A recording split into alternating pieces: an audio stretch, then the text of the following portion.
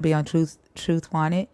But my to check my connection and camera and mic and all of that is tomorrow. That's amazing. Yeah. No, not tomorrow. Today, Monday, the 29th. Today's the 29th. It's today. So I'll know today what day I'll be on the Atheist Experiences Truth Wanted. And I'll let y'all know what date that's going to be.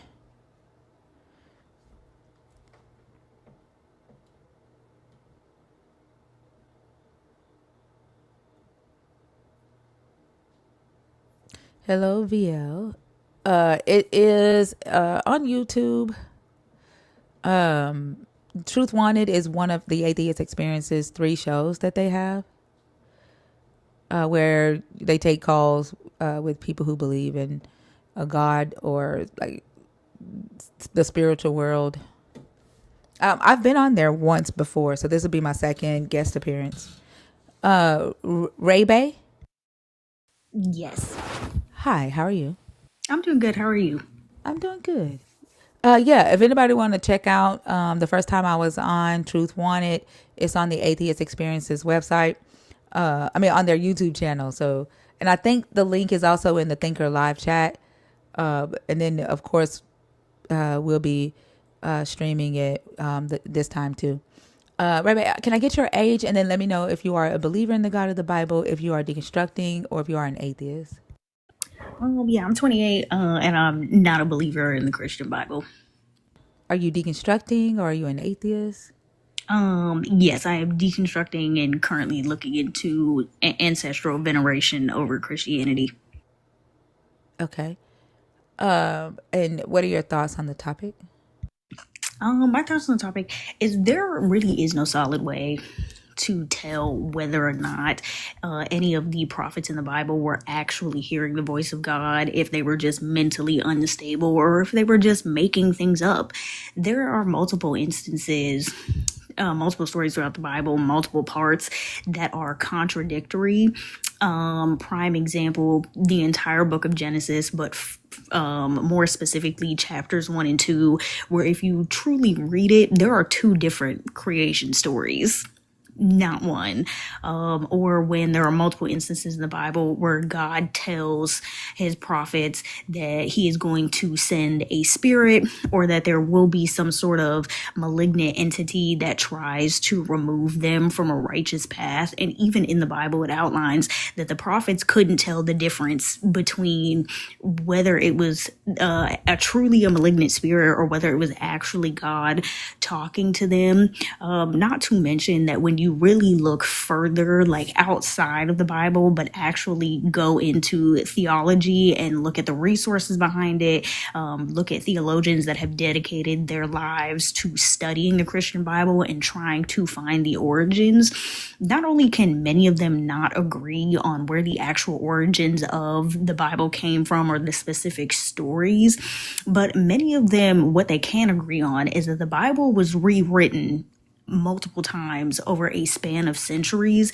that there are multiple passages that were either purposely or accidentally mistranslated. So the original translation does not mean what it is, or considering the fact that the earliest versions of the Bible were written in Aramaic, Hebrew, and Greek. If you study languages, there are certain words or phrases within other languages that do not necessarily translate well into English. So you basically have to play substitution and find a word in your language that kind of means the same thing or closest to it.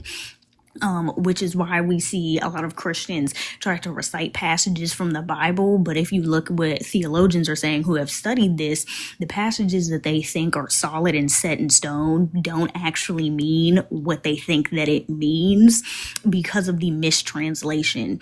And also the fact that there are multiple instances, multiple stories in the Bible where the stories themselves were written hundreds of years after the actual events of the Bible. So, like a prime example, when it came to Jesus's crucifixion, all of his disciples were there during the crucifixion. However, if you look at the stories between the disciples, all of them heard something completely different when Jesus was up on that cross.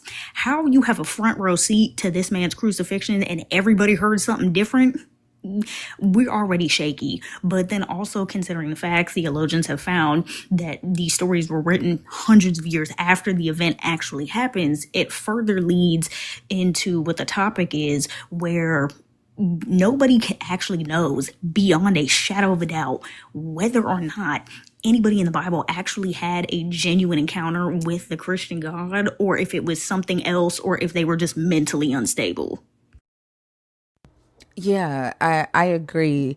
You were talking about the translations, like the mistranslations of the Bible, and scholars studying that, and recognizing that the text doesn't actually say what believers believe it says today.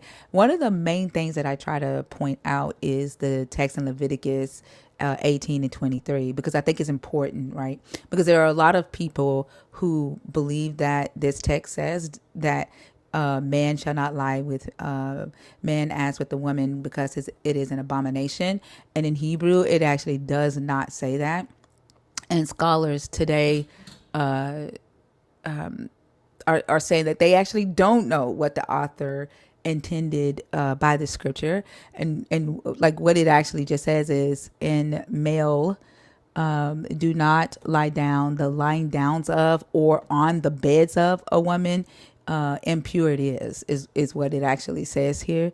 And so, because the scriptures above it is referring to incest and the female relationships that belong to a man, some scholars say that this verse here is referring to the male relationships that belong to a woman, because this word mishkavi here is in the possessive form and it's in the plural form, right? So it doesn't make sense for it to say the lying downs of, like the multiple lying downs of a woman. Like, it doesn't make sense, and it's in the possessive form as well. So they think that, some scholars say this is referring to the male kinship relationships that belong to the woman. So likewise, don't sleep with your daughter's son, don't sleep with your brother, like things like that. And then they point out that here in the very next scripture, when it talks about defiling men having sex with beasts, it says Vaisha lo ta'amad lefni. So like it says, like, likewise, and the woman don't lie down with the beast. And so what would be the purpose, right, of it not saying, and likewise women don't lie down with women as you do a man, if in the very next scripture it points out that men don't lie with beasts and also women don't lie with beasts. But the translators of the text, I think during the Babylonian period, or post-Babylonian, the Masoretes forced this translation, right? And so it's become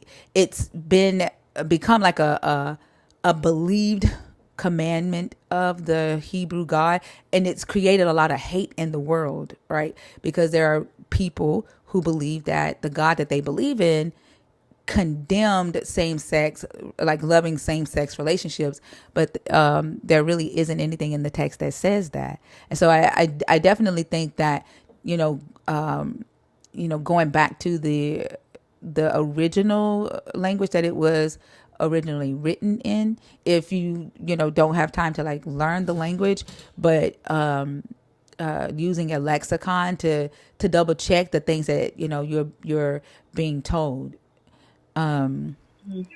Yeah, because it harms people, right? Like, it creates a lot of bigotry, and breaks up families because a person is believing something that they've been taught that a God said, and in reality, it's a forced translation or a misunderstanding of of a translation. Yeah, and like along that same line, like what recently has happened here in the United States with Christians going into mass religious psychosis, thinking that the rapture was supposed to happen like 6 days ago.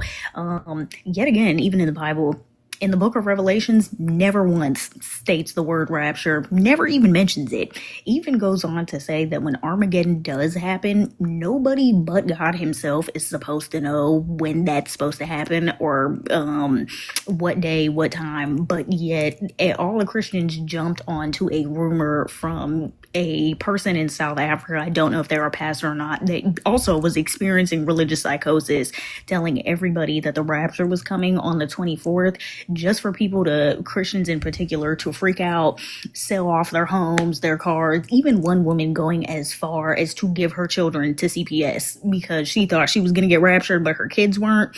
And then yet again, on top of that, what I really think is more so damning evidence or more compelling evidence is the fact that there are tens of thousands of denominations of Christianity. How is God telling everybody something different to the point where new denominations of Christianity were formed and everybody thinks that they're right and their neighbors are wrong? Yeah, that's why I was asking before you came up.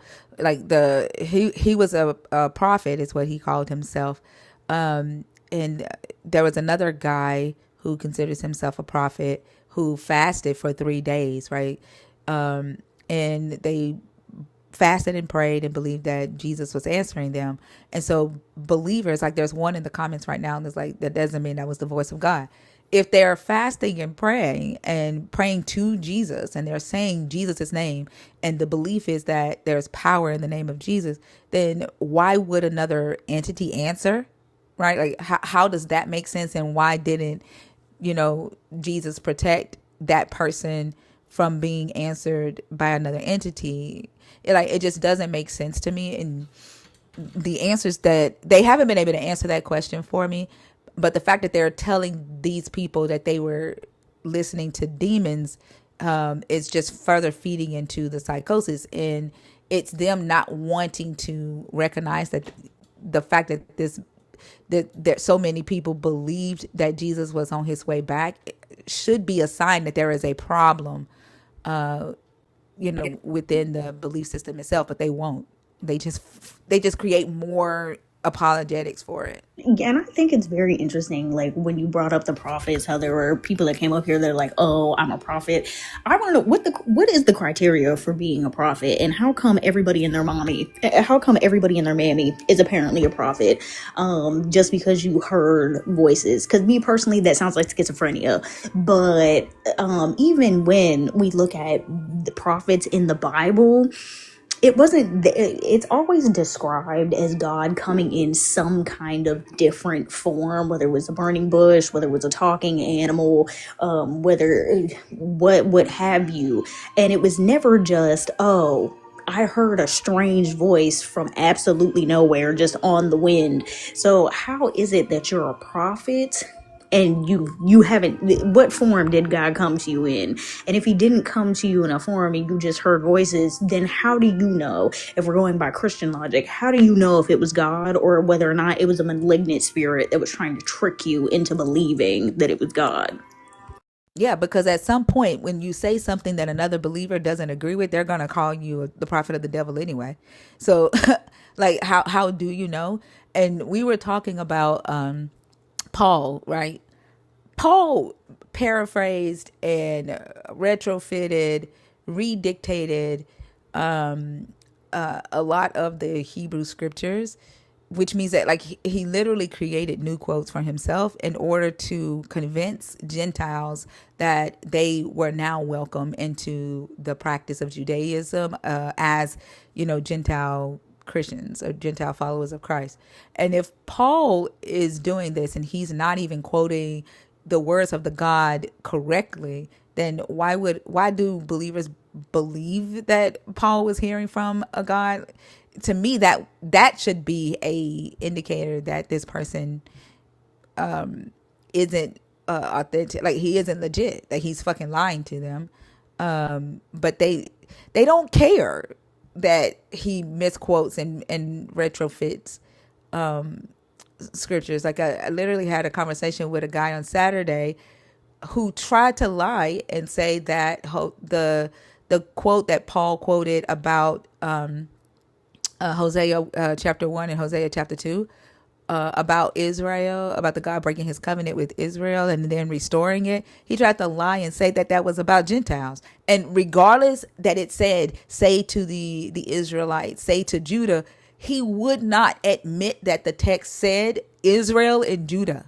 And he just kept saying that it was about Gentiles. It was about unbelievers. And it's like they're willing to lie to themselves and they're willing to lie to us. And then we are the demons because we won't accept the lie. We won't just let them, reinterpret. Because I normally have conversations like this with Christians, and it more so devolves into arguments because they don't want to actually critically think. But I use this example often when I say that the Bible makes no sense and that it actually leads to people having more questions rather than answers. And one of the main things that I use is, like I had stated before, in Genesis in chapters 1 and 2, there are two creation stories. And if you read the first creation story, God says we're going to make humanity in our image. Our is a plural word, meaning more than one. Who are them other people? Who are them other beings that are apparently helping God make humanity? And then he proceeds to make both Adam and Eve at the exact same time and then tells them to go forth and multiply. But in chapter 2, completely different story. He makes humanity on a different day, but he makes Adam first. Adam is alone in the garden for an extended period of time. And then God realizes he's lonely and makes Eve. And then furthermore, when they get kicked out of Eden and it comes to the story of Cain and Abel, another thing that Christians love to say is that, oh, we're all descendants from Adam and Eve. All humanity can trace their roots back to those two people. That's mad interesting because in the story of Cain and Abel, after Cain unalives his brother and God decides to curse him, Cain tells God that he's afraid to leave where his family is and wander the earth because he's scared that the other people might try to unalive him, which is what leads God to giving him a mark that will be like, okay, when people see this mark, they won't try to harm you. Then Cain travels, ends up in a place called the land of Nod, and finds a wife where a different section of humanity then descends from him. And then when I tell Christians, like, if all of humanity descends from Adam and Eve, who are them other people? How did Cain know that there were other people that populated the earth? How did he even find a wife if only Adam and Eve were alive at that time and there was no other woman besides Eve? Because the Bible never states whether or not Eve had daughters. It just says Seth, Cain, and Abel. 3 brothers. That's it. And Seth is barely mentioned. So, I tell Christians, like, if y'all would actually read that book that y'all claim is the good book that's spreading the good word, I feel like, and had logical arguments that you could defend your religion with, then people would actually take Christianity a lot more seriously. But because the book doesn't make any sense and Christians don't actually read anything that's in that book, nobody takes them seriously. Yeah, I agree. Give me just a second, y'all. We don't block or mute people just because they're saying things that we don't like. Esther is obviously losing it in the comments, but we know Christians make those threats. You might not wake up in the morning. Like, I don't want to block them or mute them because of that. The only time we will block or mute a person is if they are threatening violence, sexism, racism, ableism, caps, and things like that. So I know she's getting on y'all's nerves, but unfortunately, she does have the right in here to talk about her beliefs in the comments. As long if she starts like tagging people, and you say, "Hey, don't tag me," and she keeps tagging you, then that would be harassment, and then that would get her blocked. Things like that. But I do want to be fair to the believers and allow them to express themselves in the comments as well. But I agree. I agree with you we talk about the two creation stories in here all the time. We go through the different orders of creation, and they always tend to either ignore or find some apologetic for it. And the Elohim to them is the Father, the Son, and the Holy Spirit. You know, they say that that is the Trinity talking in Genesis 1. And there's so much scholarly research out there that explains, right, that these are two different creation stories. The Genesis 2 was actually written first by the monotheistic kingdom of Judah. And then the Genesis 2 was written by the Elohist, the polytheistic Israelites in the north, and how they saw God versus how the monotheistic Jewish people in the southern kingdom of Israel saw God. But they tend to just ignore those things and try to reconcile it through apologetics all the time. That's, I think, what frustrates me the most when having conversations with Christians is the mental gymnastics to justify horrific things that are in the Bible. Like, a prime example, when it comes to the 10 Commandments, one of the 10 Commandments is thou shalt not unalive. And so, like, oh, God put that in the commandments because he does not condone unaliving people.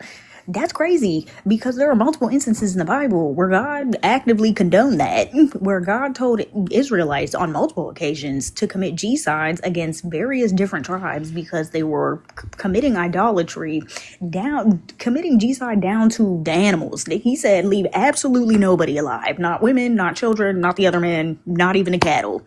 Get rid of everybody. Or when he sent the flood and wiped all of humanity as well as every other living creature off the planet. Or when he destroyed Sodom and Gomorrah. Or when he unalived all the firstborn sons of Egypt because of the Pharaoh not letting the Hebrews go, even though in a conversation he had with Moses, when he tells Moses to go perform miracles to convince the Pharaoh that he was real, he proceeds to tell Moses that your efforts are pretty much going to be in vain because I'm going to purposely harden this man's heart and force him to tell you no. That way I can unleash the 12 plagues onto Egypt. So it always confuses me when Christians try to say, oh, God doesn't condone things like unalivement, when he has actively participated in that or has instructed various different groups of people or certain individuals in the Bible to commit that sin. Yeah. One of the things that we have talked about is, like, it doesn't make sense for them to believe that their God is all powerful and responsible for life and death. Right? Like Esther just said, be careful, you might not wake up in the morning. Like, they believe that their God is waking them up and waking everybody up in the morning. And if the God is waking everybody up, but there are evil people on the earth that he does not want to exist, so he sends humans to go and kill them, why wake them up in the first place just to send humans to go and kill them? That doesn't make sense to me. And so I asked them that question and they cannot answer it. They always say that because God is sovereign, or he had to rid the earth of evil. And if he needed to rid the earth of evil, then he shouldn't have woken evil up if he thought that they were evil. It doesn't make any damn sense at all to me. Like, placing God in the same breath as being omnipotent and omniscient, meaning he knows all and he sees all. But there are multiple instances in the Bible where that just doesn't gel. Like, again, Sodom and Gomorrah, where he makes the deal with Abraham, where he goes and tells Abraham that he's going to destroy the cities. Why? Nobody knows. But when Abraham realizes that his nephew Lot is in one of those cities, he makes a deal with God to spare Lot and his family. And then God proceeds to agree to that deal and then tell the angels to go basically to Sodom and Gomorrah, and if they can find at least 10 good souls, then he won't destroy the cities. Why would you send the angels to do that if you know all and see all? You should already know whether or not there were good people in that city. Exactly. Yeah, I agree. The omni properties just don't align with the text at all. I agree. And that what they usually try to say is, oh, he was being sarcastic or rhetorical, or when Jacob wrestles with the God, and he has the God in like a headlock.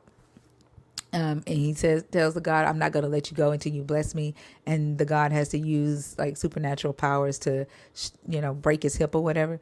They'll say, oh, that's not God. He didn't wrestle with God. He wrestled with an angel. Although the text says he wrestled with Elohim.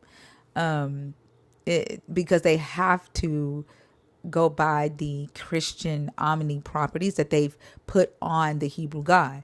The Hebrew God doesn't have these omni properties, so the text is written right for that and for how they saw their God. So it for the Hebrews, the Israelites, like it makes sense to them that their God would have to go down and see because he wasn't all knowing in that sense. And for the Christian God, it makes absolutely no sense because he is all knowing.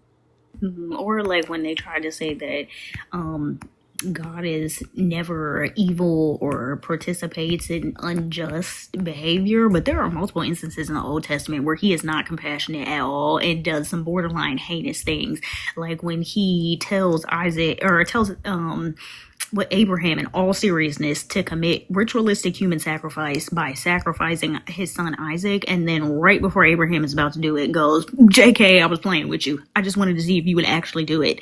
Or when he goes and tells Jonah to go to Nineveh to preach to the Nineveans because they're wicked people, and Jonah straight up says, get somebody else to do it. I'm not going to Nineveh. And then proceeds to unleash a storm on the that the ship that Jonah was on gets caught in, and forces Jonah to essentially tell the sailors on board, hey, this is basically happening because I told God I did not want to go to this very ghetto ass city and preach. So he's mad at me, which is why this storm is happening and almost everybody is about to unalive. Just throw me in the sea and it'll stop. And guess what? It stopped. That's not sounding very compassionate to me, that you forced this man against his will to go preach in the city that you knew was dangerous. Yeah, I agree. Did you have anything else? Other than that, no. All right. Thank you so much for coming up. I appreciate you. It was a great conversation. Yeah, no problem. All right. Have a good one. Big ol' C baby, you are being muted for 5 minutes. Caps are for mods and those who have a vision impairment only. Please do not use caps in my comments. If you have a vision impairment and you need to type in caps, please tag a mod so we can add you to the list so that mods do not mute you in the future. Other than that, please respect the space and do not use caps.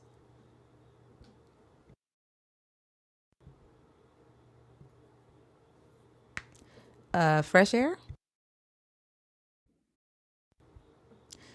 This is definitely a troll account. Like they're following damn near 2,000 people with a no. Yeah, that was a troll account.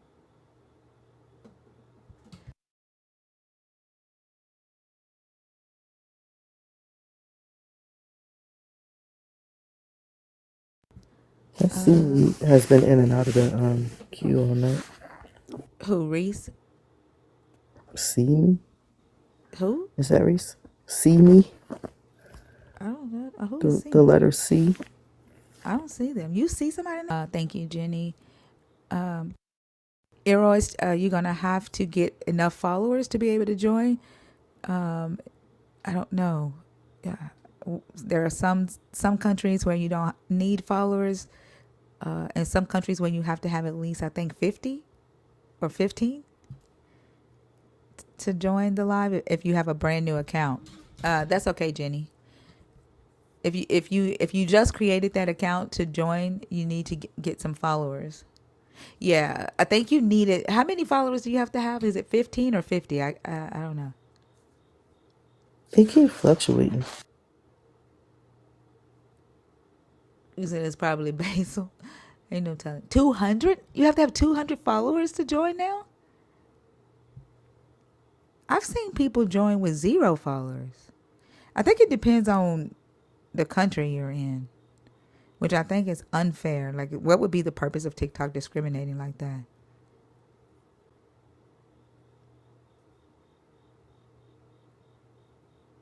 Because they probably came from YouTube, Yala. You're in the U.S. You should be able to join with 0 followers in the U.S. I don't know. Did you come from YouTube?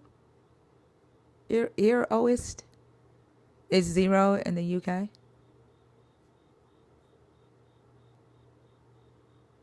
Yeah, they came from YouTube.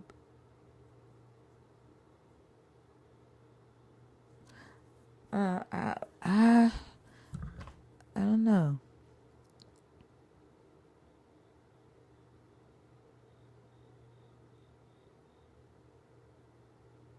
All right, y'all, don't get quiet. It's 2:47 a.m. Central Standard Time. It's a lot of y'all in here. I'm not gonna say my numbers no more. I swear the YouTube hasn't gone back up. Like we're at low, like below 50, and it hasn't gone down. Have you noticed that? Has not gone It's down. crazy. Let it go back up and watch what happens. Like that's why I feel like it's intentional. Something is intentional.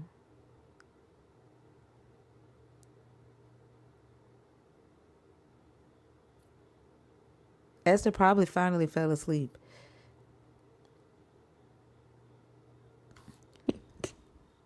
Yeah. Y'all done for the night? Anybody deconstructing or an atheist got anything interesting to talk about? To come up here and talk? Don't wait on believers. Y'all be waiting forever like Jesus.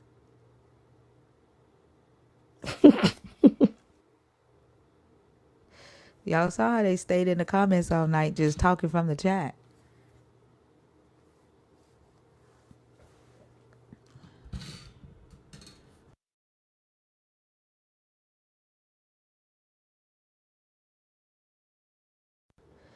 Ooh, y'all. Are we done? Yeah, come on now.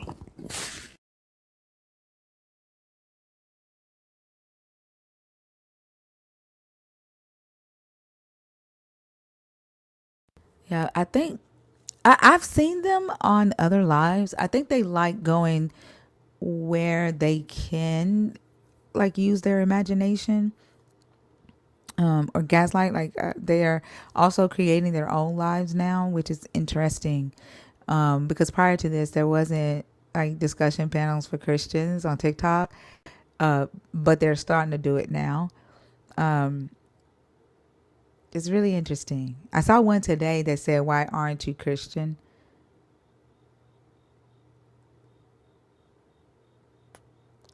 Like it did for me. Like they'll come in here and they'll ask like, why are you hosting lives about something you don't believe in?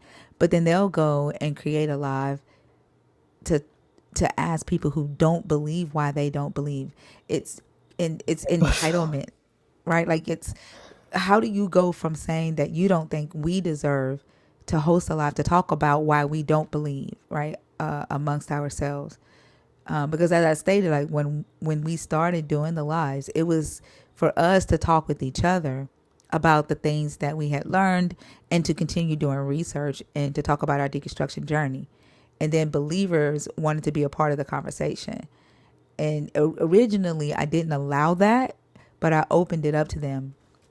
And they started like complaining about, they started saying they was feeling persecuted because they could not convince us. Like they're not used to the pushback, right? And so now they're hosting a lives to teach believers apologetics and how to answer the questions that we have. If they would actually deal with scholarly research, that wouldn't be so bad, but they're not, right? They're basically hosting lives and saying this is what I think about it, and just further creating more confusion, more indoctrination, more psychosis, misinformation. Like I wish they would take a scholarly approach to their response to all these deconstruction lives and that would make the conversations a lot more productive if they did. But I think they're scared to. I think they're scared to see what they would find in the research, and they're scared of data debunking their faith, so they don't.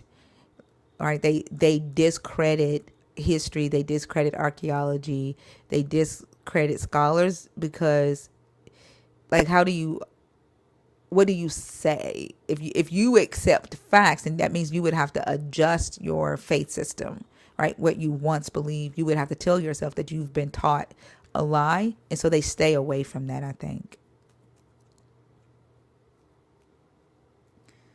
Which is, you know, it's kind of it's disappointing because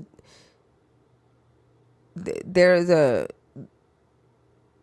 lot, like, being able to help the thought of humanity and how we approach the things that we deal with in this life on this earth would be very helpful in a time like this. But it's kind of scary because, like, what's coming, right? There is a scripture in the Bible that says no man knows the hour, time, or day. And I feel like those believers that have rejected the knowledge that a lot of us have been trying to show them are going to be responsible for the majority not being prepared for what the fuck is coming. They think that just by saying that white supremacists aren't Christian is enough. They think that's enough, when it wasn't enough to stop what they did during the transatlantic slave trade. It wasn't enough to stop what they did during Reconstruction. It wasn't enough to stop what they did during Jim Crow. Like, it just wasn't enough. And they think that just saying, oh, they're not believers, they're not true believers, they're not true Christians, is going to stop what's coming. And it's not. That's the crazy thing. And considering that they are the ones who hold the most power within this religion, and you just choose to just ignore it, choose to just deny it and say Jesus is black. Like, I saw a guy say that he knows that Jesus is black because it says his body was like jasper, and it says that the father's body is like jasper, and if the father's body is like jasper, then of course Jesus's body was like his daddy's. And I'm like arguing about whether this entity is black or white, when white supremacy has the most influence over this religion, the most power over this religion, is the most dumbest shit ever. Because, like, can you tell me what your Jasper Jesus has done to stop the violence of white supremacy? To stop the oppression of white supremacy? Nothing. So it's irrelevant. You're waiting on some supernatural thing to happen. You're waiting on your Jesus to crack open the sky and save you from motherfuckers who want to put you in your place. It's irrelevant, and that no man will know the hour or time or day. I feel like that is referring to situations like this. Like, you're not gonna know. You're going to be blindsided. Like the black people during Reconstruction, right, who had gained proximity, right? It was the lighter black people who got the jobs in the government. You had some brown skinned black people who had become politicians, who had become pastors, and they really thought, that they were making progress, but they thought they were safe. But all along, the Democrats in the South were working under the table, behind their backs, to pull them out of their political positions and replace them with white people. And they were blindsided when it happened. They didn't know it was coming, right? It was too late by the time it happened. And then they started rolling out black codes, and then the Jim Crow laws. This is the shit that I'm talking about. And I feel like there are so many that are choosing to turn a blind eye, and are going to get blindsided because they refuse to pay attention to what's coming. Selena, did you see that video of that white pastor who was like, yes, black people will be allowed to come into my church, but that black culture, they're not going to be able to. Did you see that video? Selena, you there? Did y'all see that video? Oh, she walked away. Pink. Hello, how are you? Good. How are you? I'm great. Thank you for asking. Give me just a second. I do want to play something for the audience Okay. really quickly. I think Selena might have walked away. And I'm sitting here talking to myself. Selena, in the future, tell me that you're going to be right back. I'm finna play. My goodness.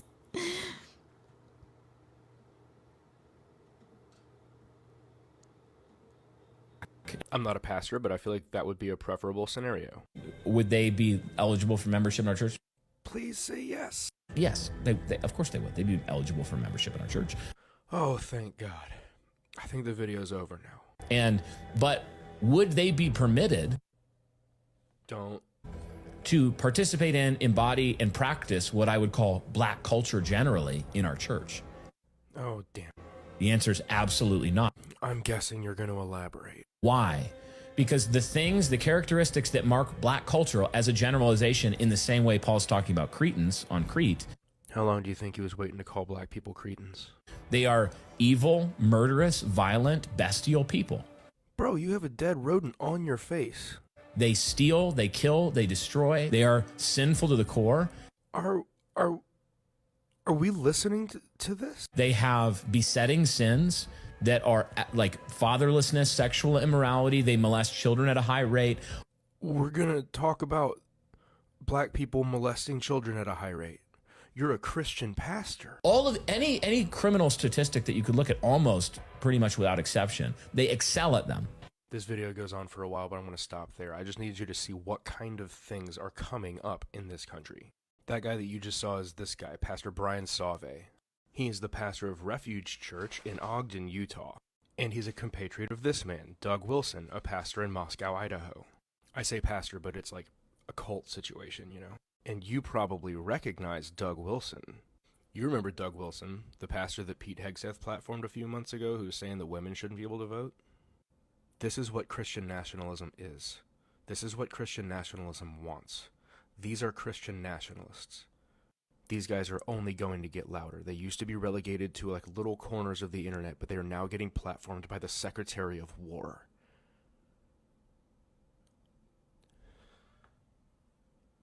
Like, Let's say that This is what I'm saying. And then the executive orders that Trump signed this weekend. I don't know if people paid attention to that. And then the shooting that happened in the Michigan church and Trump's response to that. Like, I don't think that y'all are, as believers, specifically believers of color, are actually paying attention. And I think that y'all think that just saying, oh, they're not true Christians is enough. And I saw a white evangelical Christian call this out, but he says that white supremacy is hijacking Christianity, as if white supremacy wasn't in the beginning of Christianity. I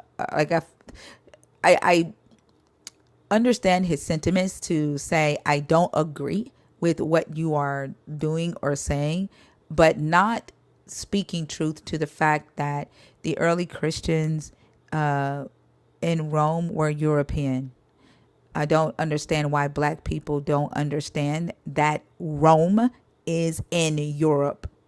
And the Gentile Christians that were following Paul were European Gentile Christians. I don't understand why we don't know that Rome is on the continent of Europe. And that the early Christians did not want West Africans to be Christians because they didn't want to lose their slave labor. And then when they decided that Paul's message in Ephesians and in Corinthians meant that a Christian slave is a more obedient slave. That's when they allowed them to become Christian, and they changed the law and said that Christianity no longer altered your status of freedom, and so being a Christian no longer meant that you got your freedom. And so they started allowing West Africans or force converting them to Christianity. But like not really telling the true history behind Christianity, to me still feels like deception, even though you as a white evangelical preacher is actively speaking out against what's happening right now. I think the more respectful thing, like I would respect that pastor more if he said, this has been in the history of Christianity since its inception, but I don't agree with it. Instead of lying and saying that they are hijacking Christianity, I don't trust that. But Pink, I saw you in the comments type and say that white supremacy wasn't in early Christianity. Yes. So Christianity was in Africa 1,000 years before it was in Europe. Sure, where? But why Where was it? in Africa? Where? Which part of Africa? In Kenya. Africa. What time period was it in Kenya? 1,000 years before it was in Rome. Which is what time period? I don't know. 1,000 years before it was in Rome. I don't know the exact time frame or the time period, but I know that the same information, that the same resources that are saying that Christianity started in Rome are the same people that hijack us for everything else. So why do we believe them so much? Well, because first off, let's try to make some sense out of what you're saying, right? Christianity, which would be followers of Christ, being in Kenya 1,000 years before it was in Rome. So when it was in Rome was during the fourth century Rome, so around 30 AD, right? So 1,000 years before 30 AD would be in the Middle Bronze Age, and your Jesus wasn't even born then; he had not died yet. So how could Christianity be in Kenya 1,000 years before your Jesus ever existed in this story? Here's the thing. We believe white people too much to even argue that it wasn't is to No. believe. I only deal with facts. I don't want to deal with your opinion. I want you to give me factual information, right? So Can what somebody in the I'm comments sorry, Pink. Don't ever do that again. don't do Okay. what? Just cut me off and then talk to my chat. You can't talk to my chat. Okay. Oh, I didn't know. I'm sorry. Yeah. Like I didn't know I what? couldn't talk to the chat. I'm sorry. Yeah. No. What I'm asking you for is factual information, not opinion. I don't care about people's opinion, right? I deal with facts, right, and evidence. So you made the statement that Christianity was in Kenya 1,000 years prior to it being in Rome. Jesus was in a Roman province, right? He was crucified, according to this story, by Romans in first century Rome. What I need you to do is show me some factual evidence that says that Jesus existed during the Middle Bronze Age or the Late Bronze Age. Okay, I'm gonna read it verbatim. I didn't want you to think I was gone. I was pulling it up on the other screen, so I'm gonna read it to you verbatim. If you give me the resource, I can pull it up on the screen. That way you don't have to go back and forth. What's the resource that you're reading from? Pink, we can't hear you when you're not on the app. So when you go to your another app, we can't hear you. It takes you off the app. So Oh, if you, okay. yeah, if you give me the resource, I can pull it up on the screen so we can all see it. What resource are The you web reading? page, Yeah, Africa dot the Africa dot the Gospel Coalition.org. Africa dot the gospel, Mm-hmm. Coalition.org. and are these scholars? Let's see. Okay, give me just a second here. All right, and this is the website that you're getting this from. Is this Let me it? go back because I can't see both screens at the same time. So let me go back. Oh, can you see my screen? Oh, Yes, but I need to see my screen to compare it to your screen. so this is africa.thegospelcoalition.org.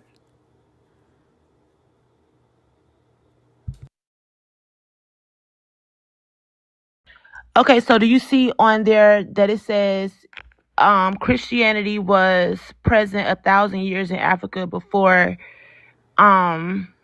it was in Europe? Is it on the first page? Like, where would I find that? Is it on the main I page? can't share my screen. No, TikTok doesn't Oh. allow that. Um, let me search. Let me see if they have a search. Or if you type it in, it'll lead you back to this um page. Let's see, explore. Uh, Christianity. Let's see.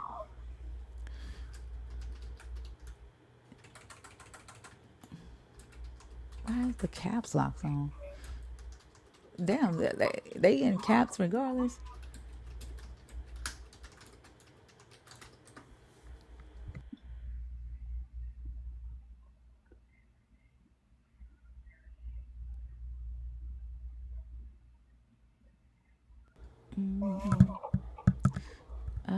I typed that in directly, Christianity in Kenya before Europe, and nothing came up. It's on my page. It's the same. Let me see what you're supposed to type. Let me see 1 second.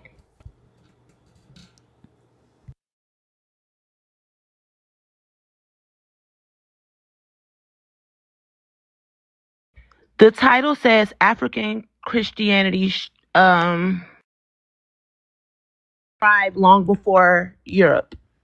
So try to type that in. That's what I see on my page. Okay, hold on. This website is bad.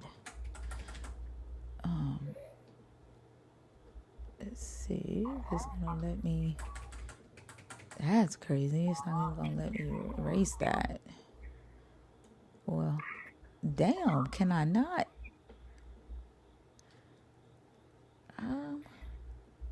Try to type it in Google It and won't. it'll convert you back to this page. It'll lead you right back here.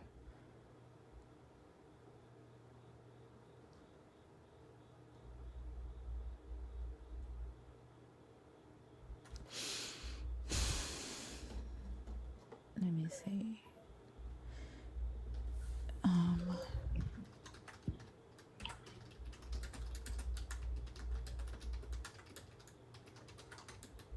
Actually, I'm gonna say Kenya.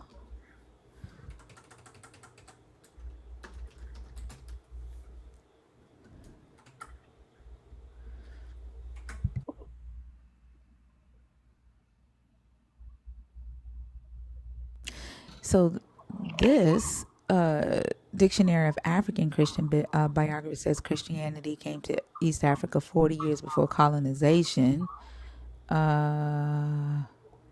Let's see.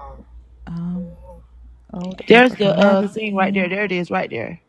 You Where? see the green? Okay. Mm-hmm. It says African Christianity thrived long before white men arrived. Let's see. Over 685 million people in Africa are associated with Christianity in some way, but amongst this broad acceptance, there's a murmuring that this religion of the colonists shouldn't have a place on the continent anymore, that Christianity is an African. Pastoring a church in Johannesburg, South Africa, I hear this complaint periodically. Crudely put, Christianity is the white man's religion and has no place amongst true Africans. In an era where forming an African identity aside from colonialism is high on people's agenda, it's a compelling argument to some, except that it's not true. For Christianity was present in Africa 1,000 years before the first European colonists arrived on African shores. Uh, they're saying that before the European colonists arrived, not that it was present in Africa before in Europe. That's a different statement. So what they're referring to is those in North America uh, during the 1800s. The seven. When did the colonists go to Kenya?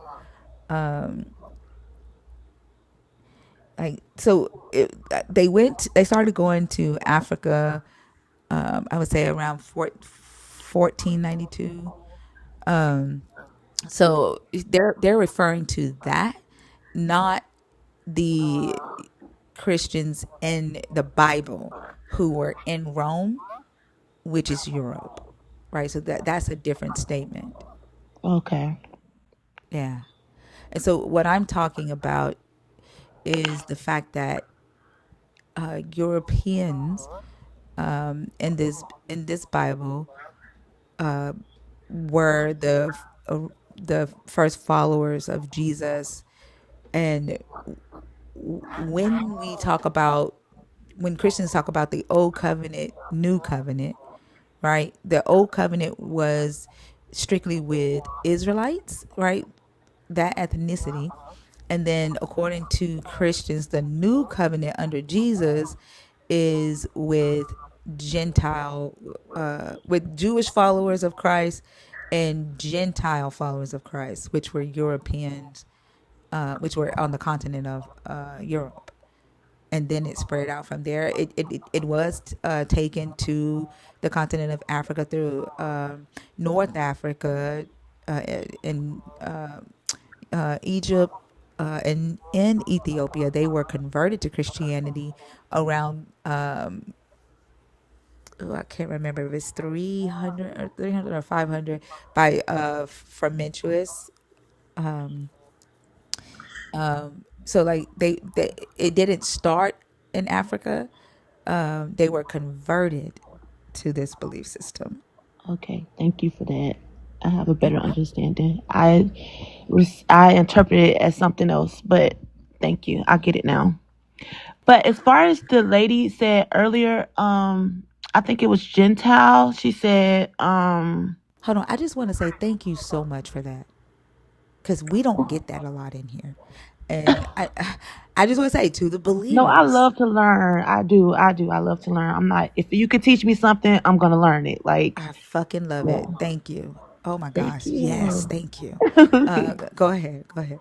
The lady, so I'm not here like, let me just, I'm not boastful. Like, I'm not here to prove, I'm here to actually learn with telling you what I know.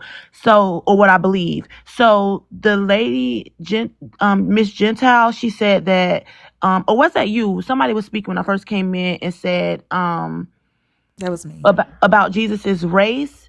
And I interpreted that, what other race was, I don't know if we could say this, like hung on and that makes me believe that about the race, because I don't know another race of people that was, and in the Bible it says that that's what Jesus was, hung on a tree. And I don't know why people say he was nailed to the cross, because he wasn't. That's nowhere in the Bible, but he was actually, in fact, in Acts 5:30, he was hung on a tree. So I'm like, well, we were hung on a tree, so was he black, So there were several different races of people, including Europeans, who were executed uh, by being hung on a tree or nailed to a cross. Right. In fact, there is an account in the story about the histories of the Antiguans, where there is a white man that is hung on a tree, and they put him through gibbeting, where they hung him upside down and made him swing back and forth, put food in front of him, and you know kind of played with him and made him starve himself to death. there are accounts where they did that to our ancestors as well as a form of torture. But there were white men who were lynched, as well as black men. So like our ancestors were not the only ones who were executed in that way. We were executed at a high amount of that way. Like we weren't the only ones that were enslaved. That in fact there were 2 million Europeans enslaved in Germany. There were Europeans that were enslaved during the Barbary slave trade. It's just that we've been told, right, that these things were only done to us. Now, they done to us at a high amount, and publicized and paraded? Yes. And the Jesus's execution in the Bible, like the way the story is written, it does follow a Roman standard of execution where they would publicly parade their criminals throughout the city and allow people to come and partake in that and watch it. Like the same way that they would do our ancestors, selling tickets to the lynchings and taking pieces of their bodies as souvenirs and things like that. So his execution does mimic share similarities with what our ancestors went through, but we have to also acknowledge that what was written about Jesus' execution by the Romans was written thousands of years before our ancestors went through that treatment, right? And so that's just how Rome or Europe handled their treatment of those that they wanted to inflict fear and say, hey, don't think about standing up against this regime, against this government. This is what's going to happen to you if you do. Yeah, and I don't think that, like, looking at that and saying, oh, because Jesus went through the same thing we went through, that means Jesus is black. Like, there's nothing in this book that gives a rate, like a color of this character's skin or his phenotype. He would have been Middle Eastern, of course. He could have been a brown skin Middle Eastern. He could have been a lighter skin Middle Eastern or olive skin Middle Eastern. It doesn't necessarily say. I think a lot of believers, especially black believers, look at Revelation 1:14 through 16, I believe it is. Let me just a second. Let me pull it up on the screen. Yeah. So, and I was, taught that Jesus was black too, with this same scripture. But it wasn't until I sat down and actually started like reading and studying for myself that I noticed this word here, right? And and then I noticed that it said his head and his hair, right? So it's saying that his head was white like wool, his hair was white like wool, and then it says white as snow, right? So it's saying like copy paper white, right? Not even the color of a European skin. So it's not describing a human.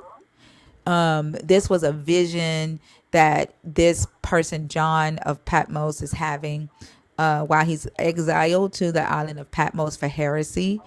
And he's having this vision, right? And so according to the text and how he describes it, he's describing a entity, and not a human being, right? I actually asked the AI to create an image of what John was saying that he saw, Is based it off of scary? Revelation 1. No, it's not scary. Based off of Revelation 1, 14 through 15. Give me just a second.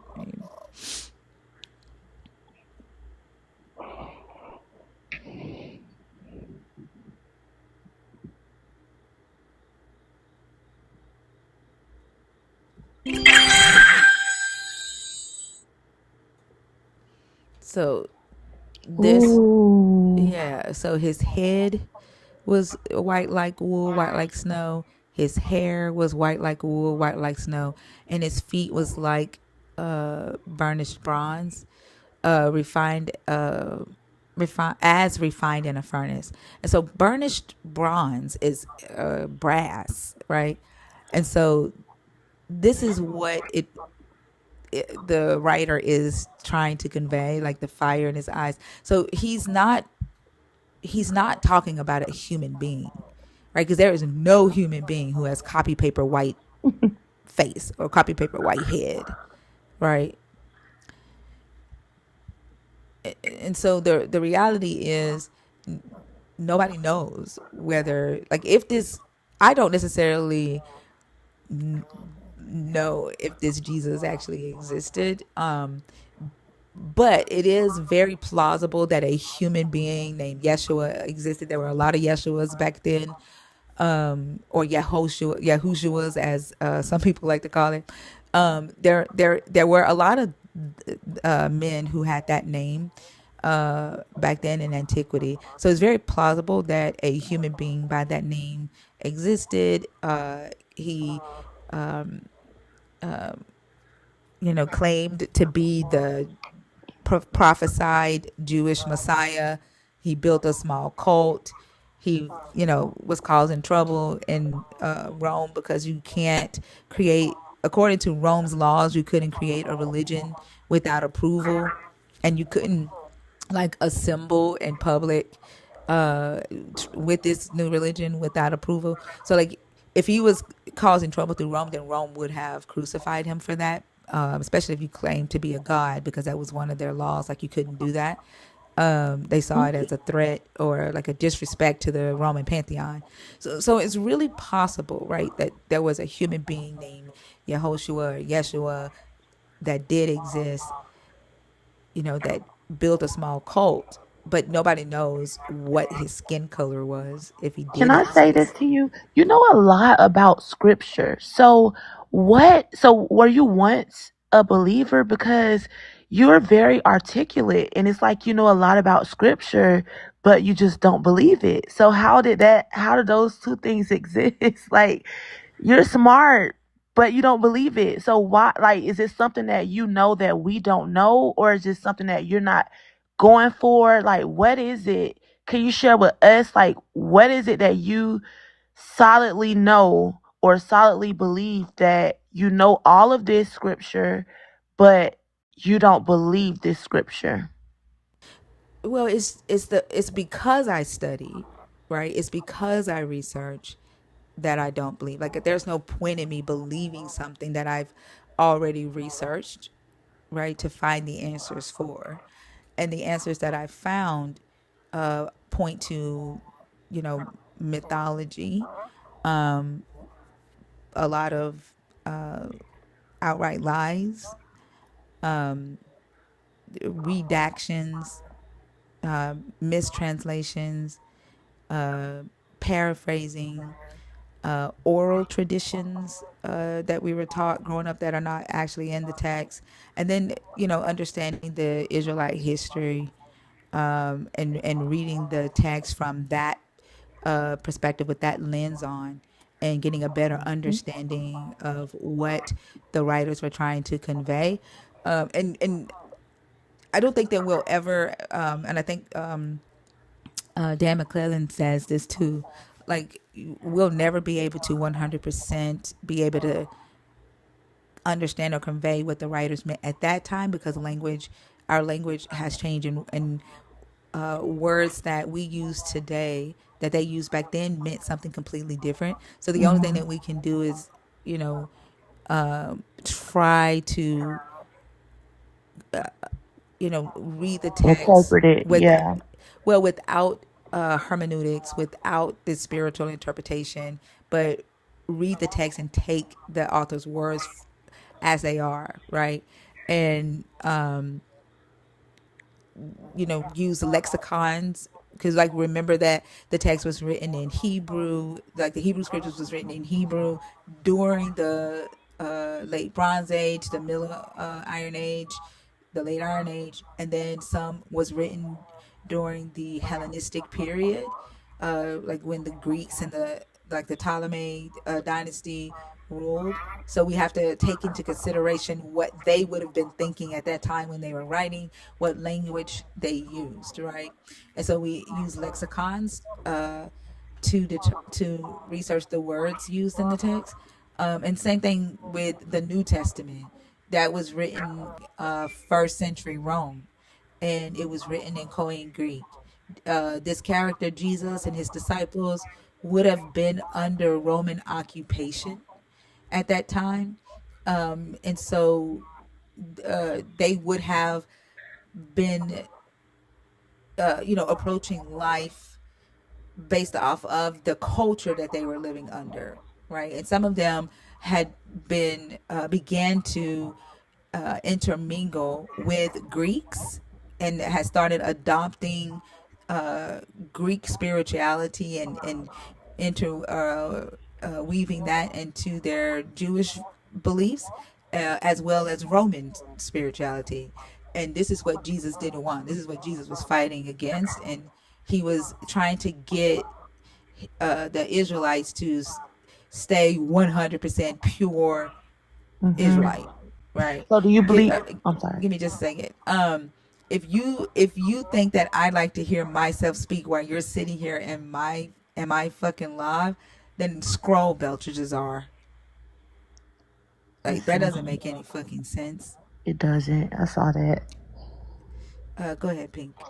When Jesus says in scripture, like things like seek ye first because I don't feel like Jesus wanted people became Christian on their own. Like Jesus wasn't a Christian. Like I feel like his message was to ascend, right? Like I get Zen from the Bible.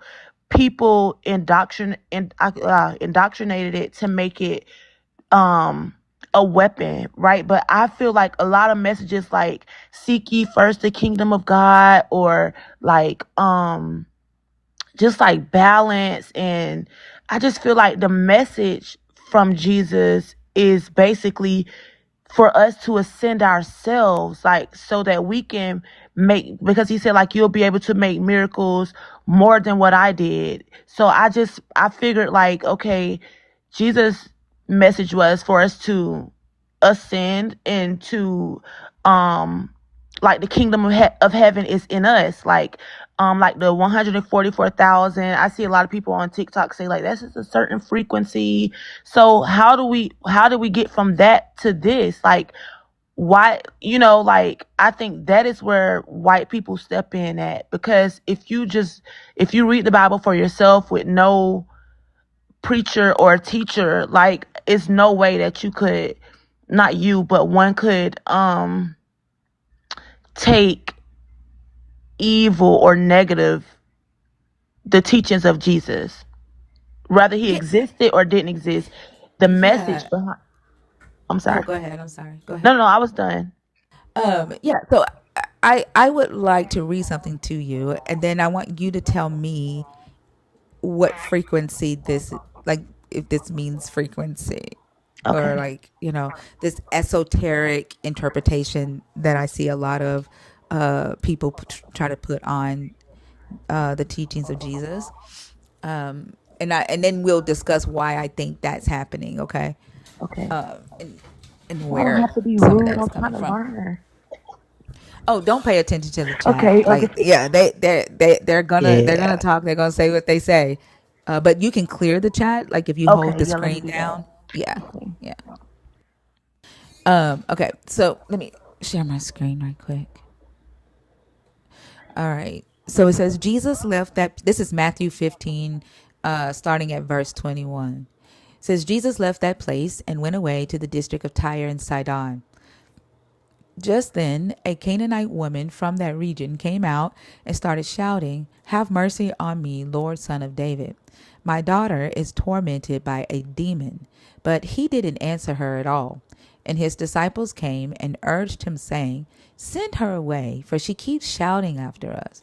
He answered, "I was sent only to the lost sheep of the house of Israel." But she came and knelt before him, saying, Lord, help me. He answered, It is not fair to take the children's food and throw it to the dogs.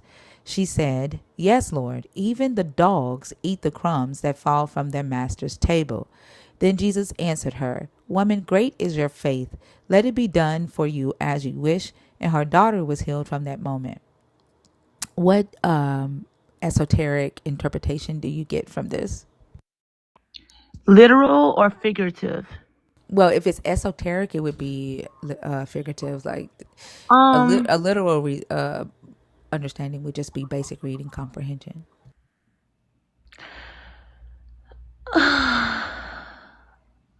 I don't want to say the wrong thing. It's okay to say the wrong thing too. That's how you learn. I don't know because I took it literal. So What did you get from literal reading? that maybe she was shouting for help, and maybe it was like maybe these things actually did take place, and then like I was saying before, Jesus and what he's teaching us, then look what he came and told her. And then like he's saying, like, if according to your faith or what you believe, then it can be like these things can be like your daughter. Then the daughter was healed, right? Is that not what you got from it? No, No. no. And I'm gonna show you what I got from it the first time I read it. It says, so he was in the district of Tyre and Sidon, which is the land where the Canaanites would have come from. But at this time, they had intermingled with and been conquered by the Greeks. So they're now Greek Phoenicians, right? That they no longer, for like hundreds of years, for centuries, they had not identified as Canaanites. They're now mixed with Greeks. So he's in a land where it's predominantly Greek. Just then, a Canaanite woman from that region came out and started shouting, Have mercy on me, Lord, son of David. My daughter is tormented by a demon. So she goes to a Israelite, right? She calls him son of David, identifying that he is of the covenant of Israel, right? So she goes to this Israelite man. She's most likely heard stories that he has the power to do miracles like Elijah or Elisha or who else did miracles? Enoch, all of them, right? My daughter is tormented by a demon, but he did not answer her. So he ignores her, right? Because she is of Canaanite origin or she's Greek, right? The Israelites, from my research, the Israelites did not like Gentiles. Like they didn't intermingle with Gentiles. The Israelites were to and to their beliefs, the Israelites were superior to all other ethnicities on the earth. So he ignores her because she is not an Israelite, right? So to me, this is supremacy. This is discrimination, like exclusivity, supremacy ideology.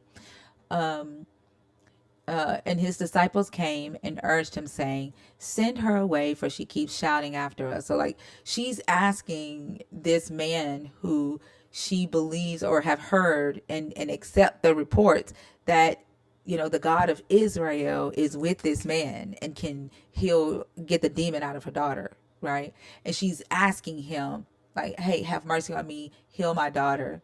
And Jesus is ignoring her.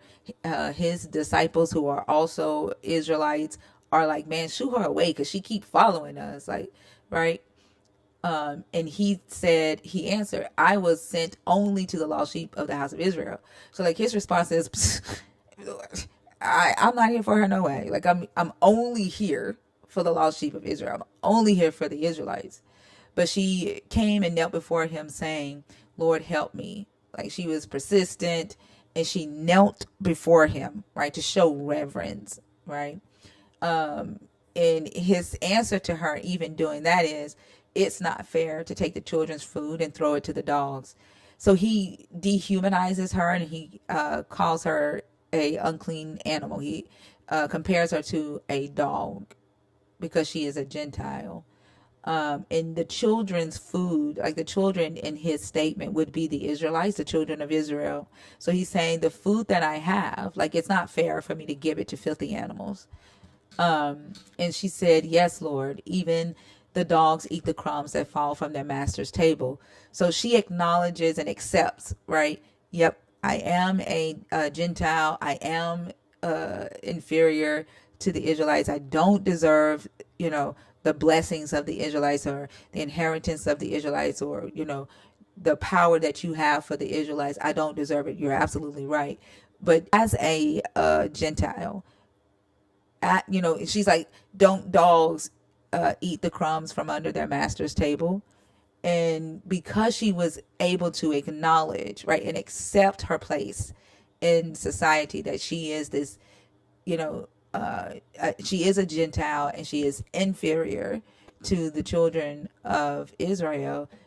Jesus says, woman, great is your faith. Like only faith could have allowed you to accept your place, right? And so he then says, be it done for you as you wish. And her daughter was healed. So like he didn't even tell her, hey, you're not a dog, you are now clean. Or like, even if he saw her as this unclean animal, he left her as an unclean animal, and just healed her daughter because she admitted, right, that she is inferior to the Israelites. So the way that I see this, and couple it with the history of the law, the Israelite law, and how in their law the Israelites were superior to other believers, other humans on earth. I don't necessarily see this as some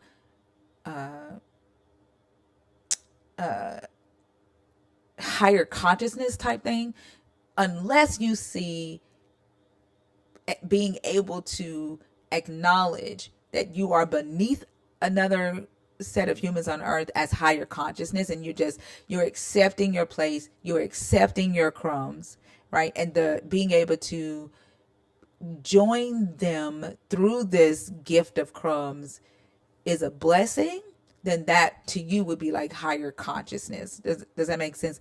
So it's kind of similar to saying gaining proximity to whiteness. If a person says, yep, I understand that white people have power in the world, and so as myself, I'm not white, so I have to be okay with the crumbs that I get through proximity. And that person might see that as higher consciousness and just accepting their place in the world, right? Does that make sense? Yes, but then her daughter was actually healed though, right? I'm going somewhere with it. Her daughter was actually healed, and he said that let it be done for you as you wish, right? Because her faith was great. That is what I got, that her daughter was healed because her faith was great. I didn't get that her faith was great because she said that dogs eat the crumbs from the masters. Like I got it because, okay, if you believe that your daughter is healed, then the daughter was healed from that moment. Yeah. What was her faith then, though?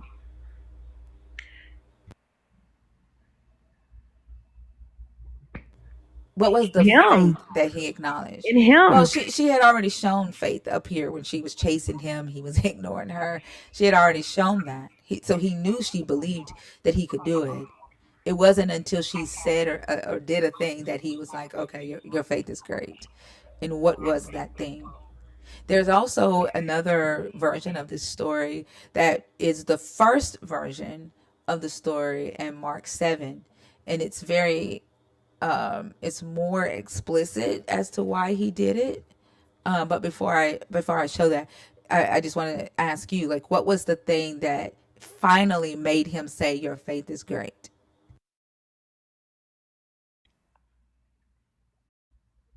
In chronological order, it would be when she said, the dogs eat the dogs eat the crumbs from their master's table. Because she had already, displayed that she believed he had the power to do it, right? It wasn't until she admitted that she deserved the crumbs from the master's table. And in Mark's chapter 7, starting at verse 24, we get the same story. Of course, Mark's version was written about 30 to 40 years before Matthew's version of the story. And so this is what Mark has to say about this event. From there, he set out and went away to the region of Tyre. He entered a house and did not want anyone to know he was there. Yet he could not escape notice. But a woman whose little daughter had an unclean spirit immediately heard about him, and she came and bowed down at his feet. Now, the woman was a Gentile of Syrophoenician origin. Notice how Mark acknowledges that she's a Gentile of Syrophoenician origin, because during that time, nobody identified as a Canaanite anymore for hundreds of years, right? They identified as Greek Phoenicians. And Mark, because of his time frame and the culture, he uses the correct identifier for the woman. She begged him to cast the demon out of her daughter. He said to her, "Let the children be fed first, for it is not fair to take the children's food and throw it to the dogs."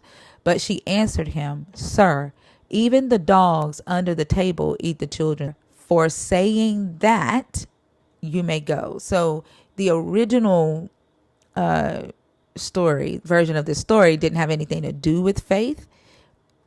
Jesus says to her, "Okay, for saying that, go, your daughter is healed," right? And the thing that she said was, even the dogs under the table eat the children's crumbs. So Matthew makes that statement about faith. Like she couldn't have acknowledged her place in society unless she had great faith to acknowledge that the Israelites are superior to Gentiles, and Gentiles are naturally unclean. Is that kind of like slavery, where the white people made the black people think that they were superior to them? Would you compare that to that? Well, let's walk through that. So the Israelites were a chosen people, correct? Yes, according to scripture. Okay, right. And Europeans claim to be chosen and superior as well, correct? Yes. And so the Israelites saw non-Israelites as unclean, filthy animals and inferior, correct?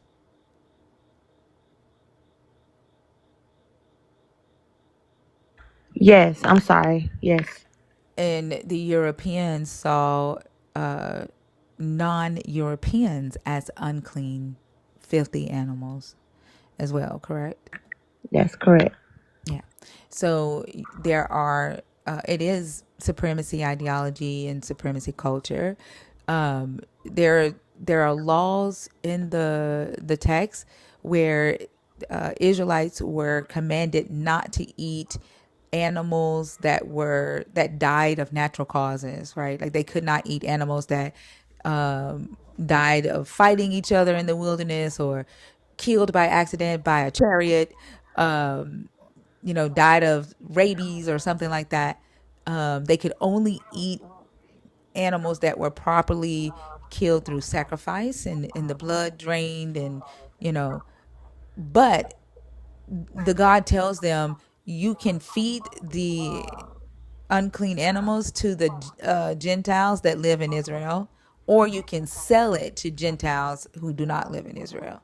So he's saying you can't eat it because you are holy, right? You're set apart, but they can eat it because they're Gentiles, like they're already unclean.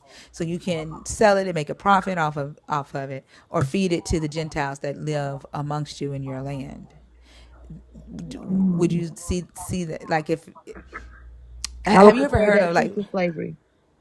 yeah, right, how they gave the scraps to Mm-hmm. the enslaved? Yeah.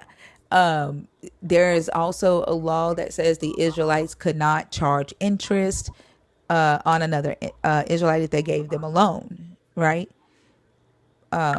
but they were allowed to charge interest on loans to non-Israelites, to foreigners, to make their money off of that. Mm. And so we saw with white supremacy, they did the same thing with the mortgage loans, and The how banks. yeah, people of color got larger interest rates than black people. Also, in the land of Israel, only ethnic Israelites were given land. If you were a Gentile and you lived in Israel, you could only rent land from a Israelite. You could not own land, like you were not given property.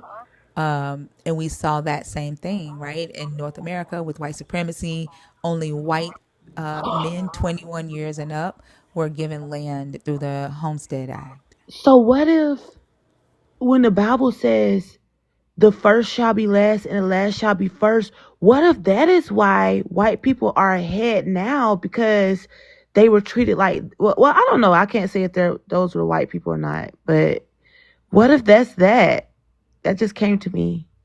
Well, I think black people have been saying that for centuries. The thing is that, like, they're hoping that a god is gonna come and like fight white supremacy for them. Some even are holding to Obadiah's prophecy, where Obadiah is saying that, like, there's groups of black believers that believe that the Edomites are Europeans, and they're holding to Obadiah's prophecy that God is going to wipe all the Europeans off the earth, like, which is diabolical to me, to be hoping for something like that. But like, if we I think, like, but Christians say all the time when they come into my chat and we're talking about a specific thing, they'll say, you got to read the whole Bible. Which, okay, yeah, you have to take the history, right, into context. But like, if we look at the fact that there were two kingdoms in Israel, right? You're aware of that, the north Mm-hmm. and the south, right? Mm-hmm. In this book, there are brothers that tend to war with each other in this book, right? You got Cain and Abel, Mm-hmm. Jacob and Esau, Mm-hmm. right? What other brothers? The Judah's sons. I can't remember their names, but typically what this represents is the north and the south, Ephraim and Judah, right? Ephraim was the northern kingdom, and they flourished. In actual history, their kingdom was large and prosperous and influential, right? The South, not so much. The South was a small kingdom. People still lived in like small forts, right? The literacy rate in the South was, still low. They didn't have influence the way the kingdoms did in the North. So the South believed that they were the chosen of the two kingdoms, right? So even within the Israelite cult, there was jealousy, and there was this even superiority of, we're the chosen of the chosen, right? And so when they say the first shall be last and the last shall be first, because I can see the pattern of the brothers fighting, and it's the first brother is usually, again, it kind of switches. Like, Cain was the first brother. He kills the younger brother. And Jacob and Esau, Jacob is the younger brother, and he ends up tricking the older brother, right? So it kind of switches back and forth. So I think it's talking about these two kingdoms, right? The northern kingdom was first in all its influence, and then it gets conquered, and then the southern kingdom, which was last, ends up becoming first. Like, that's the kingdom that Jesus is from. That's the kingdom that ends up going into the Davidic monarchy. That's the kingdom that the promise is from, that there will always be a throne on the king of David. So it goes from the north being first and the south being last, to the south being first and the north being last. That's what I think it's talking about. Okay. Yeah, just looking at the history and And actually that, reading the text. then why, if that was a pattern back and forth, why did God hate Esau? Like, he deliberately, according to scripture, said, like, I hate Esau, like, and I love Jacob. If that was a known pattern, if that was like a pattern to be a pattern, why did God hate Esau? Because Esau represented the north, right? And Jacob represented the south. If you notice, the Israelites in the north were demonized a lot in this book. Like, this is where Ahab and Jezebel are from, right? Ahaz, not Ahaz. I don't know if Ahaz was in the north or the south, but Manasseh, like a lot of the kings in the north, like the book says, oh, they followed after this king and they sacrificed their children and they worshiped Baal, they worshiped Asheroth, like they worshiped multiple gods. And in history, the north was polytheistic. They were not monotheistic like the kingdom in the south until King Josiah. But the North is demonized in this book because they believed in multiple gods. They didn't just believe in Yahweh. They believed in Yahweh, but not. This is why Genesis 1 is like, let us. God Make said, man let in our us. image. Yeah, because it is, scholars say that Genesis 1 was written by the priests in the north who were polytheistic, right? They had a pantheon of gods. Whoa. And then Genesis 2 is written by the monotheists, the Yahwehists, and the south who only believed in the Lord God Yahweh. And so you get two different versions of how they believe, their God created the earth and mankind. But that would be why he say, Jacob I loved, Esau I hated, because it just represents the two kingdoms. Because he kept falling, throughout the story, kept falling out of covenant with Ephraim, which represents the north. That makes so much sense. Like, I'm just smiling from ear to ear. Like, I can't, like somebody just said, they can't get it out of a pastor. You can't. Like, I don't know why. I guess when they go to school, they're taught what to teach. I don't know if they're like curriculums or what. I don't know. But I'm gonna drop down. I'm gonna stay in, but I'm gonna drop down and listen. Like, I'm gonna follow you too. I'm here to stay. I'm gonna listen. I thank you for hearing me out too. I really do. Thank you so You're much. so welcome, Pink. I thank you for just being open minded, willing to study. And notice that I didn't try to convince you not to believe in your God. That's not Yeah. what this is about. Like, I don't care if people believe in a God, it's what you believe about it, right? Like, Hmm. deconstruct the beliefs that you have that I feel are causing a lot of harm and divide on the earth because people read into what they want to read into this, and the supremacy ideologies, the homophobia, the Hmm. misogyny, the ableism, the ageism that causes children to get hurt. Like a kid just died from his father like beating him to death. A mother lied and said a man kidnapped her kid and she beat the baby. She pulled over and beat the baby to death, and lied and said a white man held her at gunpoint and took her kid. And it's because the the book says beat them with a rod and they won't die, or and pastors Yeah. teach that, or mothers of churches teaches that, so kids are being harmed and stuff like that. So I You think the definitely indoctrination is the problem, or the actual book itself is the problem? well, personally for me, I think both. I think I often say, and this is just me, I think that this God is the worst thing to ever happen to humanity, the teachings of this God. um Not the idea of believing in a God, but this God specifically, I think is the worst thing that ever happened to humanity. It has it has caused a lot of issues. Not saying that it doesn't have the potential to do good for some people, and it has.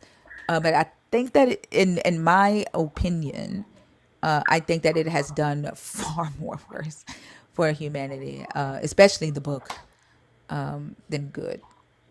But yeah, Okay. Okay, I'm gonna drop down. I'm gonna be in the comments listening. So again, thank you, thank you, thank you, thank you for having me up, and have a good night. you're I'm in the so comments. welcome. Thank you. You have a good night as well. Thank you for coming up. See, believers, that's how you do it. That's how you do it. You just have a conversation. I gotta go to the bathroom. Let's see. If you are a nerd, remember that I'm not gonna automatically. Sorry. Oh, you back? I've been trying to unmute. Oh, did you hear me calling your name earlier? No, oh, I did go to the bathroom, so you might have been calling me while I went to the bathroom. And then when I got back, I tried to unmute. Good Lord. Oh, okay. I was like, damn, I'm talking to myself. No, my bad. No, I did go to the bathroom. I'm hitting the button. But no, go ahead. What you say? Hold on. Pittsburgh Penny, are you there? Yeah, I'm gonna let you. I don't know if you want to start off when I bring somebody up. And Okay. Then, Yeah. good morning, Penny. Let me see. Yeah, I was saying to the nerds, if you're in the box in the guest request, and I don't see a response from you, Switch. Theo, I think you just be trying to think of stuff to come up and talk. Come up and talk. Blessed.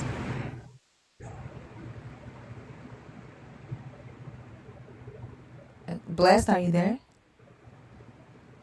Like Theo be trying to come up every live. Like there's no way you have something to say every live, Theo.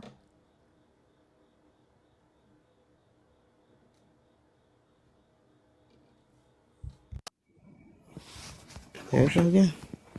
Jimmy. Yes. Oh my gosh. All right. Do you know him? Selena. I can't. Sorry. Huh?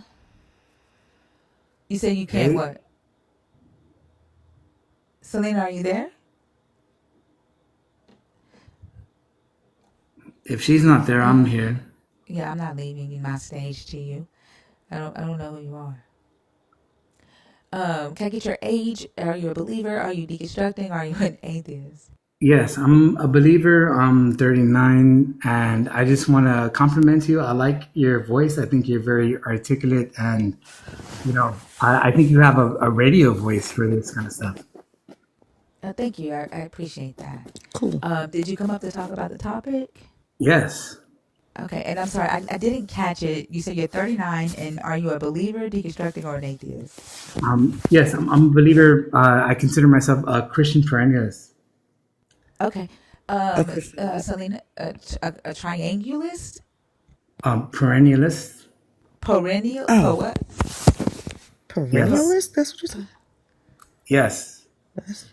Okay. You want to go ahead and Yeah, I can start. off? All right, I'll be right back. How are you tonight, Jimmy? Or this morning now? I'm doing very good. How are you? I'm doing well. What are your thoughts on the topic? It's one full topic, so it's the whole. Yeah, well, my, I guess, contention with the topic would be that, it doesn't come up very often in these discussions, but when you speak of like something like the voice of God, there is a lot of research and neuroscience that has been done in the area of so-called mystical experience. And, a lot of the professionals do equate them to, so-called voice of God, the Damascus Road experience, revelation, Holy Spirit, so on and so forth. And, so I find it a little surprising that this topic doesn't come up very often in these discussions, especially, with Thinker. I've been listening to Thinker for a while, I want to say for months, and she has never brought up the topic of mystical experience. Well, we've asked about the voice of God and trying to figure out how people know it's God. Well, yes. Well, this is what I'm trying to get at, that there is decades worth of neuroscience that could distinguish between these phenomena that, it goes all the way back to the work of William James in the early 1900s, that we're not talking about something airy-fairy or telepathy. They're talking about something more intrinsic and natural to human consciousness. You mean when they used to put holes in people's skulls to let the No, demons escape? we're not talking about lobotomies here, which is, I mean, no, the neural. If you it seems like you're hinting at lobotomies. No, we're not talking about that. I'm just going back to the early neuroscience that when Well, people no, thought there I think you're going was back maybe. someone when Jimmy, Go hold on. ahead. When people thought people were possessed by demons, I'm they familiar would with you. literally do the Jimmy, we cannot have a conversation if you're going to keep trying to talk while I'm talking.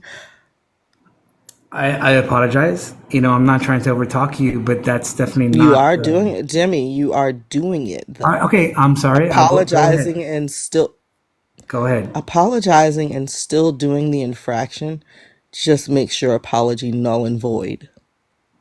Go ahead. Oh, thank you for giving me permission. I appreciate that, but please be mindful. Going back to the early neuroscience, even with them putting holes, and yes, I'm aware what a lobotomy is, in people's brains because they thought people with mental disorders were having demonic possessions to release the demons from their heads, is what I was referring to. Now, do you have, can you point me to the articles you're talking about? Of course. For for one thing, I am definitely not referring to lobotomies, which is definitely what you seem to be referring to. I just literally said that. You didn't have to repeat that, but go ahead. All Can right, you I point me to the apologize. articles you're talking I about? just want to make it clear that we're not talking about lobotomies here. I am referring to mystical experience, a la William James. If you want to look up specific studies, there's various on Google Scholar, but I can lead you towards some prominent ones if you don't mind. I'm very welcome to do that.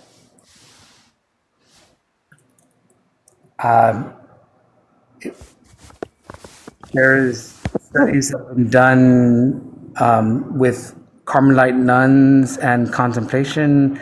There's been studies that have been done with psychedelics and mystical experiences. I recommend the ones done with Dr. Roland Griffiths, titled Classic Hallucinations and Mystical Experiences, Phenomenology and Neurocorrelates. If you're truly interested in this topic and you don't want to conflate it with such things as lobotomy, then I would recommend looking into those studies.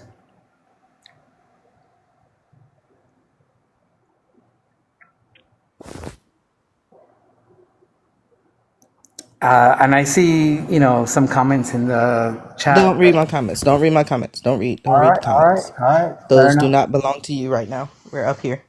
Okay, fair Thank enough. you. So you're going back to 1902. Yeah, pretty early.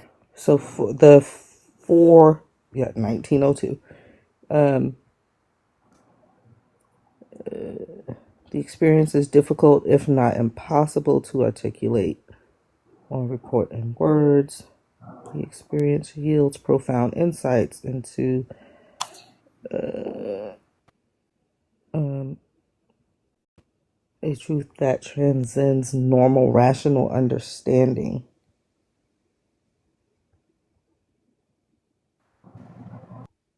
What is he talking about? Hey, I'm back.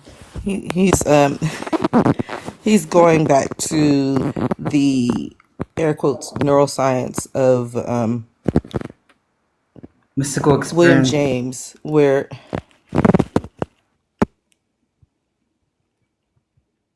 He's going back to the neuroscience of William James, who talks about the mystical experience.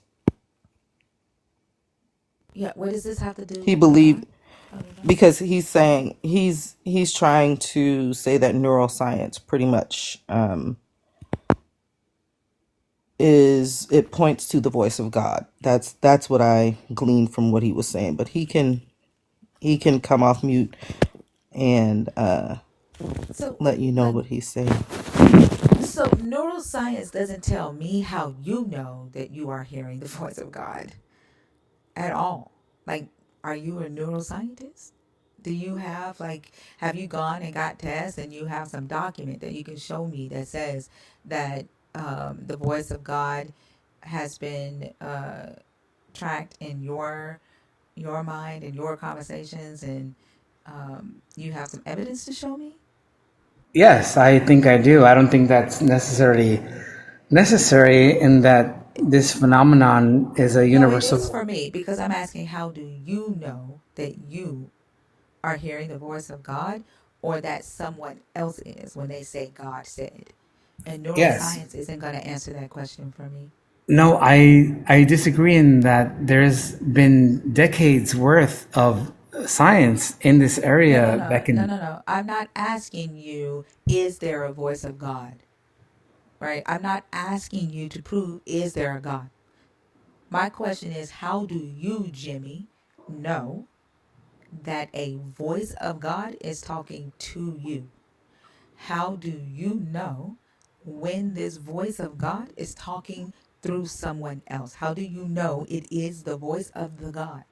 And neuroscience does not answer that for me unless you have gone and gotten tested by a neuroscientist and you have some documents that you can show me that says we have tracked the voice of God in Jimmy's head. That's what I'm at great pains to express here, that there has been decades worth of neuroscientific studies on this phenomenon For you? For for, you, for I'm talking for you, Jimmy. I don't care about anybody yes. else. Show me, where are your documents that you have been tested and the voice of God has been Um, tracked in your well, mind. while you stepped away, I did mention the studies at, No, no, no. Studies that have been done on you, Jimmy, on you.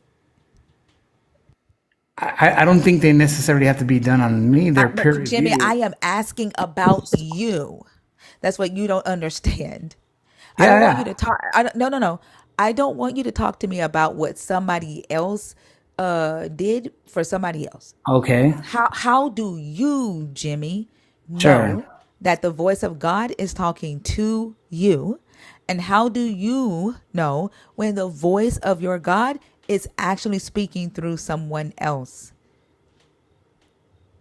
By following the research, I adhere completely to what's been demonstrated by neuroscientific So scientific studies. basically, Jimmy, everybody that claims to be hearing the voice of your God is hearing the voice of your God because science has said in many studies that the voice of God is inside of your head. Everybody that says that they're hearing the voice of God is hearing the voice of God. Is that correct, Jimmy? Well, I don't think it's necessarily a voice as in some kind of English I language. don't care what it is. Everybody that claims to be hearing from your God is in fact hearing from your God. Yes, I think it's been studied enough that we can Okay. establish it. So the guy that just said that Jesus told him he was coming back September 23rd heard the voice of your God and Jesus lied to him? I wouldn't compare that to mystical Why? experience. Why? No, no, no. Why not? It's. I just asked you, Jimmy. Right? I just Mm. asked you. Since you want to hang on to these studies, right? Yes. And say that everybody that claims to hear the voice of your God hears the voice of your God, then that includes the two young men that just said that Jesus told them that he was coming back September 23rd. You cannot negate them as believers. You cannot negate them that they believe that they were talking to your God in the spiritual realm, and his however he talks to y'all in your heads or your bodies, your hearts, your guts. You can't negate them, right? Because you wanted to include everybody who claims to hear this voice as valid. And so they are valid, and that would mean Jesus lied to them. I disagree because you can actually go into the studies and find that there is a distinction between what they're talking about and Right. And so, how do you determine when you, Jimmy, yes, are hearing the word of your God? Back to my original question, Jimmy. yes. Well, with you, thinker, I'm trying to describe this that we No, do you're have. not. Yes, I am. No, you're not. You're trying to answer that it is possible for you to hear the word of your No, God. Yes, you look it up. are. If you want to look it up for yourself. Look up mystical experience in Google. You'll find that there is a universal phenomenon in consciousness laid back all the way to the work of William James, Does and And that it all explain still the how, Jimmy? Does it that explain the yeah, and how thinker, you know? it all still relies on the subjects telling them their experience. Yeah, I'm not even So it asking all if goes the back. experience is possible. Like, he's trying to prove that the experience is possible. That's not my question, and I all keep right, trying to okay. tell you that. Are you trying to invoke that I've had this experience for myself? So you've never. Then why are you up here to answer something that you've never experienced? Because I was trying to present the science, but I've had this experience for myself. The question is, how do you know it's God talking to you, Jimmy? Not how do you know God is talking to somebody else, Because right? I combine these How? factors.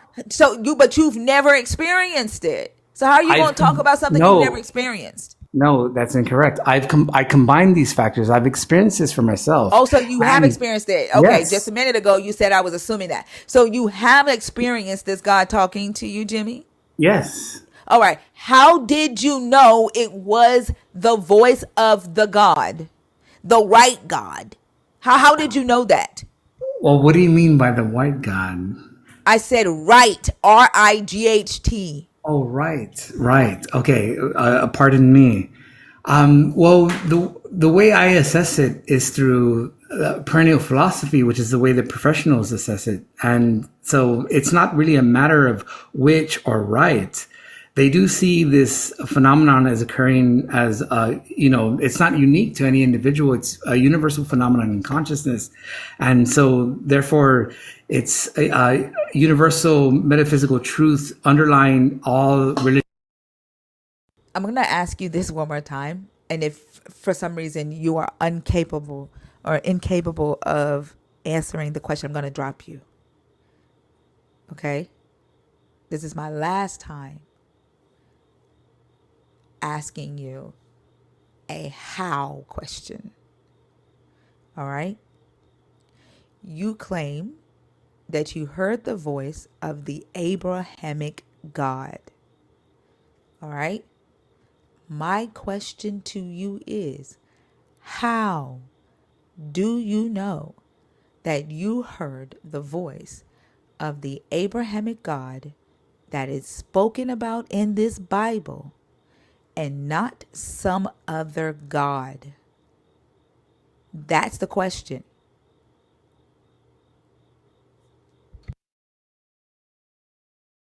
Belshazzar, nobody gives a fuck about what you wrote in the comments. If you want to answer the question, bring your scary ass on stage. Jimmy, that's the question. If you can't answer it, I'm going to have to drop you and go move on to somebody else.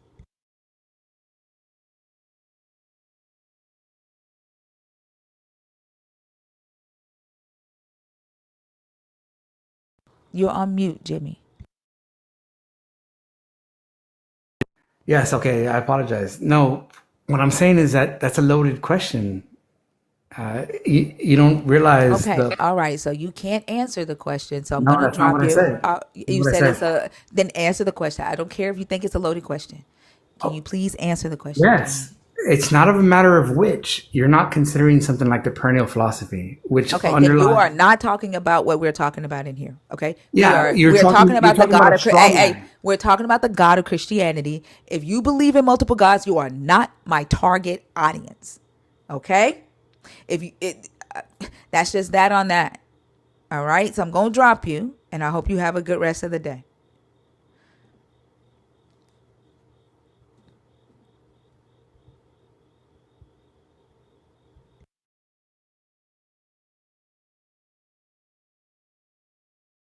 He literally sent us to a study that says James argues that mystical experiences are authoritative for the person who had the experience. They are not authoritative for people who didn't have the experience and only learned about it from someone who did. He sounds like he's polytheistic, like he doesn't necessarily Mm-hmm. believe in the Abrahamic God, but he calls himself a Christian, and he's probably spiritual. Right. And this is why I don't ask these questions to spiritualists, because spiritual means something different. And like him saying it's not a matter of which God, like any God is good enough to believe that, and a believer of Christ would not say that, right? Like, Right. yeah, like you just don't fit the conversation. This isn't like, it's not what we're not talking about. What you believe in, Jimmy, you believe in something different than what we're talking about. This is crazy. It's still not what we're talking about. Like the fact that you said is not a matter of which, you do believe in multiple gods. That is polytheistic. Like you don't even know what you are.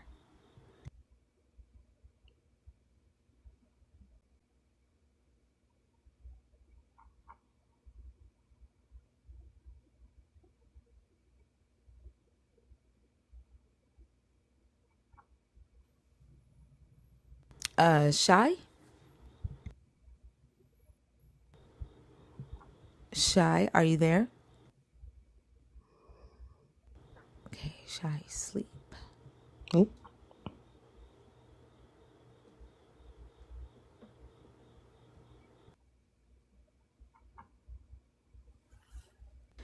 Those of you that are waking up for Monday morning, welcome to Monday morning, y'all.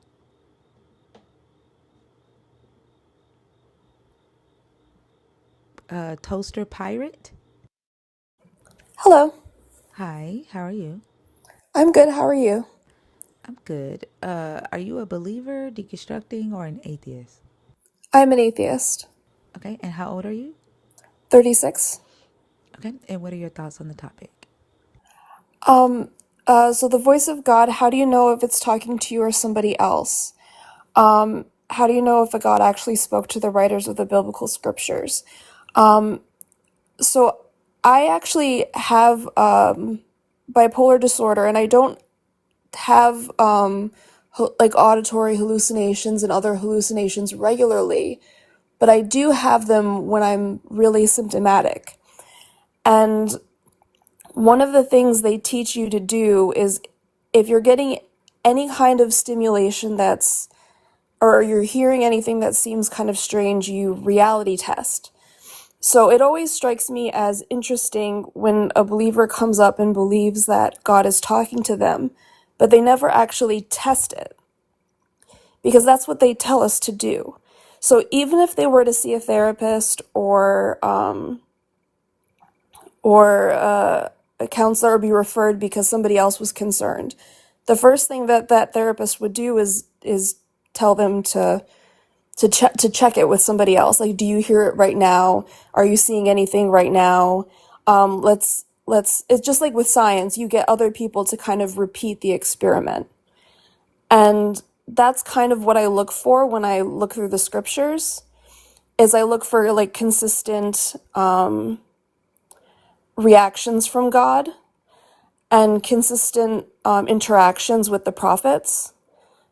And I don't think that happens. He's so unpredictable, the God is. And the New Testament to the Old Testament is so different that I don't think it's possible for it to be an actual person. But it would be consistent with a mentally ill brain.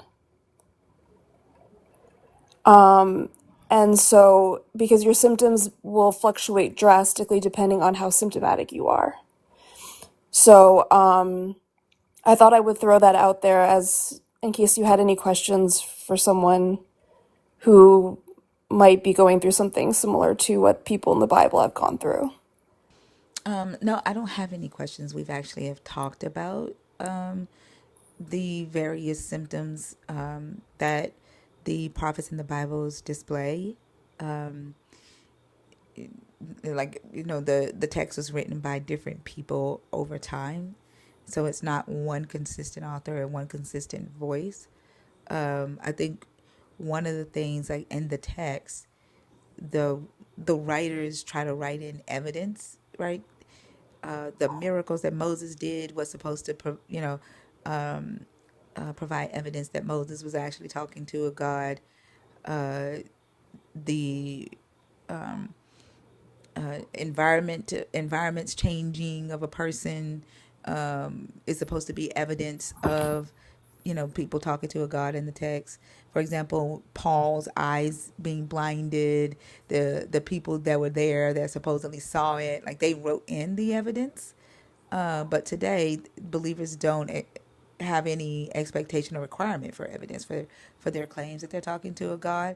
And I see this as stories written, right? Like the author can write in the evidence. Like an author can say anything.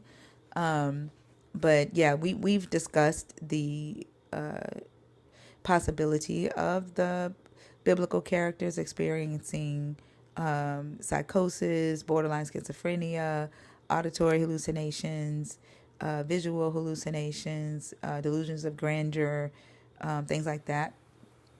Seizures, too.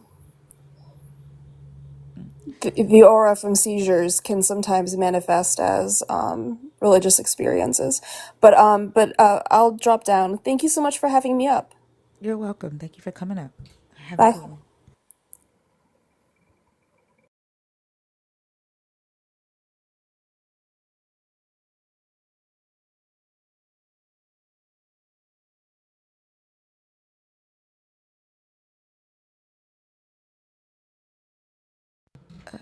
If you are in the guest box and you are a nerd, please comment so that I can bring you up. If not, I'm going to clear the guest box out because I think a lot of nerds are in there on accident. April Rain.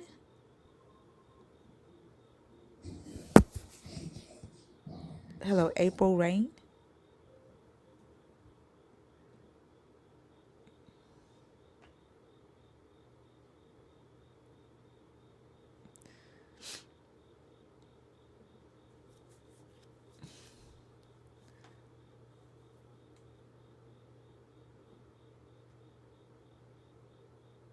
Hello, The Real Jazz.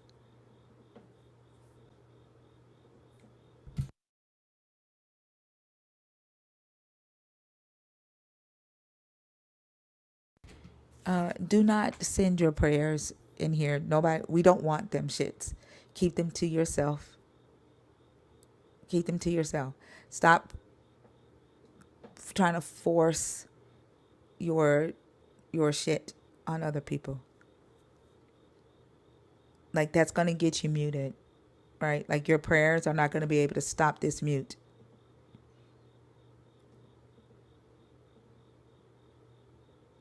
Like that, it doesn't make sense for you to be like sending prayers for us without asking us if it's okay, right? You wouldn't want us sending back shit on you.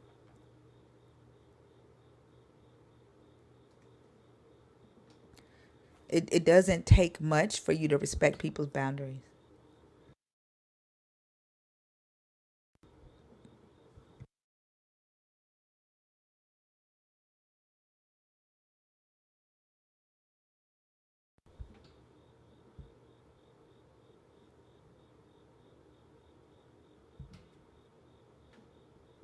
Like for me, when people just like throw their prayers on you, it and it's never like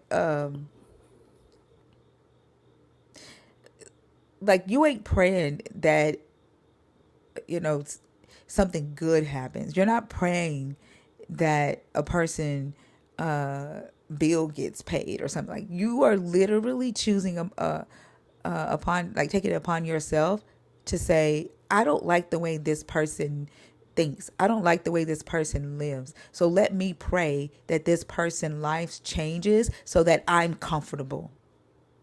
Mm-hmm. Like it's selfish as fuck. It's selfish. It's judgmental. It's vindictive. Like, keep that shit to yourself.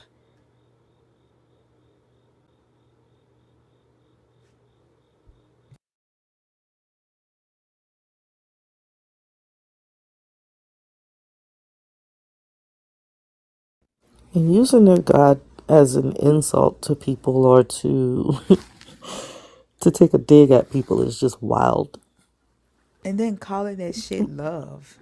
Hmm. Like, I love you so much. I want to make sure that I can live in the same space as you. I want to make sure that I can share TikTok with you. So I have to pray that you're changed because it's driving me nuts to have to scroll and see your content. So I need Jesus to fix you so that I can not have anxiety.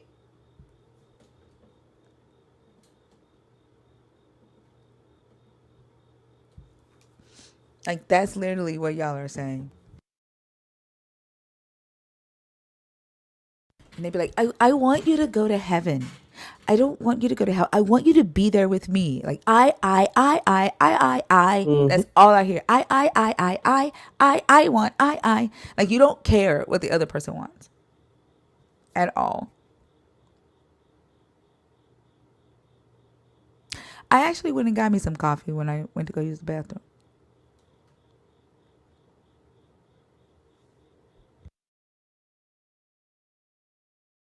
I agree, Ephraim.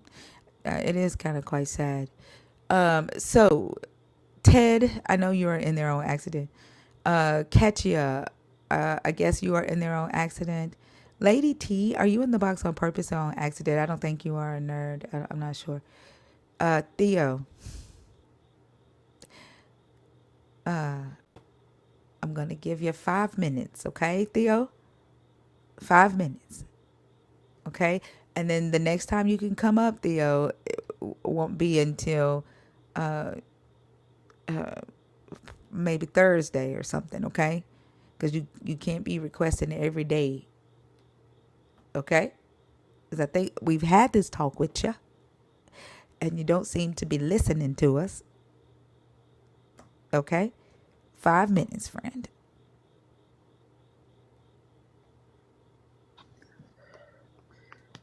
Okay, so definitely, how do you know it's talking to you or someone else? But basically, there might be studies that there are psychologists that reviewed the Bible and said they might be hallucinating because of course Moses like what fire, and no one was there other than Moses. So how can we definitely prove that?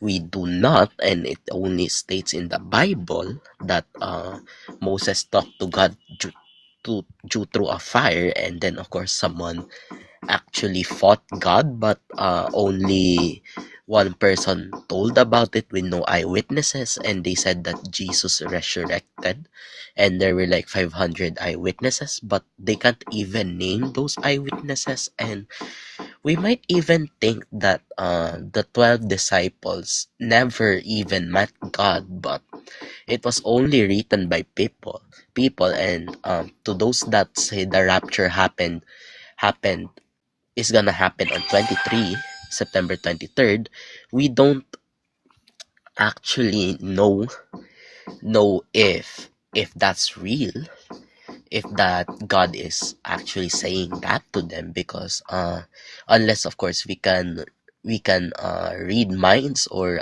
like have an item that can sort thoughts and view others memories, but that would be an invasion of privacy.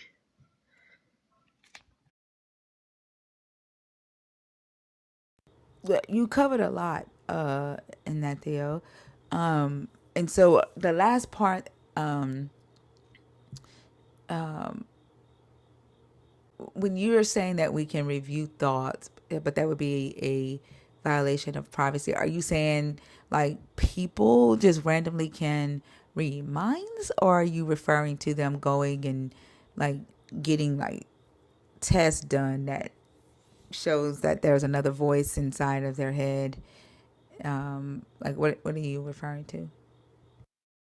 Yeah, if only we can read minds, we can actually or read memories, or read thoughts of another people. We can like get to the part where if there is another voice in their head, that would be proven. But of course, scientists have stated that these people might be delusional, or they have like something going on in their head, but we can't prove it unless we test them for something, and we have to correct it if ever that they might have this sort of problem with their mind. Yeah. Yeah, but I think the question is right. Like logically, we don't have the power to read minds, right? So logically, the question is, how do they determine, right? How are they testing this, and determining or validating that a God actually spoke to a human? Well, we can't actually prove that, because it's only a claim made by the person itself, and we don't have the stuff to actually prove it, since it might be a hoax or not, depending on the person itself, unless we fact check it, which was done actually on September 24th. It was already fact checked that there was no one that actually told them it was all in their mind. But the fact that we can't prove it unless it's specifically proven by science, which of course we don't have the body of Moses, nor Adam or Eve, or any of the 12 disciples. We actually don't have evidence to back up the Bible. We don't have the bodies, we don't have the dead bodies, we don't have these studies of these bodies, and we actually don't have like a single shred of evidence that these bodies actually exist. For Right, but example, even if Moses. they did exist, that still would not prove that those people heard from a God. Give me just a second. Belshazzar, like, it's pretty sad that you have to sit there and do what I said believers do when they listen to my live. Like, you're going to drive yourself nuts, biting your fingernails, waiting for fear of your God to come out of me. Like, you're literally going to sit there and just obsess over that day. Like that, you should do something better with your time, like praising your God, maybe.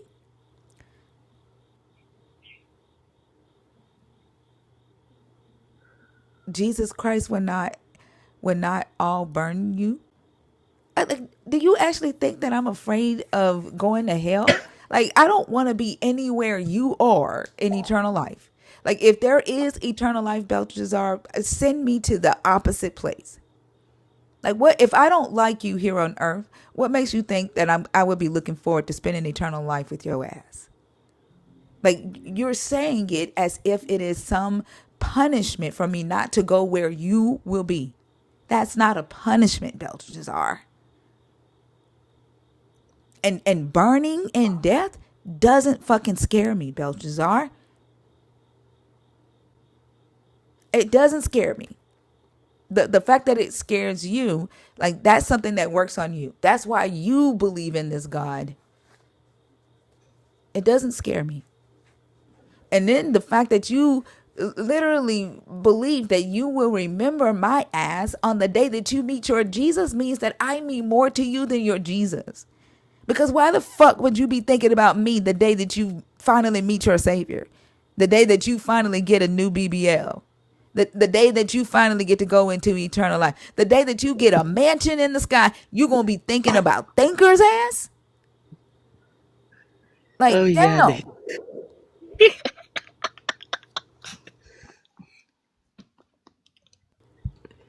damn. Go ahead, Theo. You got one more minute. yeah. The reason I mean, I would want to listen to someone more rational than to someone who has these voices in their head thinking that it's God, because listening to you is more rational, other than those who say that the rapture is gonna happen on 23, even though we got proof, like it got disproven, and we're still here. The Christians are still here.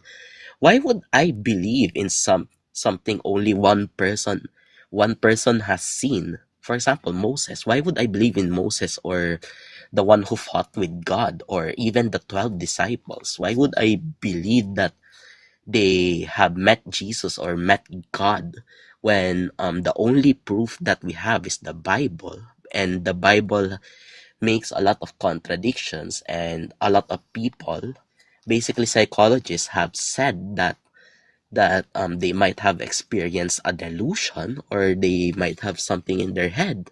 Why though? Right. Like I understand why you wouldn't, because you ask questions, you research, and you don't necessarily just believe because someone tells you to. Yeah, Yeah, I and the I fact agree. that you're yeah, and the fact that you're more rational than the Christians that I meet daily, it says a lot how mentality in the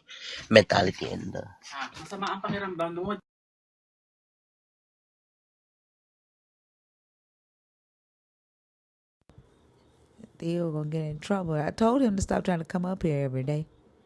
His mama and daddy gonna get his ass, even though he's a grown ass man. I thought I heard. He's an adult.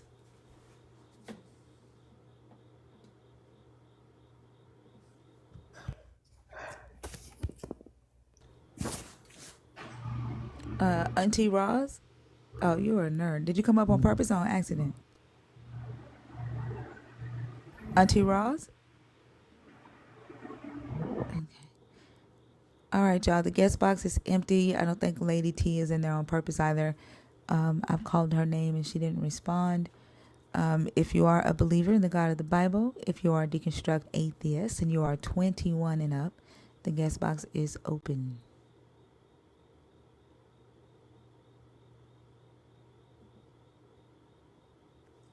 In the Yeah, their meantime, let's profile get these picture was taps up, Roz. y'all. Like, it's sad. It's sad that he's sitting there or she's sitting there. First off, they named themselves after a Babylonian king's son, talking about Jesus. Like, really, Belshazzar was Nebuchadnezzar's son. Like, in your book, it says Belshazzar was King Nebuchadnezzar's son, which is bad because Nebuchadnezzar is likened to the devil in Isaiah. That's literally the scripture that your belief system uses to claim that Lucifer is the morning star. And you named yourself after the biblical Nebuchadnezzar's son, Belshazzar. Like, or did you just do it because it sounded cool? I saw a video. There's a guy that made a song that was like, God, I failed and I did bad things and I want to repent. I want to repent. Then he said, I cursed, I did such and such. I want to confess and I want to be honest. I want to praise your name, God, right?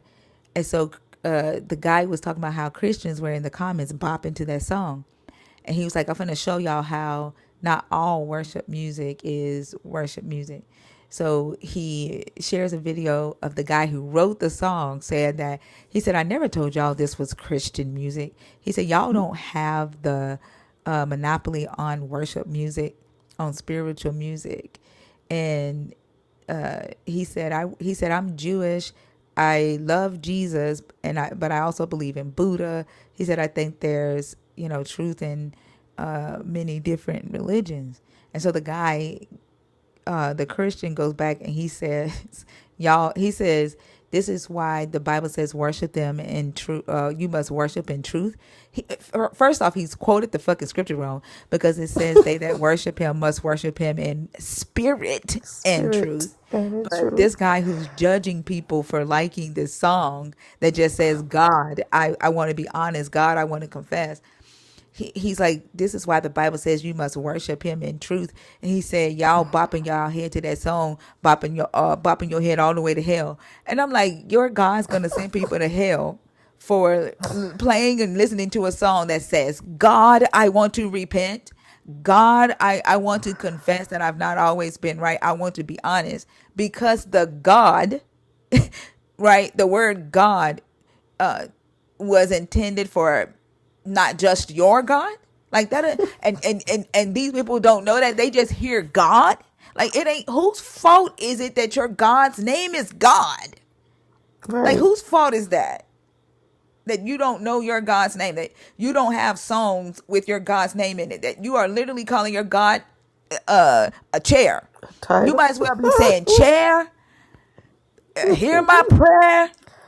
Chair, I know you're there. You might as well be just saying that. But you're literally saying that because you're not naming the chair and saying IKEA four-legged sofa, that he gonna send you to hell. That's wild. They made that God out to be so petty. Like that, and evil as fuck, because he gonna send you to hell for some shit you ain't know. And you singing to him. Like, when you sing the words, God, I repent, God, I confess, you're singing to that God. But because it was written and intended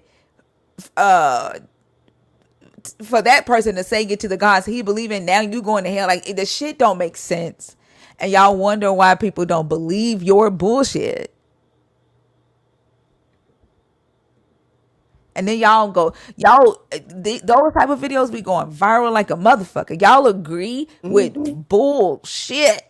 And then the believers in the comments talking about, this is why I don't listen to such and such. Yep, I knew it. I could just feel it in my spirit. Stop fucking lying. Because he just said God. You didn't know.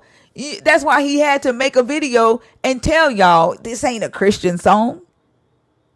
Y'all literally thought it was a Christian song. And then before y'all found out that it wasn't a Christian song, y'all was like, ooh, yes. Y'all were in his comments talking about, ooh, yes, I feel this. This is beautiful. Yes, amen. Stop lying.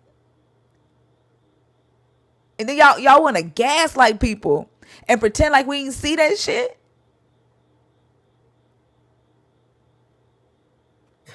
That's so sad. I'm going to do that. Watch. I'm going to write a song. And I'm going to see if believers can tell whether it's actually a song worshiping their God or not. Like, I'm going to do that. And like, y'all watch. Like, y'all, this shit is just wild. And you ain't gonna know when the song come from me. I ain't gonna post it on my page. You ain't gonna know if the song come from me. And I'm gonna sit back and I'm gonna watch. Cause y'all be making too many claims, and then y'all be wanting to judge people, and then you want to gaslight us to believe in your bullshit, and then call us demons. Because y'all keep lying. Exactly. They don't realize that though. When that guy was on stage and he's like, when I was like, "What's your God's name?" He said, "God." I'm like, that's not a name, Like, friend. hold on. That's not it.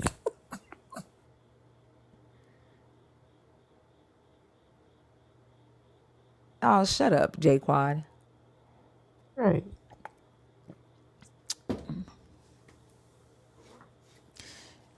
I said what I said, J Quad. If the shoe don't fit, go put on another outfit. Oh. Yeah. If the shoe don't fit, go outside and do 50 splits. And then go back inside and take a shit.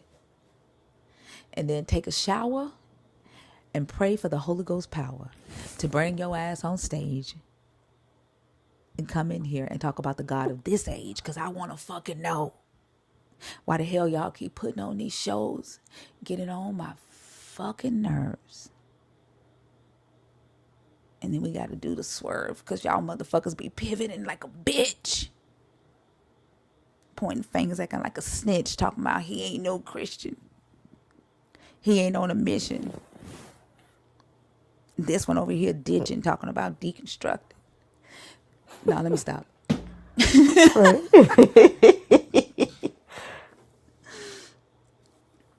Yo, the guest box is open. Don't let it get too quiet. My ass gonna get silly to the motherfucker. I love it. Free. What's this one in the comments that's just talking? Miss. What is it? She Messiah. The other She Messiah went to bed, and this one just decided to take over, I guess. Paul Christian tried to teach his children to live in the good spirit. God. Paul Christian? Who is Paul Christian? Thank you, J. Cal. I appreciate you. You said what? I don't know. What the hell is a she Messiah? A she Messiah? A she Messiah? That's the second one tonight. The other She Messiah was like, I gotta go to bed. Like, why the hell can't it just be a Messiah? Why it's got to be a she Messiah? Are there he Just because Messiahs? they were she bears. What's a she Messiah? D said, Thinker's a poet, and you know it. Man, did y'all see that rap battle where the guys, there was a female rapper going up against a male rapper, and the male rapper went first, right? He in his rap, he talked about her body, he talked about violating her, like he just spit misogynistic bar after misogynistic bar, right? And the guys were all like, ooh, ooh, ooh, but they didn't stop him, right? When she lit his ass up, they felt like they needed to protect his masculinity, so they stopped her from rapping. And then she had to start back over. And then she lit his ass up again. And then they cut the music before her time was up. She was like, no, I didn't get all my time. So she, even though they didn't turn the music back on for her, she finished it and she bodied his ass. But the fact that all of the men felt like they needed to protect this man who just spit 60 seconds of straight disrespect towards her and they didn't stop him. It was very telling. They're so sensitive. Yeah, I'll play it. Hold on. So sensitive. Ugh.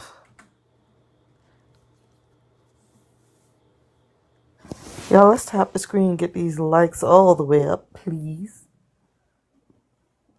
Please and thank you.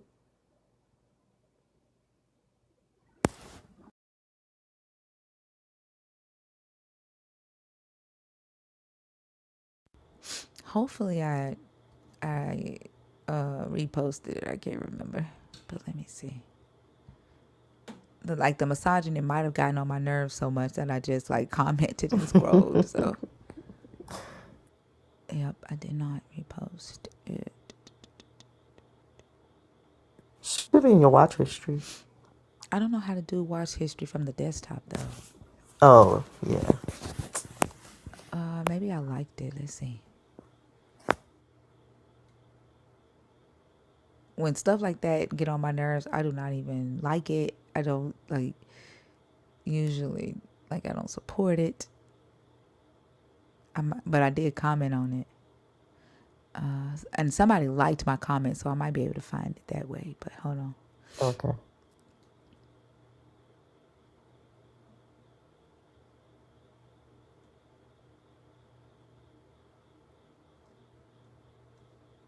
Yeah, I know, but I didn't even like this shit. I was definitely in my feelings on that motherfucker. Yup. Yup, I was in my feelings on that one. Hold on, let me check my.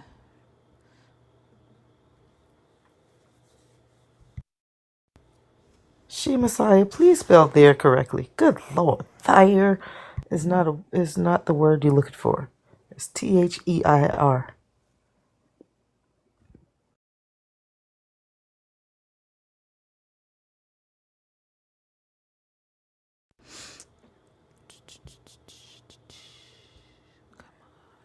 Also, Fenrir, caps are for mods, please and thank you.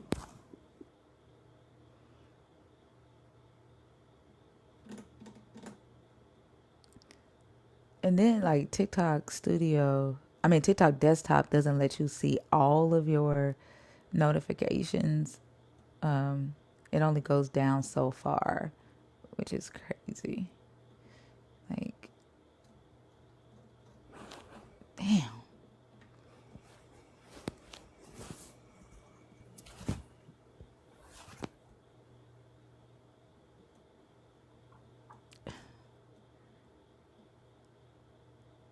Come on, come on, come on, come on.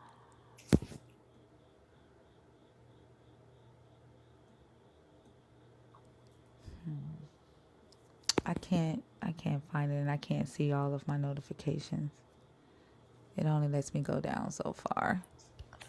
Desktop need to do better. Goodness. Like, it's crazy. Like, you can only see like 20 notifications from the desktop in each category. It's like dumb.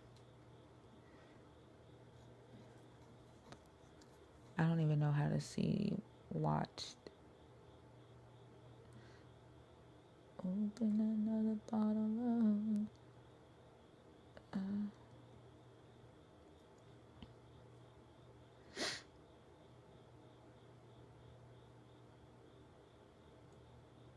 Come on, because I want y'all to say she bodies him. Hold on. Let's see. Please let it come up.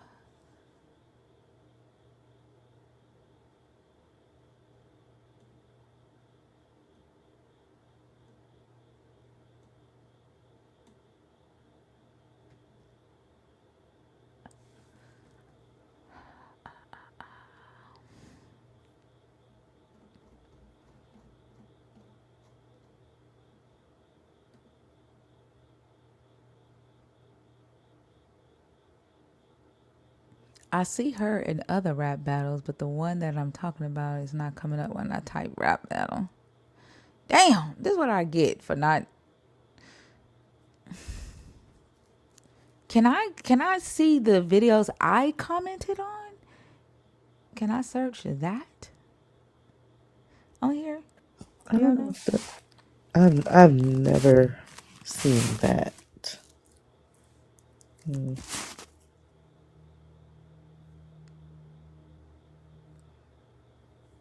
I don't know her name. Hold on, I see her here in a different video. Let me see if they got her name.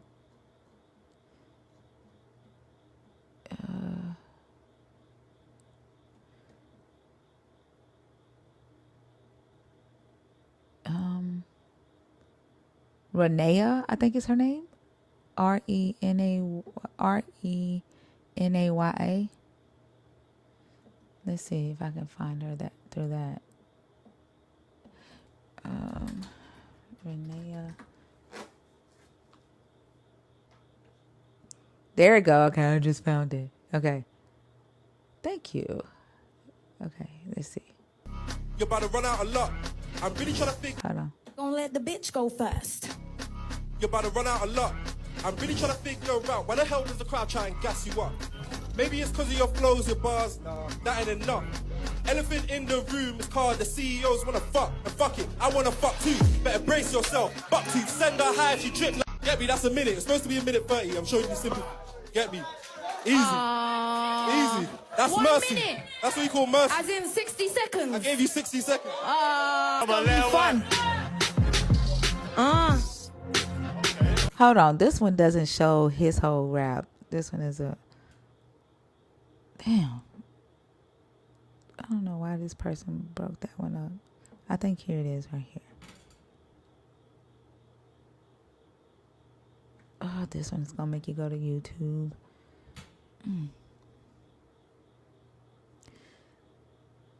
Oh shit.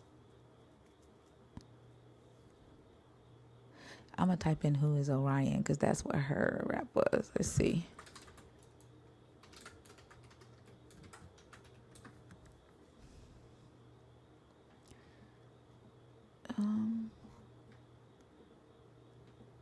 Oh, never mind. It don't come up under that.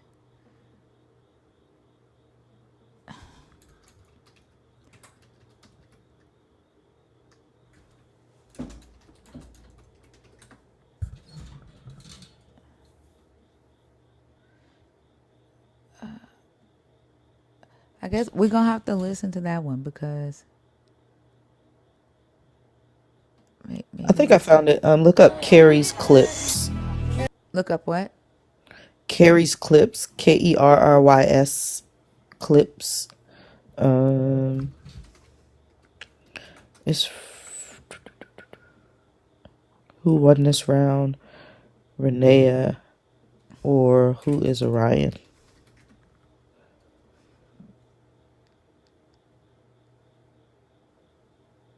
Okay. All right. Yo. Thank you. Look, Uh-huh. you're about to run out of luck. I'm really trying to figure out why the hell does the crowd try and gas you up? Maybe it's because of your flows, your bars, that ain't enough. Elephant in the room is called the CEOs wanna fuck, and fuck it, I wanna fuck too. Better brace yourself, bucktooth, send her high if she drip like mushrooms. You're the penguins, the pen game card, there's no other female rapper, it's just you. I should whistle at this home. I'm taming this bitch. She took underground to come to my yard to run a train in this bitch. I'm crazy with it. There's no way that you're taking this dick. Way too skinny, I get why you're sweet, cause you're shaped like sugar cane in this bitch. Bitch, you should be cooking, get back to the kitchen. Drop that mic, let me hand you the mittens. You don't work, but you love blowjob. And the whole block don't pay you commission, crazy. No way I can make this slag go wifey. Do you have a dad? Unlikely, you only hair cause you're bad like YGs. It'll be over when you get older and when your titty sag no tight jeans. You should join that female drill group, cause these bitches are gassed up lighty. Massage my feet, do it lightly. Don't attack me, don't incite me. I ain't black tea, I will fight G's. You're a bad bee, I got diabetes. That get slappy, just like Ike T. You act like a rapper, I'll rap this actor. I see. Why am I facing this little girl? Marvs, please remind me. Done. Get me, that's a minute. It's supposed to be a minute 30. I'm showing you simple. Get me. Easy. Easy. That's 1 mercy. minute. That's what you call mercy. As in 60 seconds. I gave you 60 seconds. Come on now. Come on now. Is that all? I mean, come on. Come on. Jump come on. in. Come on, It's little gonna be fun. Who is Orion? Look, who is Orion? Who is Orion? Cause there ain't no one in this room called Orion. You're a liar. You should have never battled me. Who is Orion? I know, Anthony. Can't have no chat for me, you're sounding really quiet. This little piece of energy for going to your diet. I'm a bad bitch, savage on real life badness. A battle rap with me is guaranteed career damage. Now on to this fat bitch, give your mum this message. Susan, I really hope you're okay where your legs is. Cause fucking hell is XP. Did you need a cesarean? Should've swallowed him cause I'm a body him and bury him. On the beat I kill him, Smurgle on the rhythm. I should catch a charge. Look, they pulled her back. They pulled her back and Wow, came and that's asked him if savage. he was okay. I one name drop and everyone's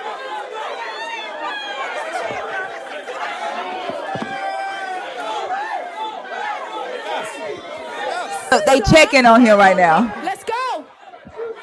Let's go. Alright, come. I got pretty privilege, guys.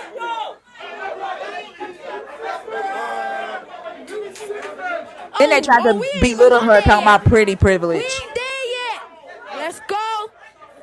It's crazy. Alright, quiet. Let work. Who is Orion? Who is Orion? Who is Orion? Cause there ain't no one in this room called Orion. You're a liar. You should have never battled me. Who is Orion? I know. Anthony. Can't have no chat for me, you're sounding really quiet. This little piece of energy for going to your diet. I'm a bad bitch, savage on real life badness. A battle rap with me is guaranteed career damage. Now on to this fat bitch, give your mum this message. Suzanne, I really hope you're okay where your legs is, cause fucking hell his head's big. Did you need a cesarean? Should've swallowed him, cause I'ma body him and bury him. On the beat I kill him, it's murder on the rhythm. I should catch a charge the way I'm bodying these niggas. Bitches in the hood know what it is and what it isn't. You're triggered, cause you ain't have no pussy in a minute. Orion says he's trying to fuck, he ain't got the stamina. Men like you, love him much, only good for eating front. You ain't even made it past 2 minutes and he's about to come. Get this guy an asthma pump. I don't rap like this, so I'm like this. Tap don't take too much to smack a bit. Fat prick tried to hit, I'm quite offended. I like men with dicks that ain't. You guys, man, you guys to let me go. You guys to let me go. See how they keep stopping her? No, that ain't my fault. It ain't my fault. I will go. Get this guy an asthma pump. I don't rap like this, so I'm like this. Tap don't take too much to smack a bitch. This fat prick tried to hit, I'm quite offended. I like men with dicks that ain't 2 inches. Every day I'm trying to get it, put the work and get the bread in. I don't get no handouts, no, I have to put the leg in. I'm the type to run up, I ain't fucking and finessing. You're the type of man that only lasts 60 seconds. Dang. She bodied his ass, but you see how many times they stopped her? That's And wouldn't let her, ridiculous. like they were worried about his fucking ego, his masculinity. And like first time they stopped her, they were all going over there holding his face, talking about, you okay? You okay? Like, what the fuck? And then tried to belittle her, talking about all pretty privilege. Like, what? How is that pretty privilege? Exactly. Like that's so wild. But like it pissed me off so bad. I was like, I ain't fucking supporting this fucking video. Cause that was whack. It's so stupid. Ugh. But she bodied his ass. That part about his mama, she was like, are your legs okay? Cause that big head, did you have to have a cesarean? Right?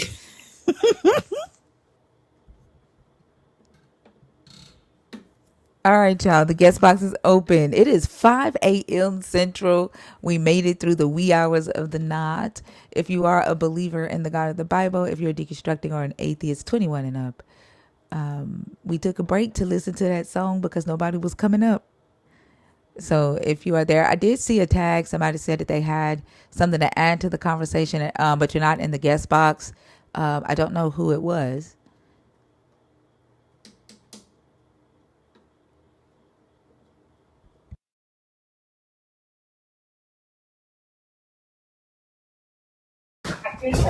Dave O.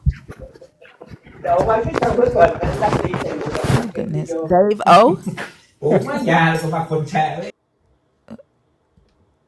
TikTok be like, I'm just gonna put y'all on stage.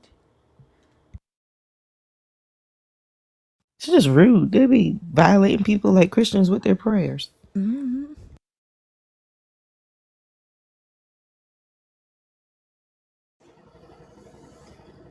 Because y'all don't believe in what we're talking about. Like, what would be the point of you coming up? Well, goodness gracious.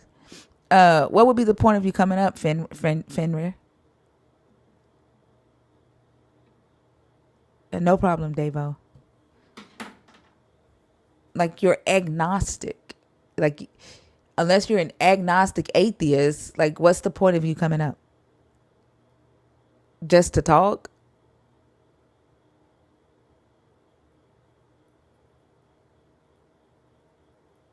Like, you're undecided. Like, a conversation with you would just be like, I don't know, like philosophy. I'm not interested in talking about philosophy, and this isn't a debate. So, like, there's no reason for you to come up and talk about something you're not deconstructing from. You don't believe in it, and well, you don't know if you believe in it, but you won't say that you're deconstructing. Like, I don't get it. Okay, but you're not the target for this conversation. You don't believe in the God of the Bible. You're not deconstructing from the God of the Bible. So what would be the point of you coming up?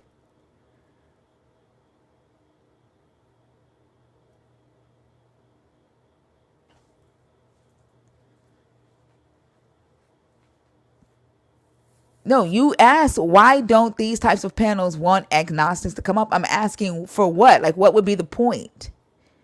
Come up and do what? That's what I'm asking.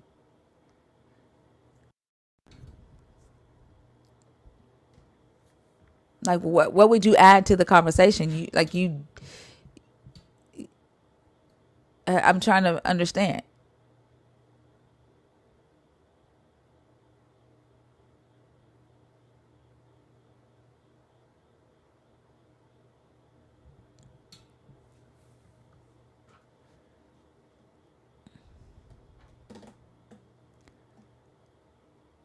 Okay, you wouldn't qualify for the conversation as a Norse pagan. We're not talking about paganism. So, like, what would be the point? I'm asking you, what would be the point? You asked the question, and I'm asking you, come up and participate in the conversations for what? Like, what would an agnostic add to this topic? You're like, you throwing out saying it was just a question, and I'm answering your question, like I'm engaging with your question. I can't give you thoughts on something that I don't understand. What would an agnostic add to the conversation, Finwer? Like, exactly. Like, I'm answering you. What would you add to a conversation about the God of the Bible that you don't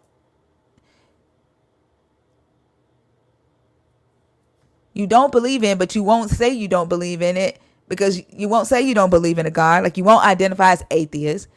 You don't know if you believe in the God or not, but you won't say that you're deconstructed. Like, what would be the point? You're undecided.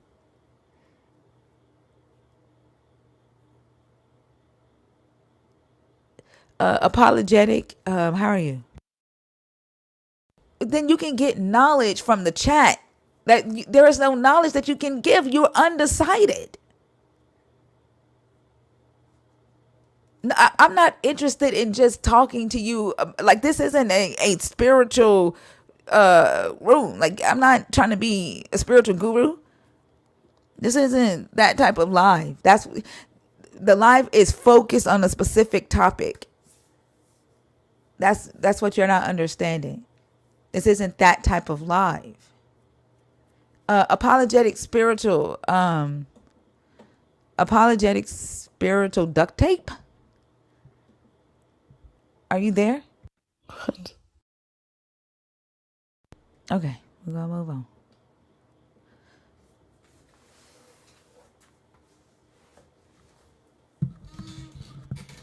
Exactly, Jay. I agree.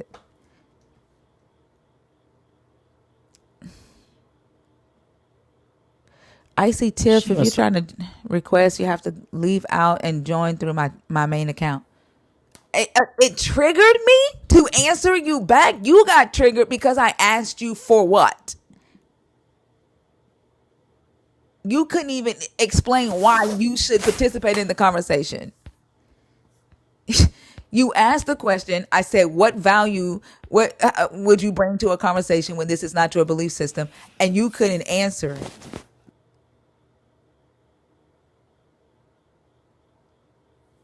Like, what?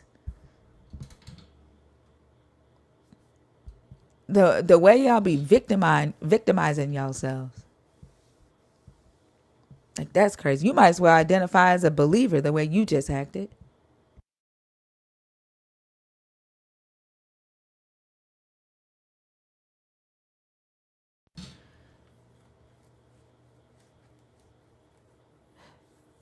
All right, come on, y'all. It's a lot of y'all in this room. It's 5:00. A lot of y'all just woke up. Some of them just want to type in the comments instead of vocalizing how they feel on the stage, and that's just weird behavior.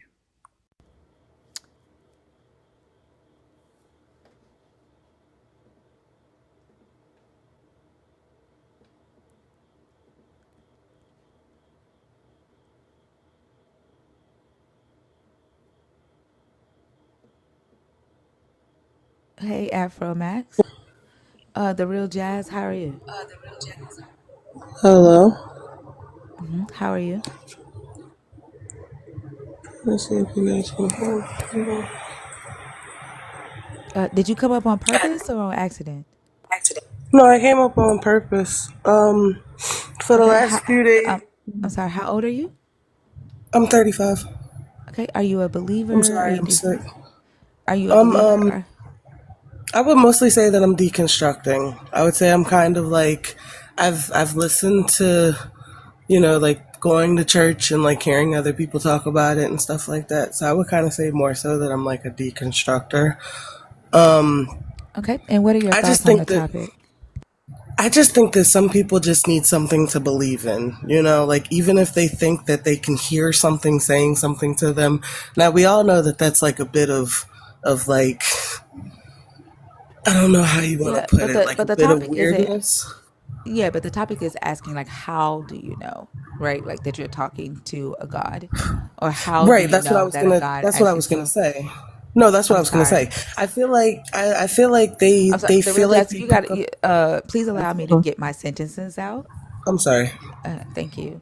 Yeah, I'm not necessarily asking why they believe they're talking to a God. I'm asking how do they know if they're talking to a God, or if when someone says God says, like how do they determine whether that person is actually talking to a God, and how do they know that a God actually spoke to the writers of this text, right? Right. Now, what I was going to say was, I understand that. But what I'm saying is I think that they try to, like, look for signs in, like, the book when they open it, and they try to just sit there and try to, oh, well, this makes sense, so I'll just go with this, and this is the point that I want to prove. And, like, they're just, it's not, to me, it's like it doesn't really make sense, because it's like the book was kind of just written as, like, what feels like rules in place for people. If that kind of makes sense. Like, it just seems like between every version of the Bible, whether it's the Quran or whether it's, the Bible, it's just, it comes across as like just rules in place. And I think that they just kind of like are like, this works for me, so I'm just going to use this as an argument.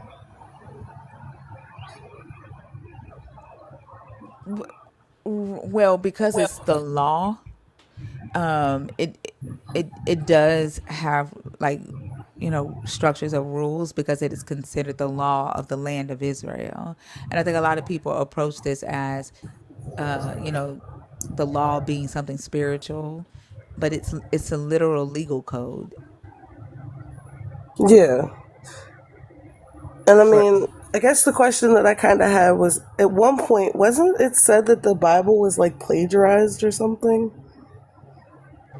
At what point? Not that I know. I don't see. That's the thing. I've heard so many different things about it that it's kind of just like every time I have a conversation with somebody about it, they'll be like, "Oh, well, it's just this is the way that it's written," and it's like, okay, but that kind of doesn't make sense. Like, you're saying that no one puts their baby up on the line, but yet there's so many verses that say that they do.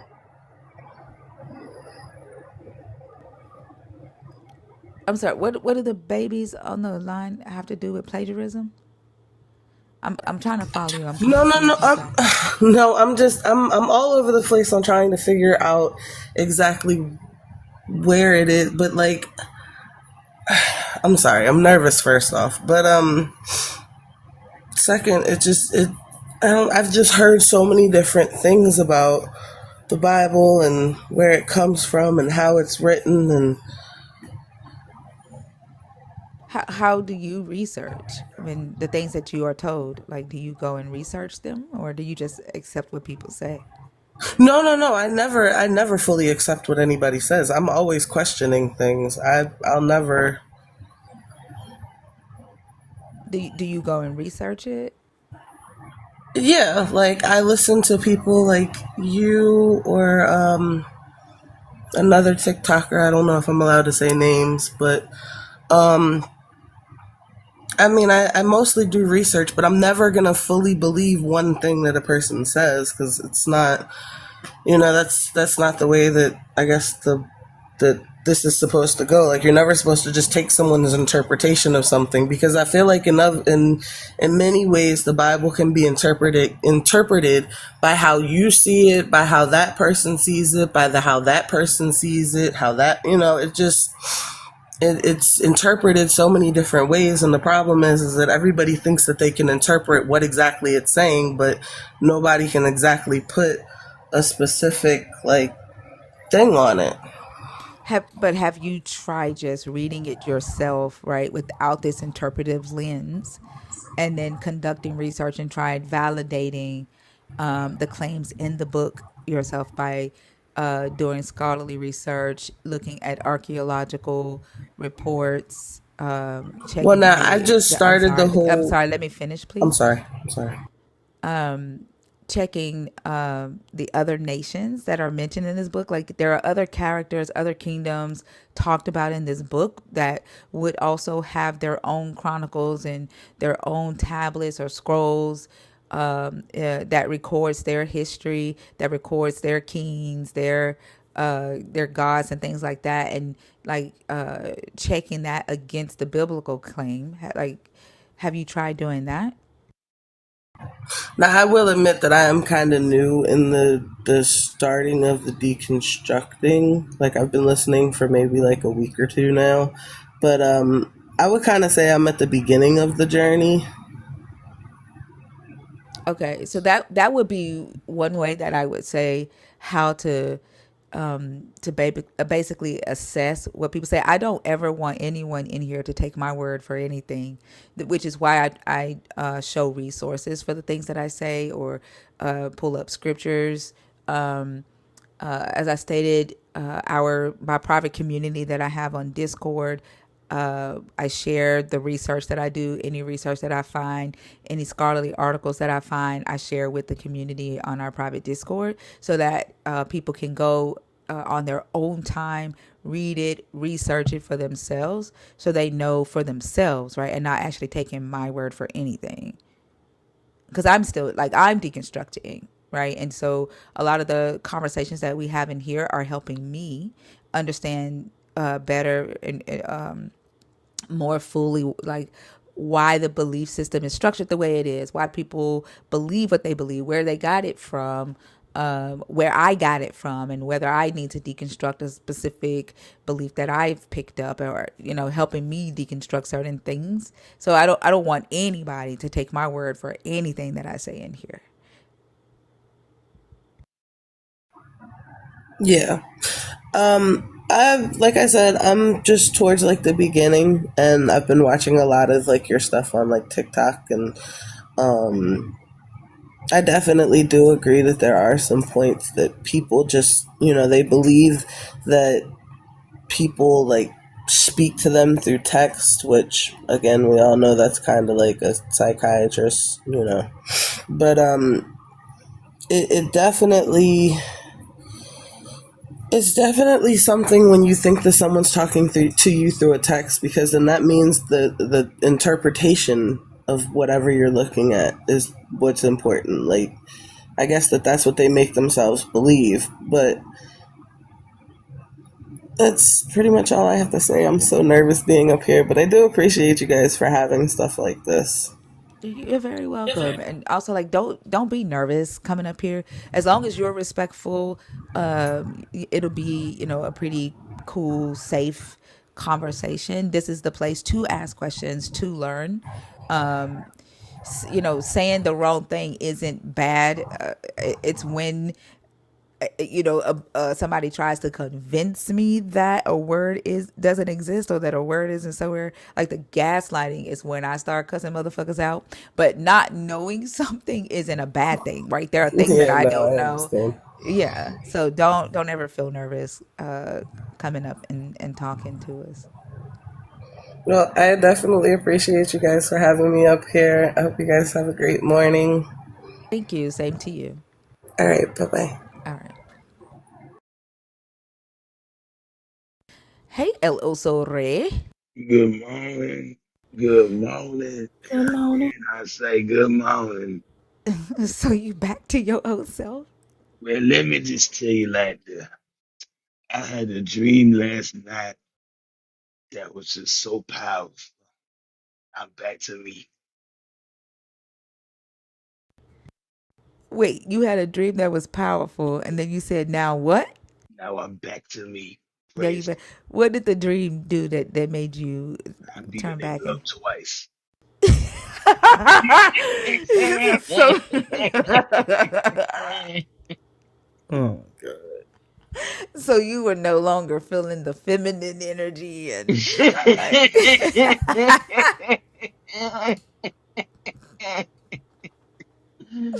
Oh my gosh.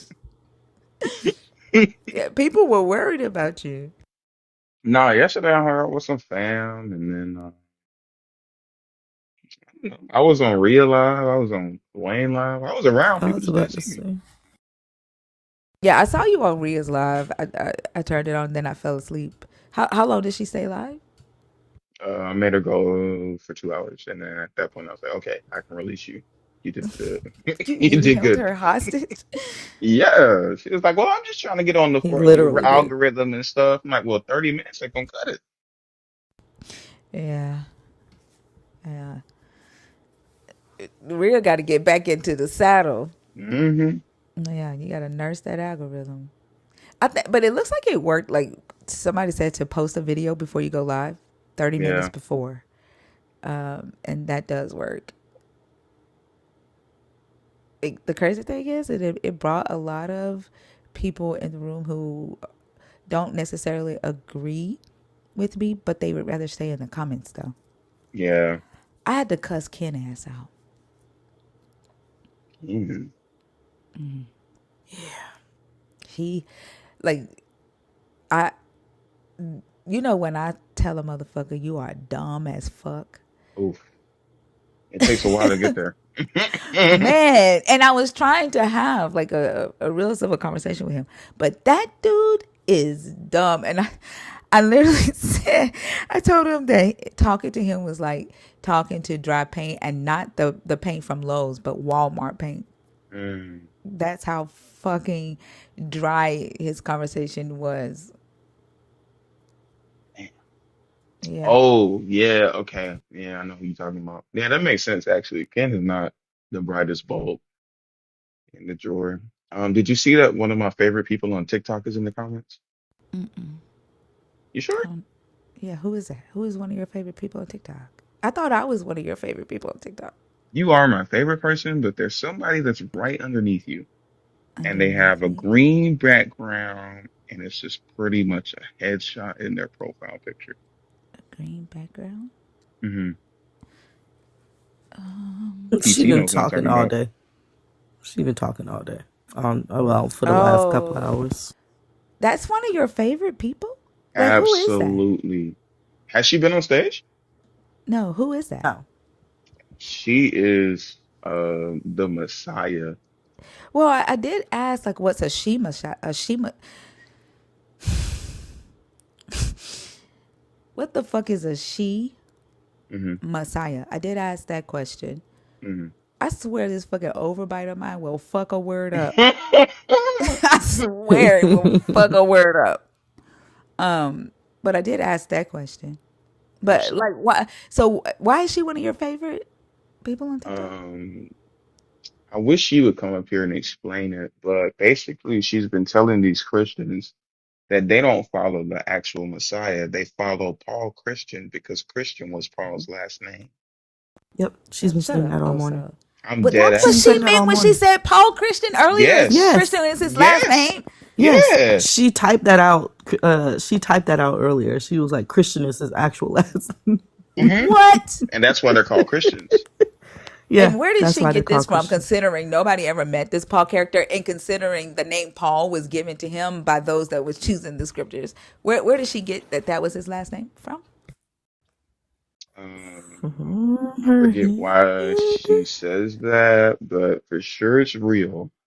And even if it's, um, it doesn't matter the amount of Christian hate that she receives. She is standing 10 toes down on the fact that Paul is leading y'all astray. And I don't disagree with her. Yeah, Paul is a liar. But wait, is she Muslim or something? No, she's actually the Messiah. Oh wait. She says she's the Messiah. She's the lady who, dang, what she typed? She typed something Oh, about is she the a Hadessa? Hadassah. Yeah. Kind of, but if Hadassah thought she was actually the feminine The Messiah. representation of Jesus. Mm-hmm.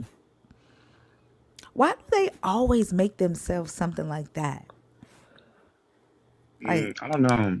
they Last time never ever want to be the lady with the two mites.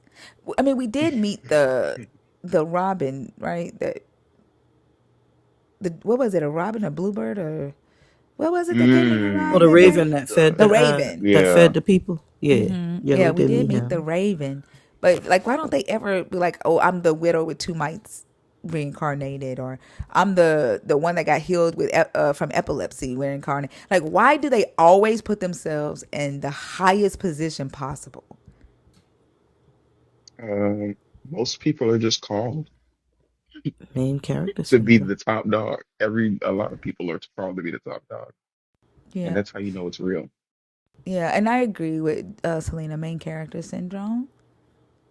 Like, do you think that it could possibly have something to do with them not feeling like the main character in their own life? Like Hmm. with around, like with their families, their spouses, their Mm-hmm. friends, their coworkers, like they feel ignored or invisible in their reality, like in life. I could see That that and being a major Yeah. contributor. Yeah, Yeah. like, oh, I'm going through this much because I'm the Messiah. I'm chosen. I'm that special. That's why people don't like me on earth. That's why people act like they don't see me. They don't hear me. 'Cause we get a lot of that in here. Mhm. Last time I was in her live, she had like a miniature Messiah with her, introducing a brand new, I guess like sub Messiah, or I don't know, I forget the phrasing, Stop. Oh, but she did have. she's growing like a Messiah cult. Oh my god. I guess so, but she had like she was. I'm trying to remember the background. It was like introducing. I can't remember the title that the person was given, but it was like a Messiah Junior. Wait, does she have people that actually It's, believe she's a Messiah, or is she the only one that believes it? I think it's like two. She there must. was She must. she was She was like, "Don't be nervous. I genuinely, this is not coming from a place of hate. I think that you are an interesting person, and that is the most truthful thing that I could ever say." So is the other She Messiah affiliated with her, or are they just two This people is the who this is huh? the only one. This is the only one I know. Okay, there was another one in there earlier. Hers is lowercase. And That's not real. Mm-mm. Reject her. She following Paul Christian. I don't know about that one. Why yeah, why she don't you was why don't you come up, she Messiah?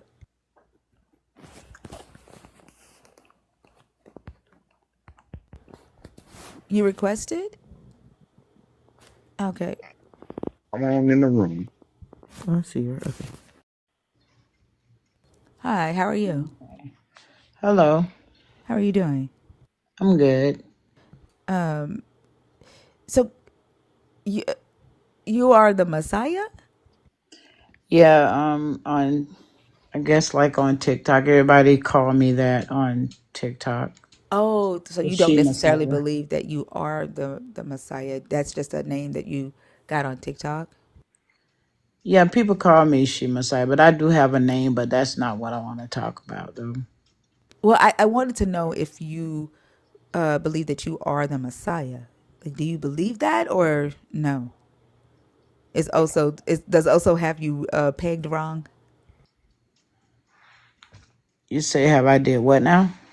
No, I'm asking, do you believe that you are the Messiah, or is that a misunderstanding that Oso has? Well, I started out saying I was the She Messiah, so they like saying it, so I just let them call me that. Oh, okay. All right. But you don't Mm. think that you are. I actually agree with Your you DMs real that. quick. I'm sorry. Go ahead, Oso. Check your DMs. What'd you say, Oso?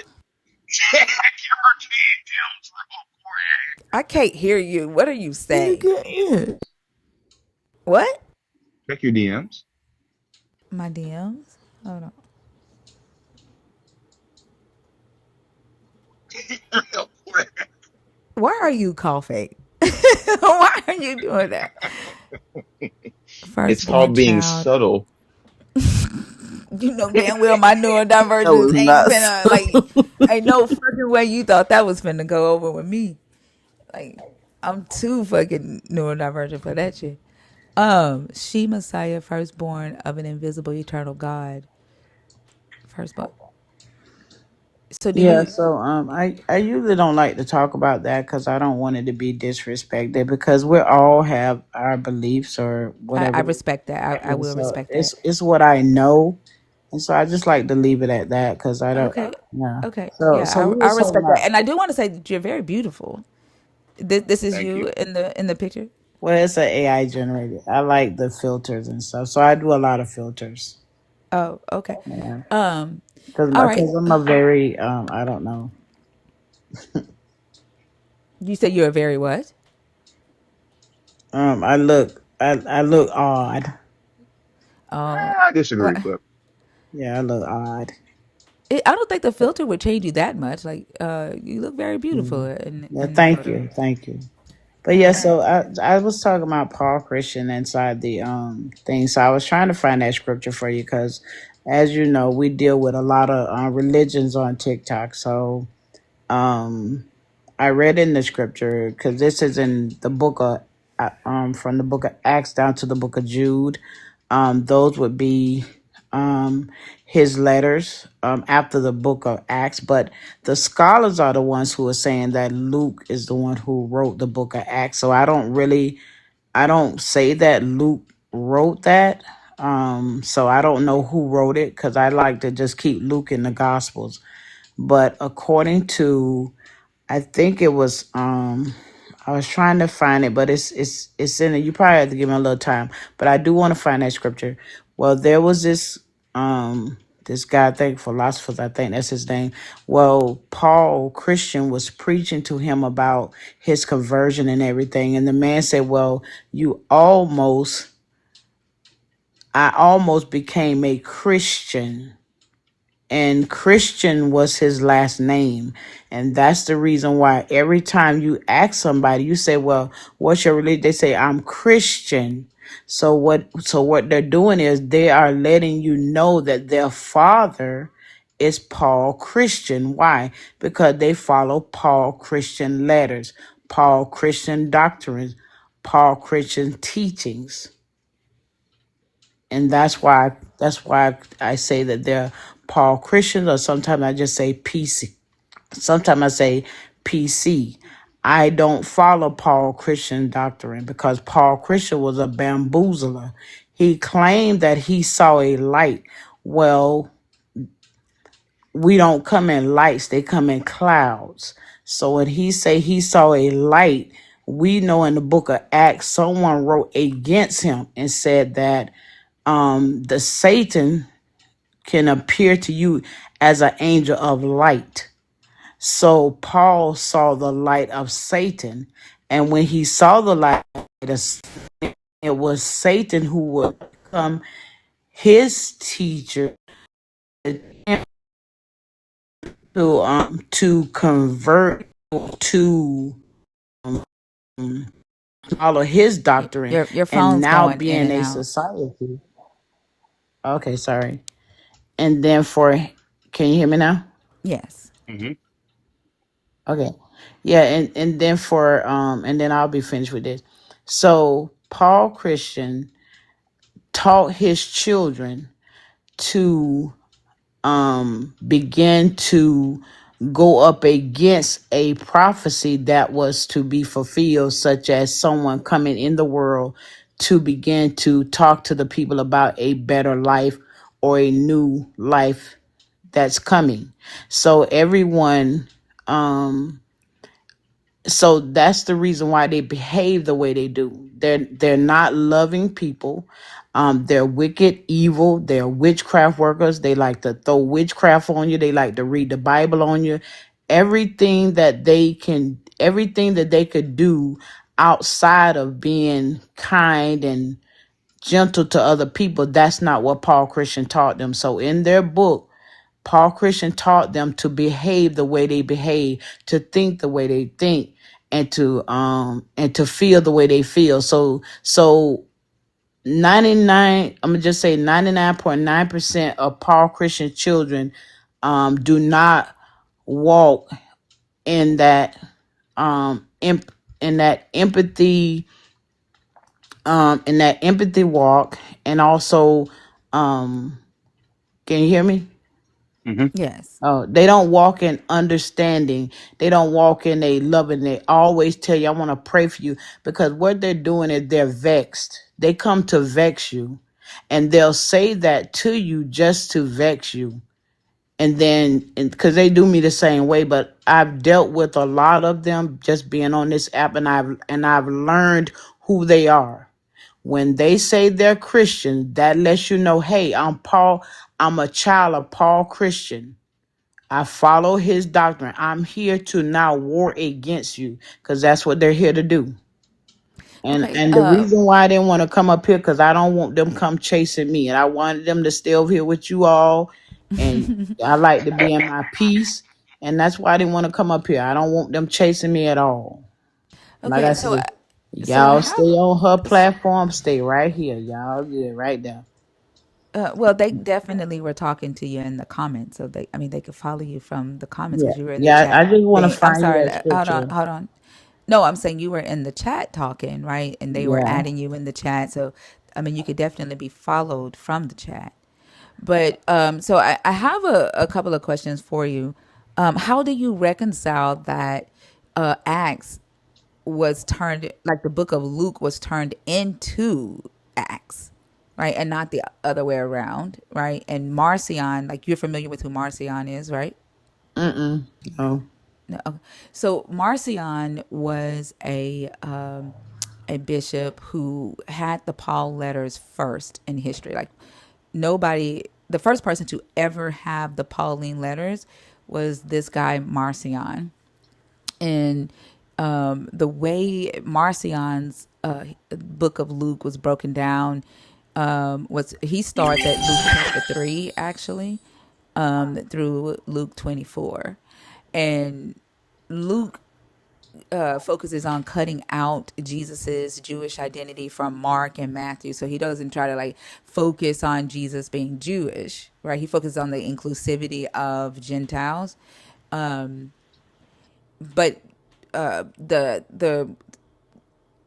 the conversion story on the road to Damascus came from Luke, right? Paul says in Galatians that he just received revelation from this Christ, that he doesn't say anything about seeing a light. Like that was Luke who added those details. And in fact, he adds very inconsistent details.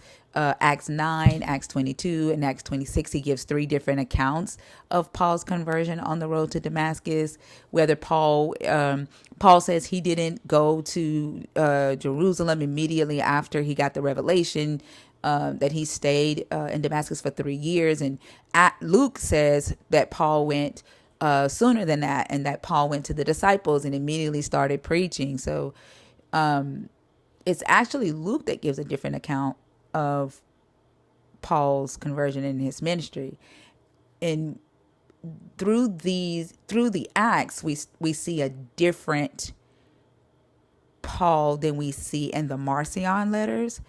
Marcion believed that the God of the Hebrews was a demigod, like an evil demigod. And the Christ that Marcion believed in early on was not called Yeshua or Jesus. He just called it Christ. And he believed that he was the son of a more benevolent God sent here to kind of do what you just said, right? Like tell the humans to wake up and that they had been tricked by this evil demigod of the Hebrews. And then the early believers kind of hijacked the Marcion text and kind of married them together with the Old Testament. So, like, how do you reconcile that? And then my second question is, where did you get that Paul's last name was Christian? Like, do you have a resource for that? Yeah, so that's going to be in Acts 26, I believe verse 28. I just kind of looked it up. Okay. Yeah, so the thing about with me, see, I don't really follow traditional beliefs.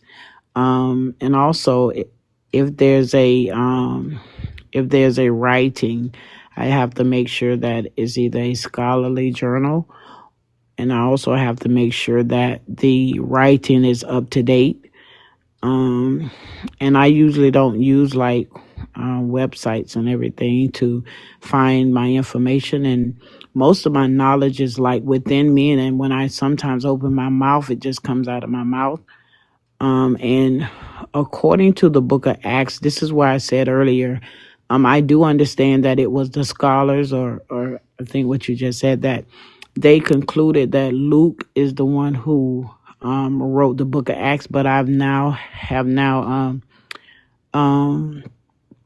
made my decision that I'm not going to say that Luke was in there. I'm going to keep Luke in the gospel. And so the book of Acts. There's archaeological evidence for the Marcion reconstructions, right? So, like, Marcion was exiled for heresy, and then the early Christians took over the Marcionites churches. So, like, it's actual history that Marcion had the first canonized New Testament, right? And so, like, I agree with you that when you are researching, that your information, it's best that your information comes from credible resources, from biblical scholars, from archaeology, like text, books about textual criticism, and understanding how scholars deduced what they deduced.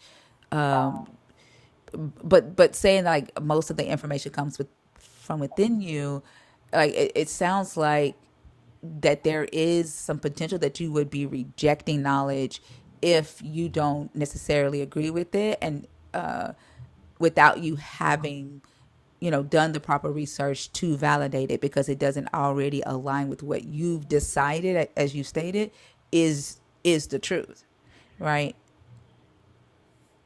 Did I misunderstand you with that? It's probably because the my status in this world, I do have authority to make decisions according to anything about religion. Now, I want to make sure that I respect your boundary. If you invoke that you are the Messiah in this conversation, then you are inviting me to discuss that with you. And I did let you know beforehand, when you stated that you don't want to talk about that I would respect that boundary. But you are bringing it up right now. So I just want to remind you of that, because I don't, if I start talking about it, I don't want you to say, well, I said I don't want to talk about it, right? Because you did just invoke that in this conversation. Are you sure you want to go there? Okay, I wanted to finish up what I was saying first, and then Well, I just want to make sure that you know that you're inviting me to talk about you being the Messiah, if you finish that statement. But go ahead. okay. So one thing about me is I want people to understand is that I understand that we do live in a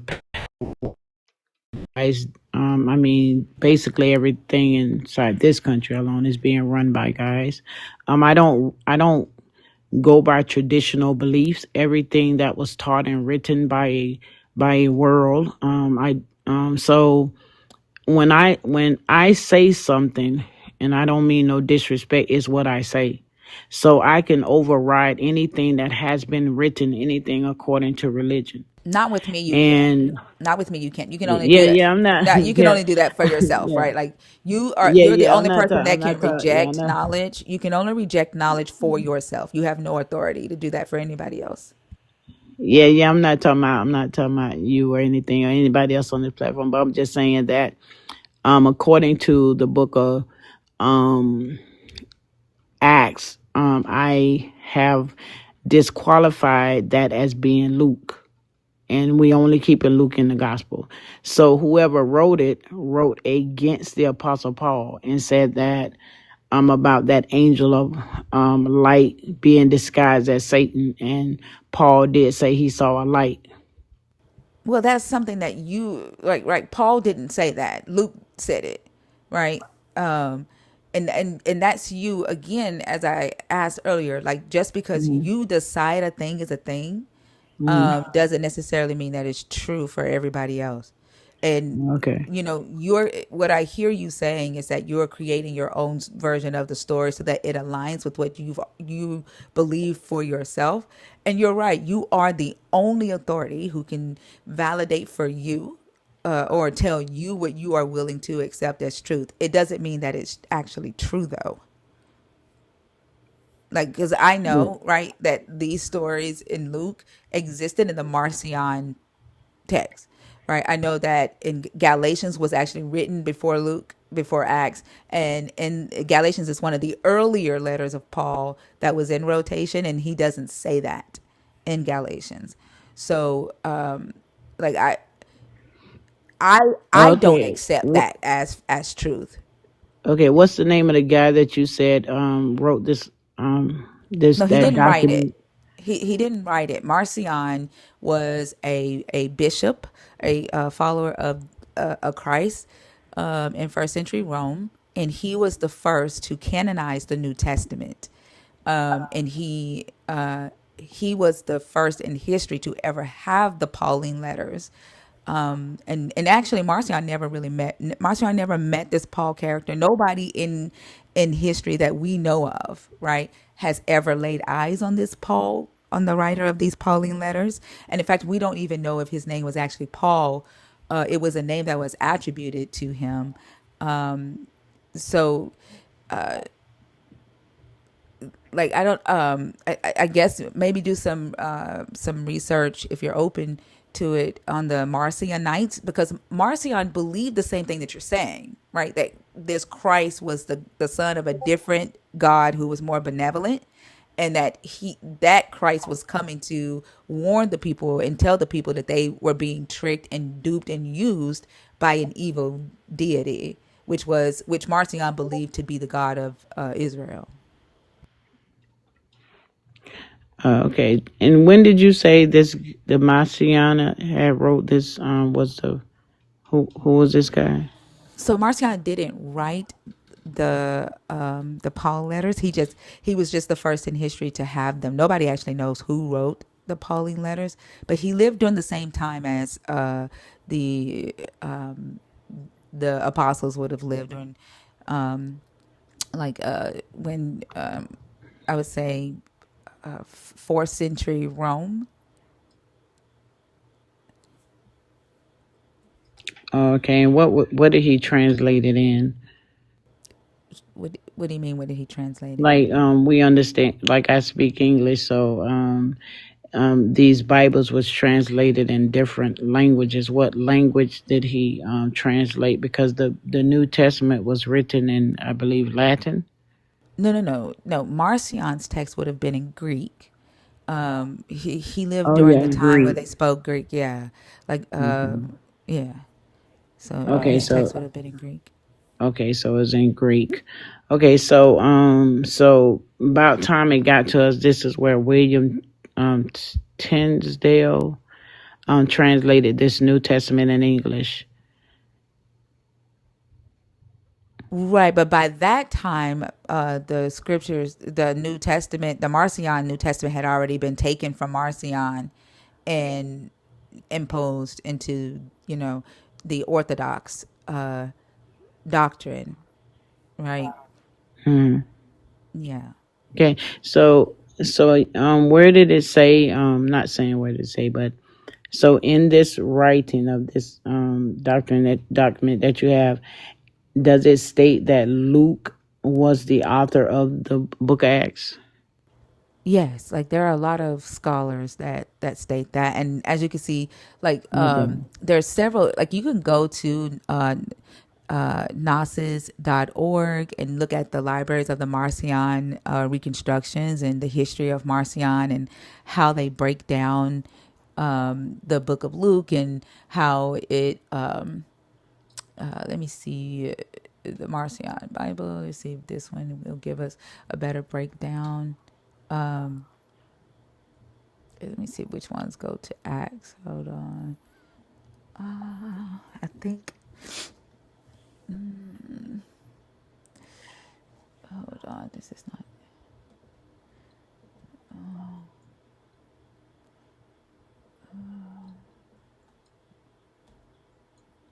Yeah, like this. Like if you can see this, this would be the reconstruction that was done in 1800 of the Marcion text, the letters that Marcion had,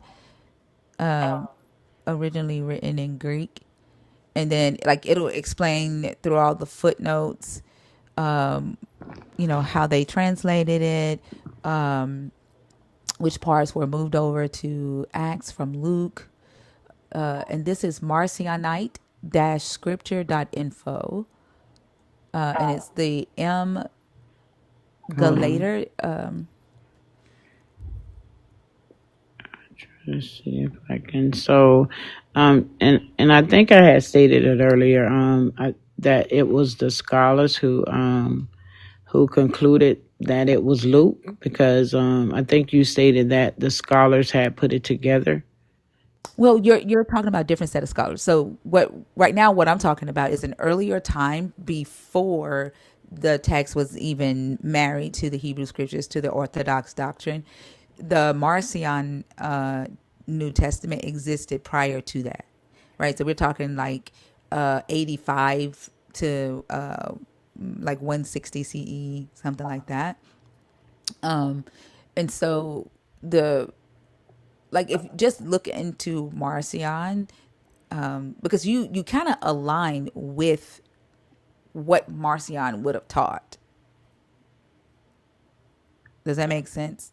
Like what you're saying are the same things that Marcion was teaching, and he got exiled for that, right? He got exiled for heresy, and they took over his churches.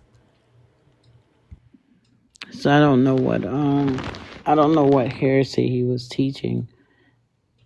That the God of Israel was a demigod, an evil God, and that Christ came from a different God, a benevolent God, to warn the people that they were being used and tricked into doing evil things to humanity by this evil God. Mm-hmm. Oh, okay.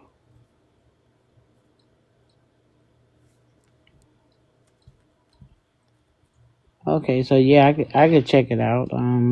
Like I said, it's just that I try to keep myself pure from a lot of teachings from others, and I try to get away from traditional teachings and belief as well. So I may check it out. Well, I mean, like it's completely up to you. Like I said, only you can decide for yourself. What you're willing to accept as truth. I mean, history is history. And Marcion having the first New Testament with the Pauline letters is history. There's archaeological evidence for it, so that part cannot be denied. And whether you reject that, that's completely up to you. Okay, yeah, because like I said, it just keeps me pure from all this, because I've heard a lot in the past 4 years just being on here from all the religions and all the scholars and the books and everything, and so I try to just keep my mind kind of freed up a little bit. So that makes me wonder why you're in my life then. Like if you were wanting to keep yourself pure, what made you sit in my life for the majority of the night? Like it would seem like you would do the opposite and not do that, right? Yeah, someone has sent me. I don't know. I have a friend who's on TikTok, and every time you must be pretty interesting, because every time you go live, he sends me an invite. And I guess after being just badgered with invites, I just decided to come in and see what was going on. And I see that there's this word God and God and God. And so it kind of does something to me, because when people are like regurgitating what the Christians said about God, or they're saying that this God is evil, then I stop and I say, well, no, that's not the real God. And so that's why I was in there having a little chat with the people, to let them know who Paul Christian children are, and But just to you, let people know.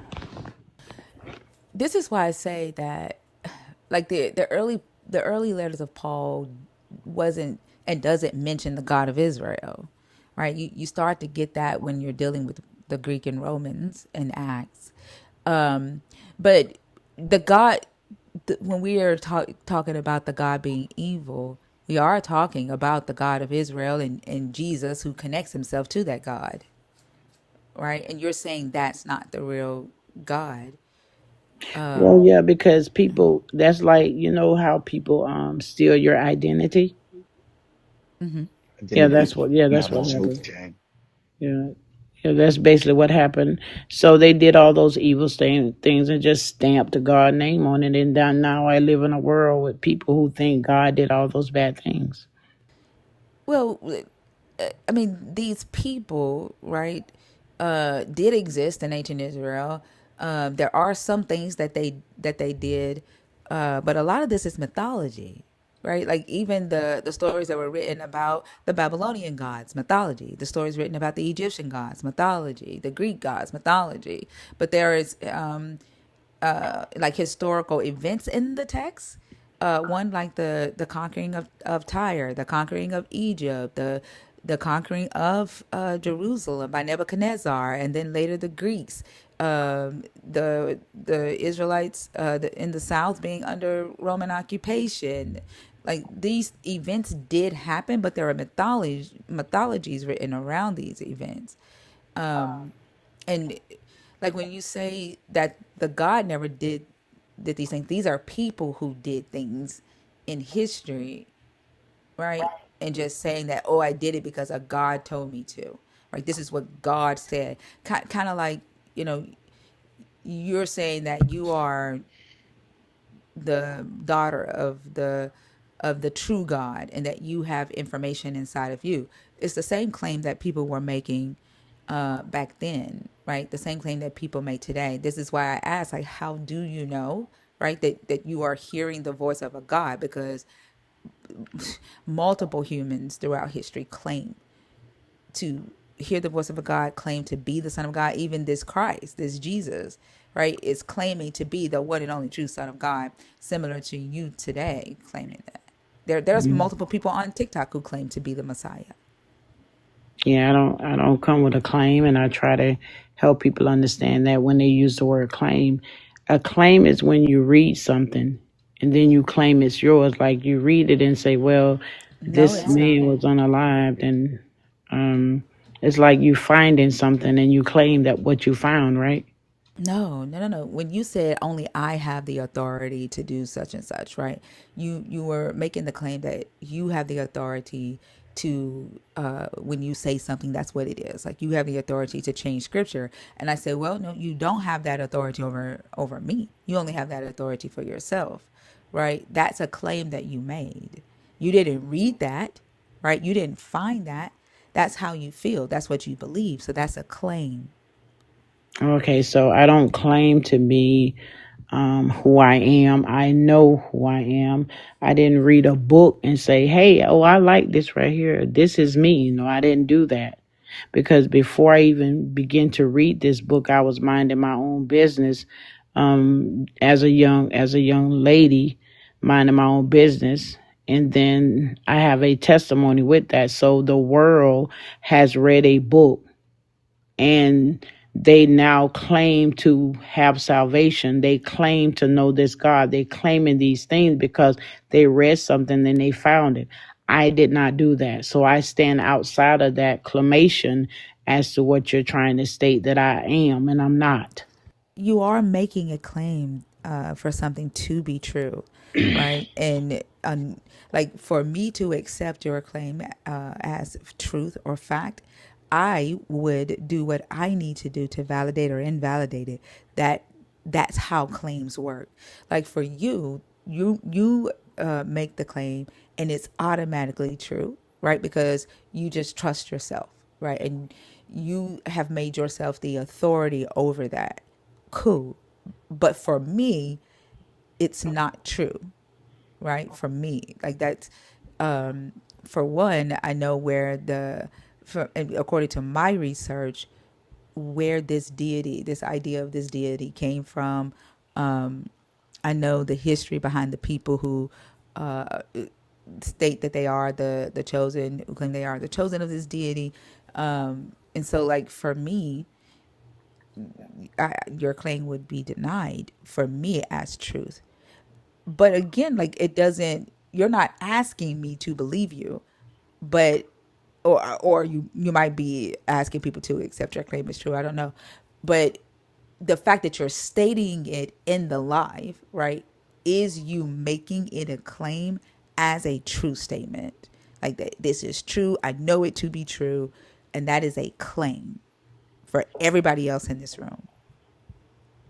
Okay, so in your environment, it's a claim. In the world, period.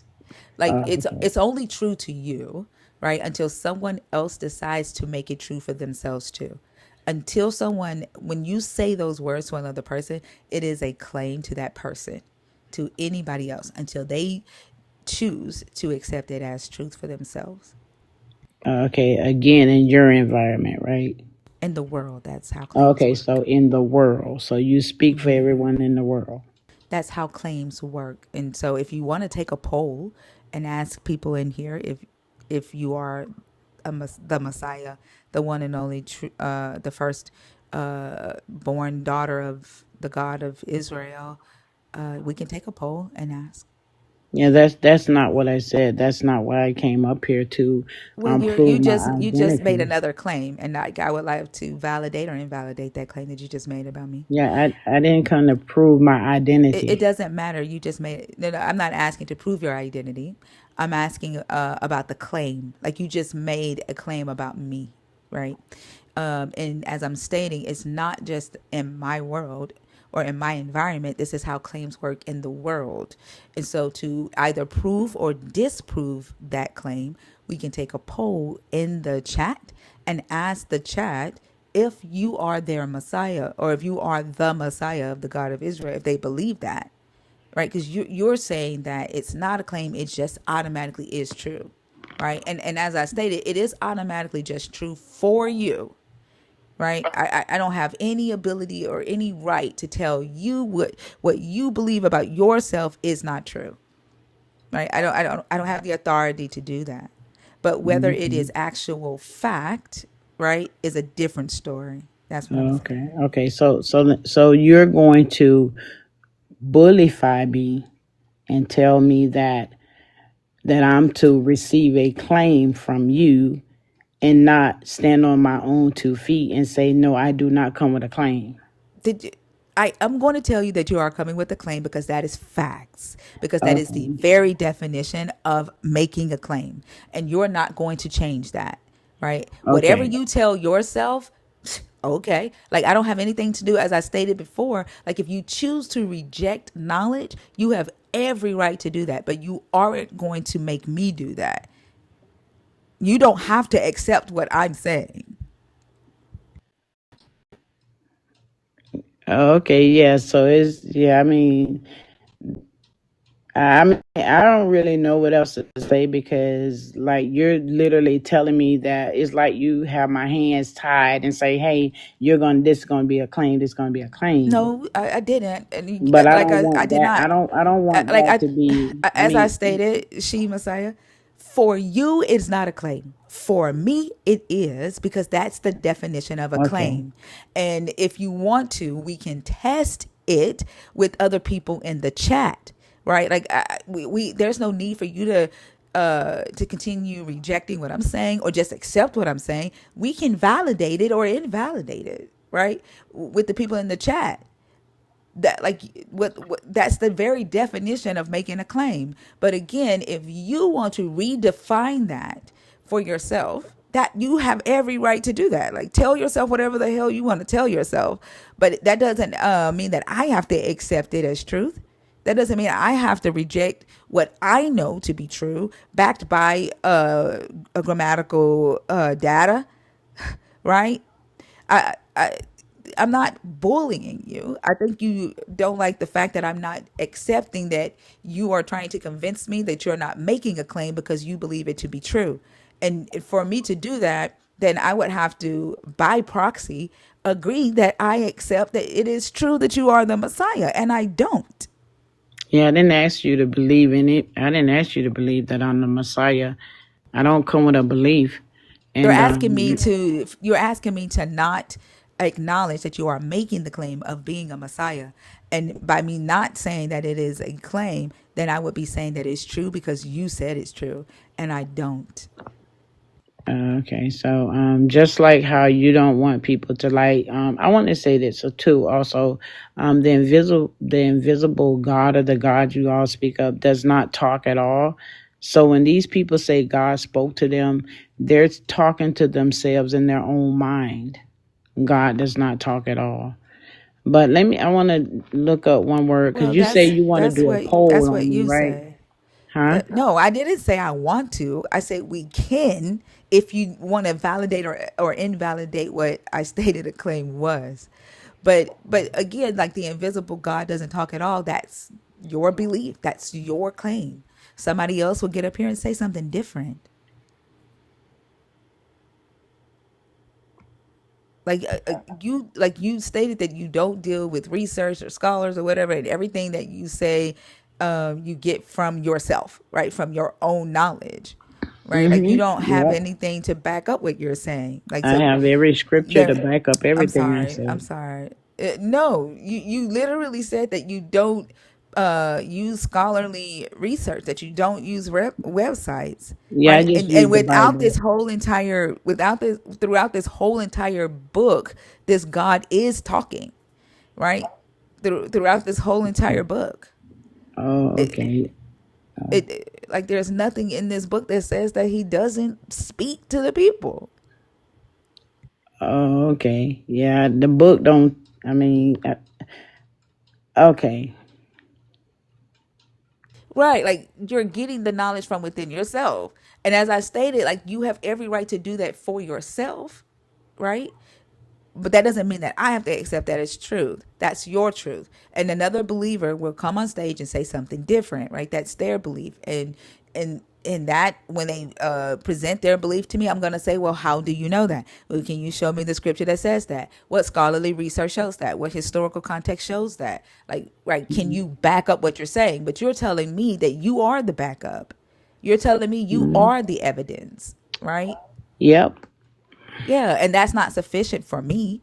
And that means that I don't have, belief that you are the Messiah. I don't have the belief. I don't agree with your statement that this God, the God of Israel, the biblical Jesus's father doesn't talk, that there's nothing in this Bible that says that. So I don't agree with you on that. Unless there's something different that you can show me, that I can look at and research for myself.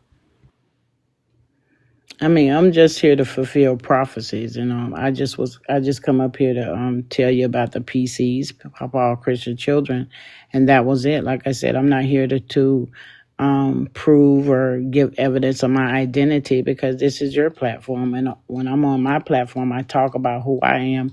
While I'm here, I'm discussing things with you on a level to so that we could come to a maybe some type of understanding of when people talk about God, because I know they like to toss the name a lot. And like you said, the book talks and it talks to people. And I mean, if they say it talk, but That's all. I That's didn't the say only the thing I book came up here talks. to I do. said the God in the book, the character, the God in the book talks.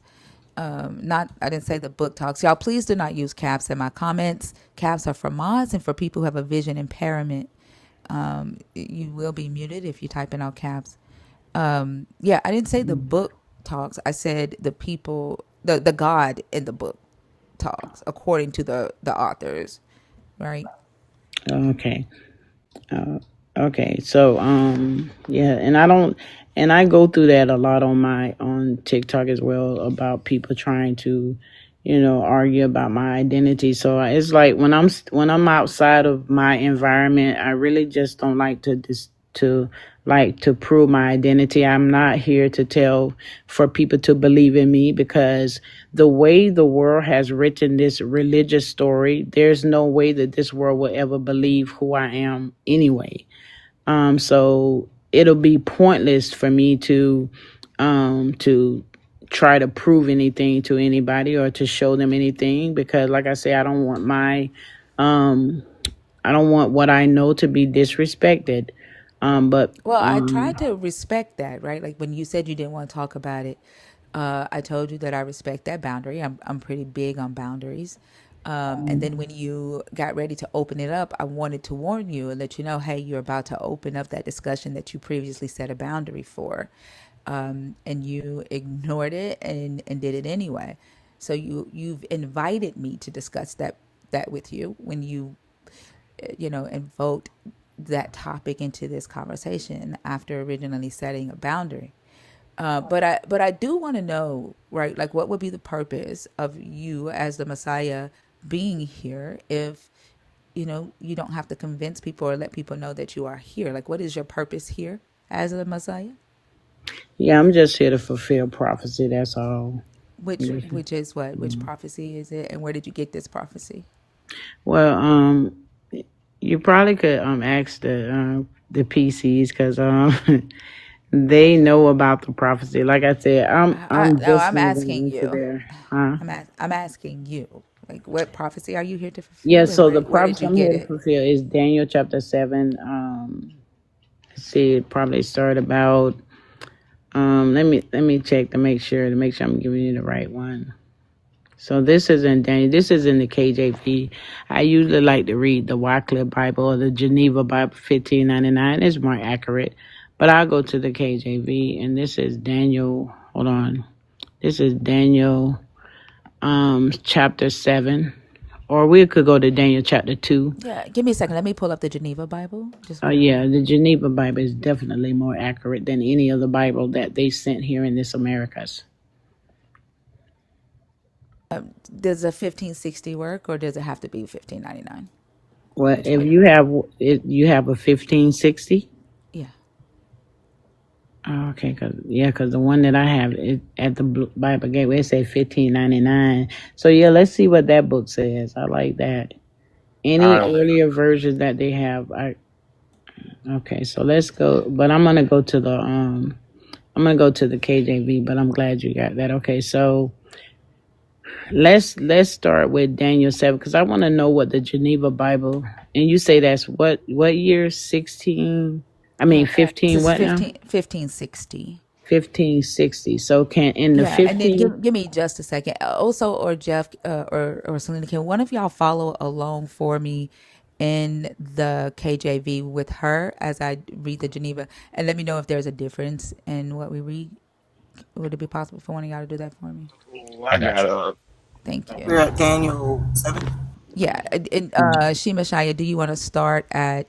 I'm gonna always call you Shema Shaya. Like my Yeah, it's overbite will like a not let tongue me. twister.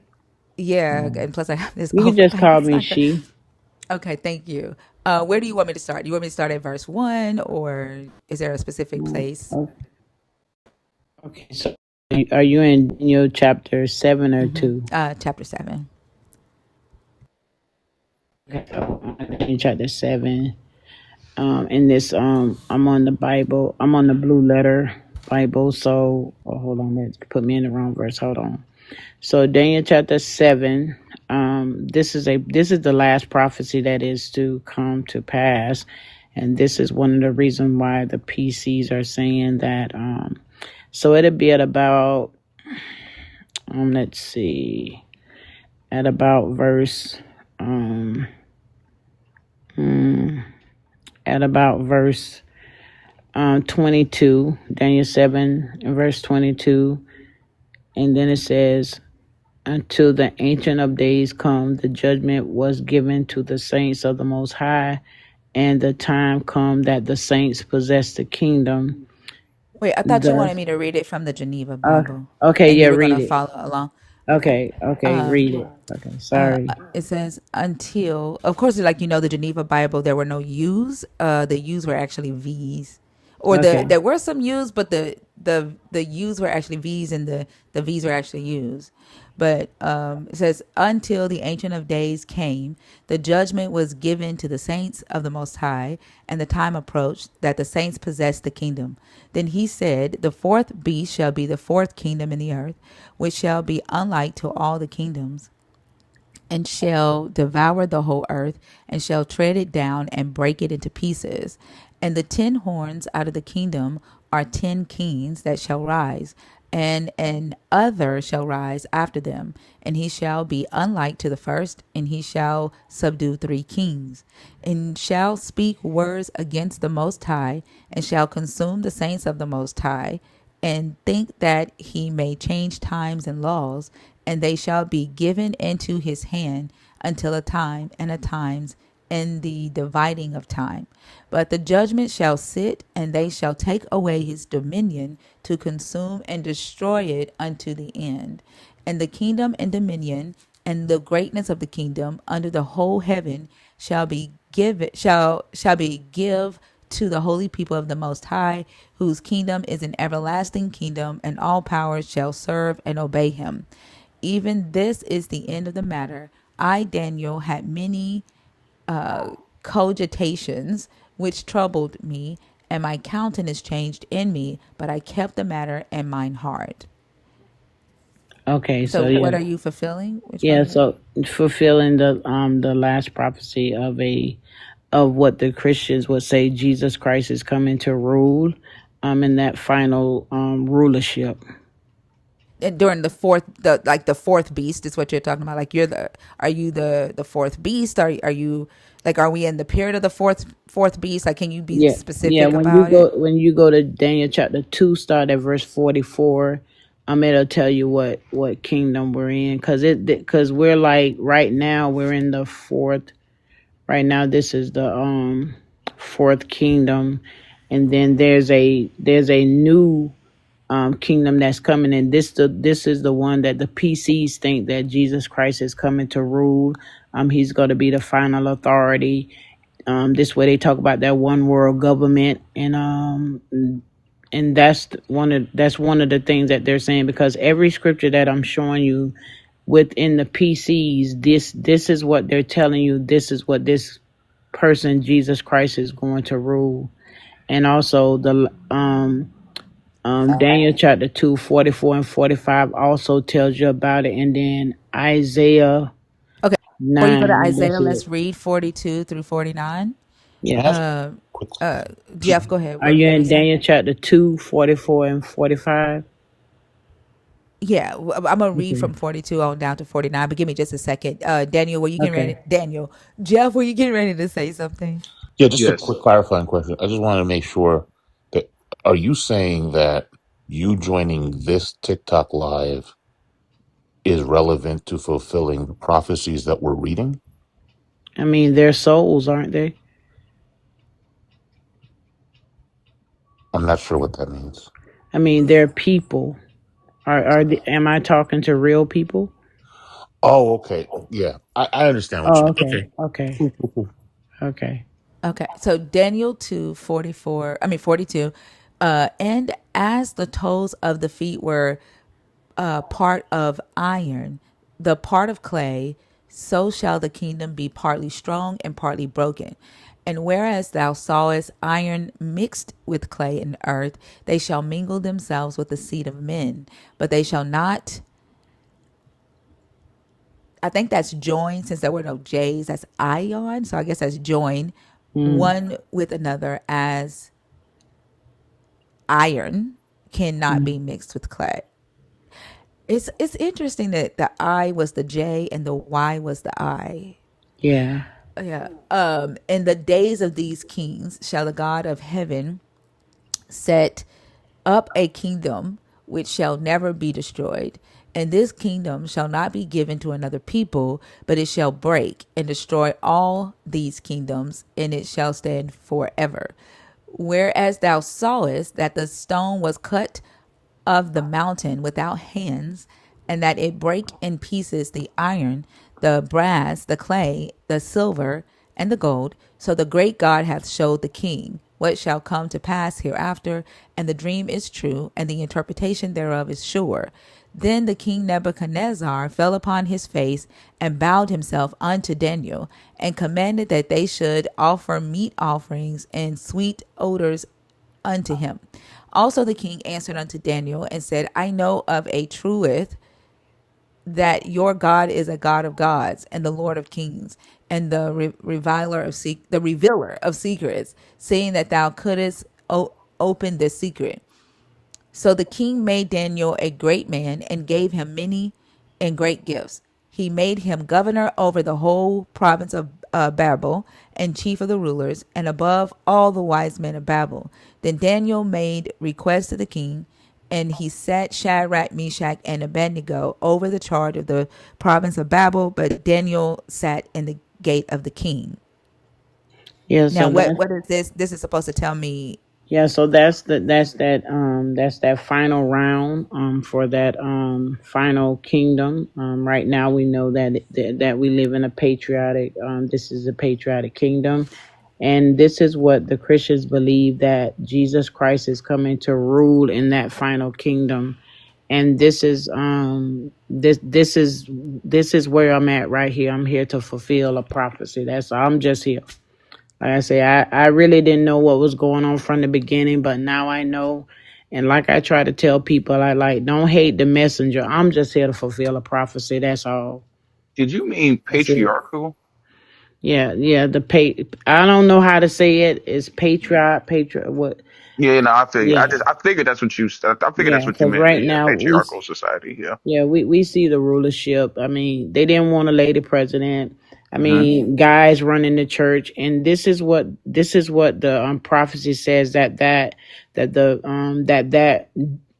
authority will be going away, and a prophecy is going to be fulfilled, and that's all I'm here to do. I'm just here to fulfill a prophecy. So I have a question, right? Because in my studies, right, I can clearly see that the fourth kingdom was Greek, was the Greeks, and we can see, like, with the history during the Hellenistic rule, the conquest of Alexander the Great, the desecration of the temple with the Seleucid dynasty, with Antiochus Epiphanes the fourth. Right, like the Maccabean revolt, like we can see all of that happened. I also know, right, from textual criticism and looking at the different words that are used in the Daniel prophecy, that this was written after the fact and not necessarily before. So it was a prophecy aventu, which means prophecy written after the fact. But even like in Daniel 8, like how do you square the circle that in Daniel 8, verse 20, starting at verse 20, it says, the ram which thou sawest having two horns are the kings of Medes and Persians, and the goat is the king of Grecia, and the great horn that is between his eyes is the first king, and that is broken, and four stood up for it, are four kingdoms which shall stand up of that nation, but not in his strength. And in the end of their kingdom, when the rebellious shall be consumed, a king of fierce countenance and understanding, dark sentences shall stand up. And his power shall be mighty, but not in his strength. And he shall destroy wonderfully, and shall prosper and practice, and shall destroy the mighty and the holy people. Like, how do you square Greece being named, right?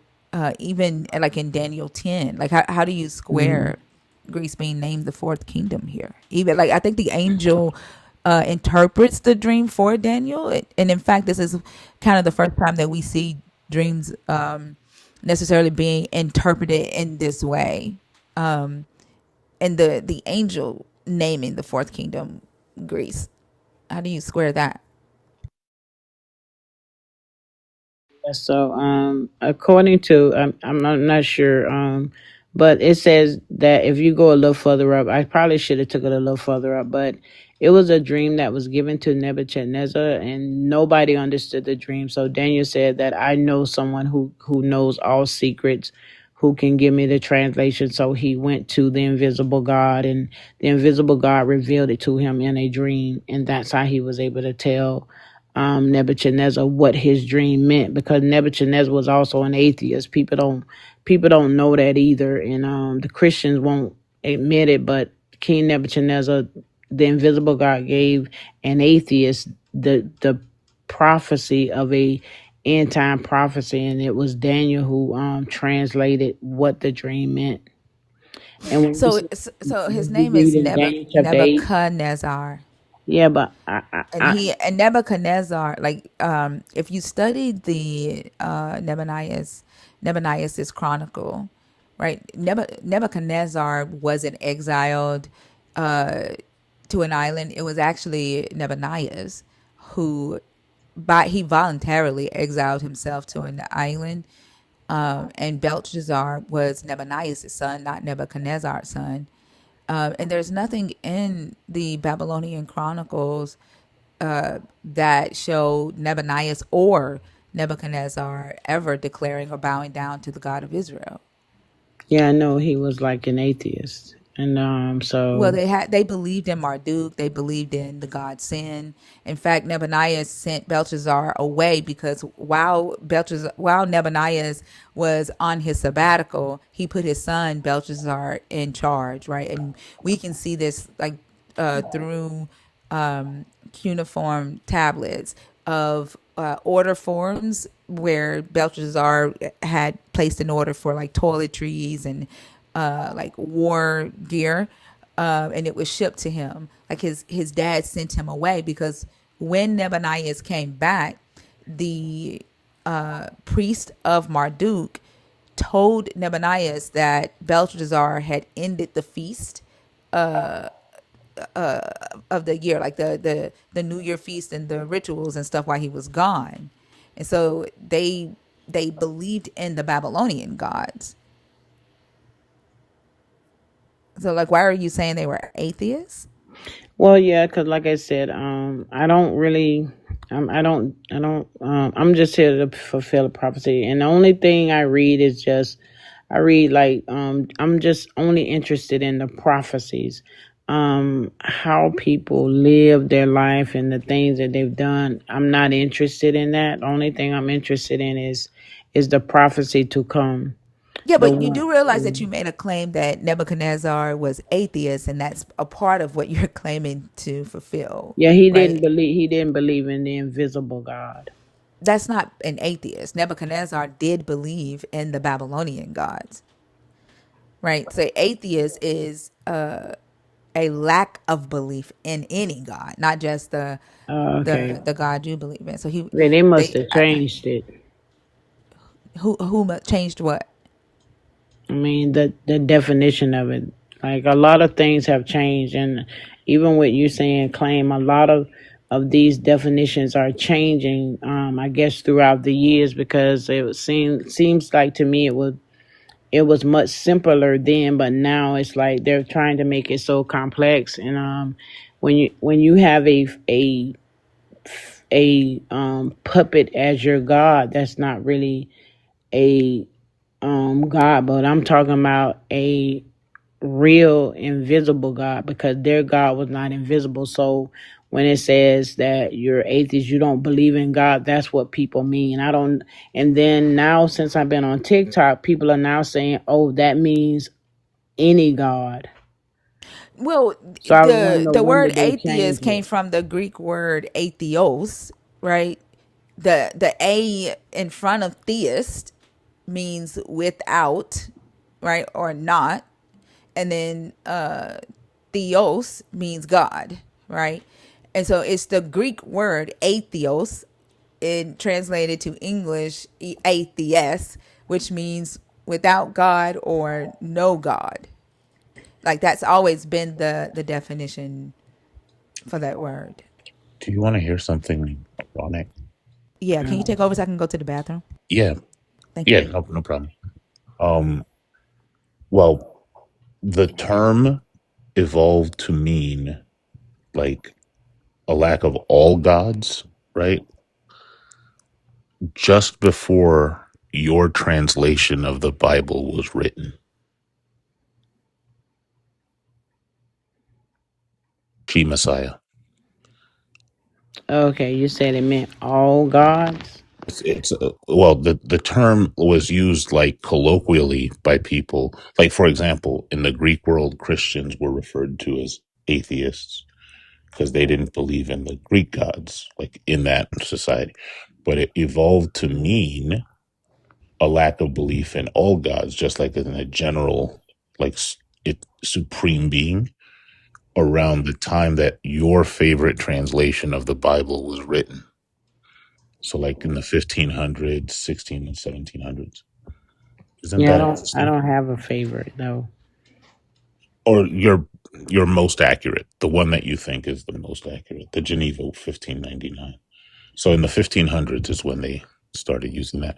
So it wasn't something that was changed with TikTok. But I'm a little, I guess I'm confused because if like I'm going to give you an example. If someone were to say, like someone, let's say somebody in 1973 was to say, there will come to pass a person who will start referring to people as audience members in a show and making fun of them, right?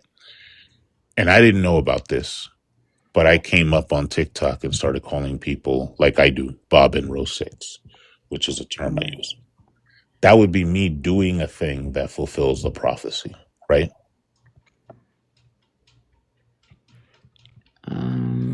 I'm not sure what you're trying to say. Like, So somebody is saying that sometime in the future somebody's going to do a thing and then I do the thing that they said that somebody's going to do.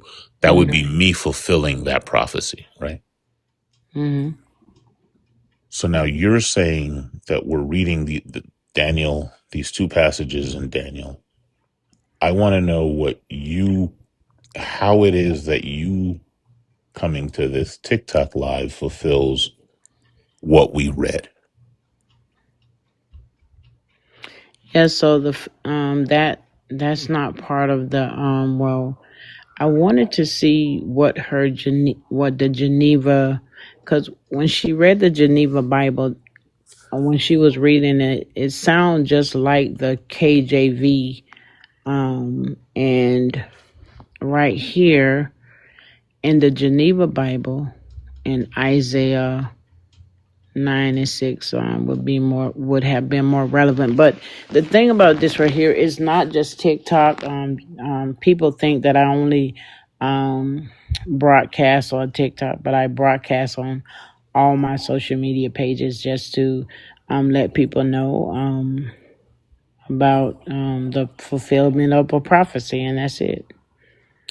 And that's all I do. So you're saying that Isaiah 9 and 6 is about you? Yeah, the So Christians say it was Jesus Christ, but Jesus Christ is not come. That name is not coming to rule. I'm sorry. the Geneva Bible says, "For unto us a child is born, Mm-hmm. unto us a son is given." Would you Mm-hmm. consider yourself a son? Because I thought your Yes, claim it's was a that you are title. the daughter. Yes, a title. Son is not a like. It's a like a classification, a male classification, right? Like you're in the post that you posted yesterday or 2 days ago. Your post says that you are the daughter. It doesn't say son, right? Your post says firstborn. I'm sorry. No, I take that back. I was wrong. It says firstborn child of the invisible eternal God. And then Hmm. you identify yourself as a she, right? Yeah. So I guess you've changed what a son is. Like a son is a she. No. Well, like I said, and that's the thing about it, and I like the fact that you said it could be that in my world, right? So, in my world, because there's always two sides to every story. There's the world story, then there's my story. It's not my fault because the world made the word son and turned it into a gender. Son is just a title. Daughter is just a title because we have What, names. but So that specifies the gender of a child, right? yeah, yeah, I know, That's yeah, I what the know, right. yeah. And so a Oh, okay. son, it says, "For unto us a child is born, and unto us a son is given, and the government is upon his shoulder, Mm-hmm. and he shall call his name Wonderful Counselor, the Mighty God, the Everlasting Father, the Prince of Peace." Mm-hmm. So, like, it's very it's gender focused because it is saying a son will be born, Okay. right? But do you identify as male, as he, as son? Okay. So, are you in the Geneva 1599? Well, I mean, as I told you before, this is the Geneva 1560. Are you saying the Yeah. So 1599 what? says What is she? what? Yeah. What does the 60 say? I want to see if the 99 say the same thing. It Well, I says don't have the 99. I have the Geneva 1560. okay. So And what does the I'm 60 asking, say? like, are you saying that the 1599 says she and daughter? No, it's just that and it what when it says and he shall call his name, this is saying that the person will say this about themselves. We know that Jesus never said he was wonderful. He never said he was a counselor. He never said he was a mighty God. He never said he was the everlasting Father, nor did he say he's the Prince of Peace in the gospel. That's why I said the name son is just a title. The But No, but it says according to the a world, they son. say It son says is a a gender. son. It says a son, not the son. Like, I could see if it said the son, then maybe you Yeah. could, like, reinterpret that to be referring to a title, but it's referring to a gender classification of a child, which Okay. is a male child, which is Okay. known as a son, right? It's Okay. like, but for you to what I'm trying to understand is how you are saying that this is about you. Are you saying that you are the son? Yeah, but in order for me to explain it, you have to allow me to speak. You can't speak I for did me. allow you to speak. Okay, so right here with I did allow you to speak. I asked you this question. This is my second time asking you this question, right? What I'm asking you is, like, do you identify as a son and not a daughter? yeah, I'm a son by title, not by gender. Is there anywhere else where son is a title? Yeah, where it says in the gospel when Jesus said the Son of Man will be coming in the clouds of heaven. That's a sentence, right? And then, like, even Ezekiel is referred to as son of man to just mean immortal, right? But that's not a title. What I'm asking is there anywhere else where the word son is used as a title for somebody? Yeah, only anywhere where it's speaking of myself. But did Jesus say he was wonderful? No, he didn't say Yeah, that. did Jesus But say he was a mighty God? no, he didn't. But that's not what I'm asking you right Okay, now. I'm okay. talking about you. I don't believe in Jesus, and I don't believe that you are the Messiah. But I'm talking about Yeah, that's you. not what I'm I asked trying. you though. Yeah, but that's what I just told you, right? And we're not talking about Jesus. What I'm trying to understand is how Okay. Isaiah 6 is about you when it clearly is gender focused. Yeah, I mean, just like you said, you have your belief and I have my no. And it just said, and he shall Well, call his name that. So this person is speaking I'm of sorry. themselves. I'm talking about the word son and the gender subject of he and him. and here. And I'm trying Okay. to understand, right, from your place of knowing how Isaiah 6 is about you when it is gender focused, right? And you do not identify as a he, as you stated, right? So how is one to read this and be like, oh, this is supposed to be she Messiah, right? That's what I'm trying to understand from you. Well, according to Isaiah 9:6, it says that this name is wonderful. That's not a gender. Counselor is not a gender. The mighty God is not a gender. The everlasting Father, we see the word Father there, but that's a title. And also the Prince of Peace is not a gender. So to satisfy the Yeah, but world, to gender is satisfy the in. world. Hold on, Okay, because you're I not can't answering explain my. Yep, myself. no, you're not, because what I asked you, right, is regarding the word he, regarding the word him, right? That is gender focused. He, him, and his. And you don't, those are not your pronouns, as you stated. Your pronouns are she and hers. So how are you reading this to be about you and ignoring the gender in this text? Is what I'm asking you about. I'm not asking you about wonderful counselor, mighty God, everlasting Father. I'm asking you about he, his, and him. Okay, so what is it that you want me to say to satisfy whatever it is How you want are me to you say? reading this to be about you when the subject is a he, a him, and a his, and your pronouns are she and hers?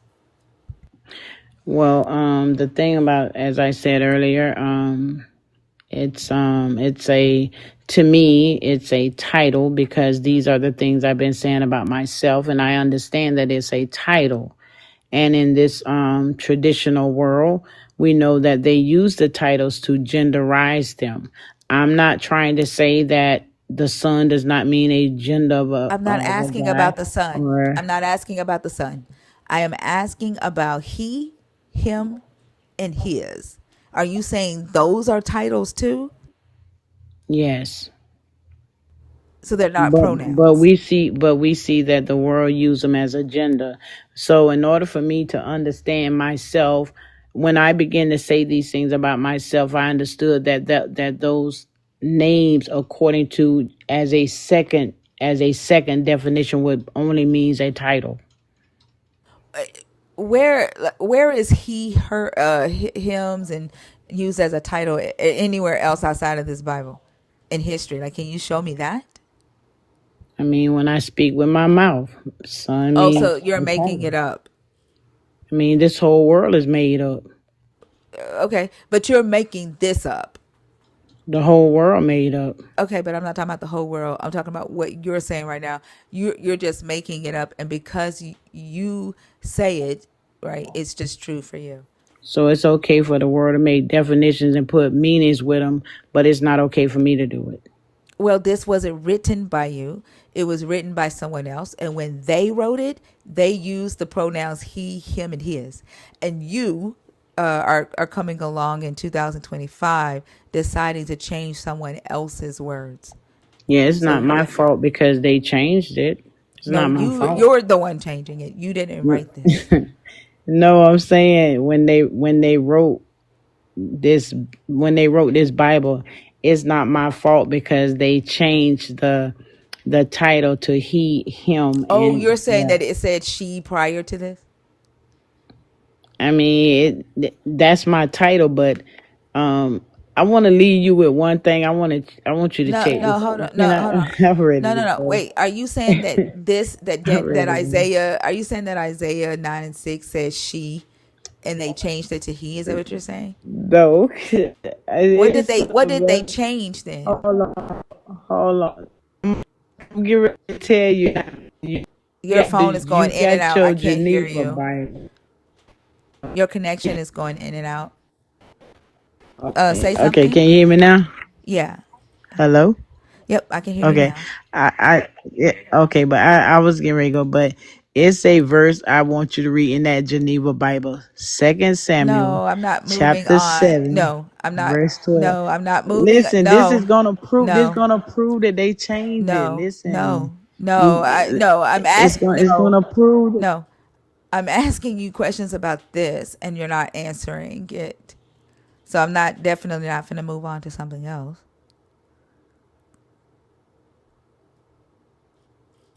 Like you're saying that they changed it, and I'm asking you, what did they change?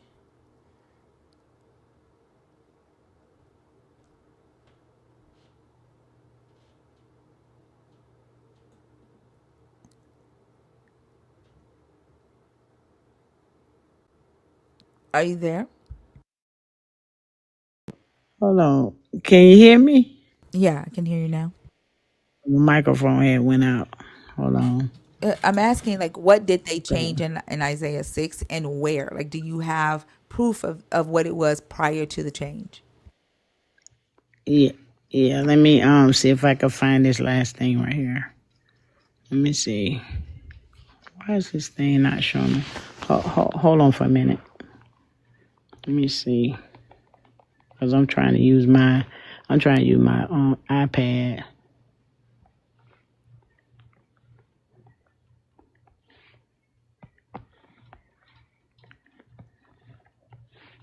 Okay, let's see if this is it.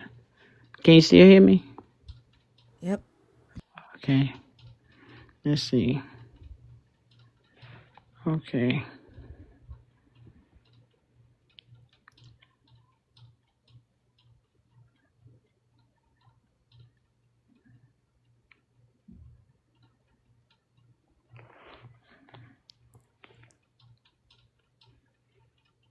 Hold on.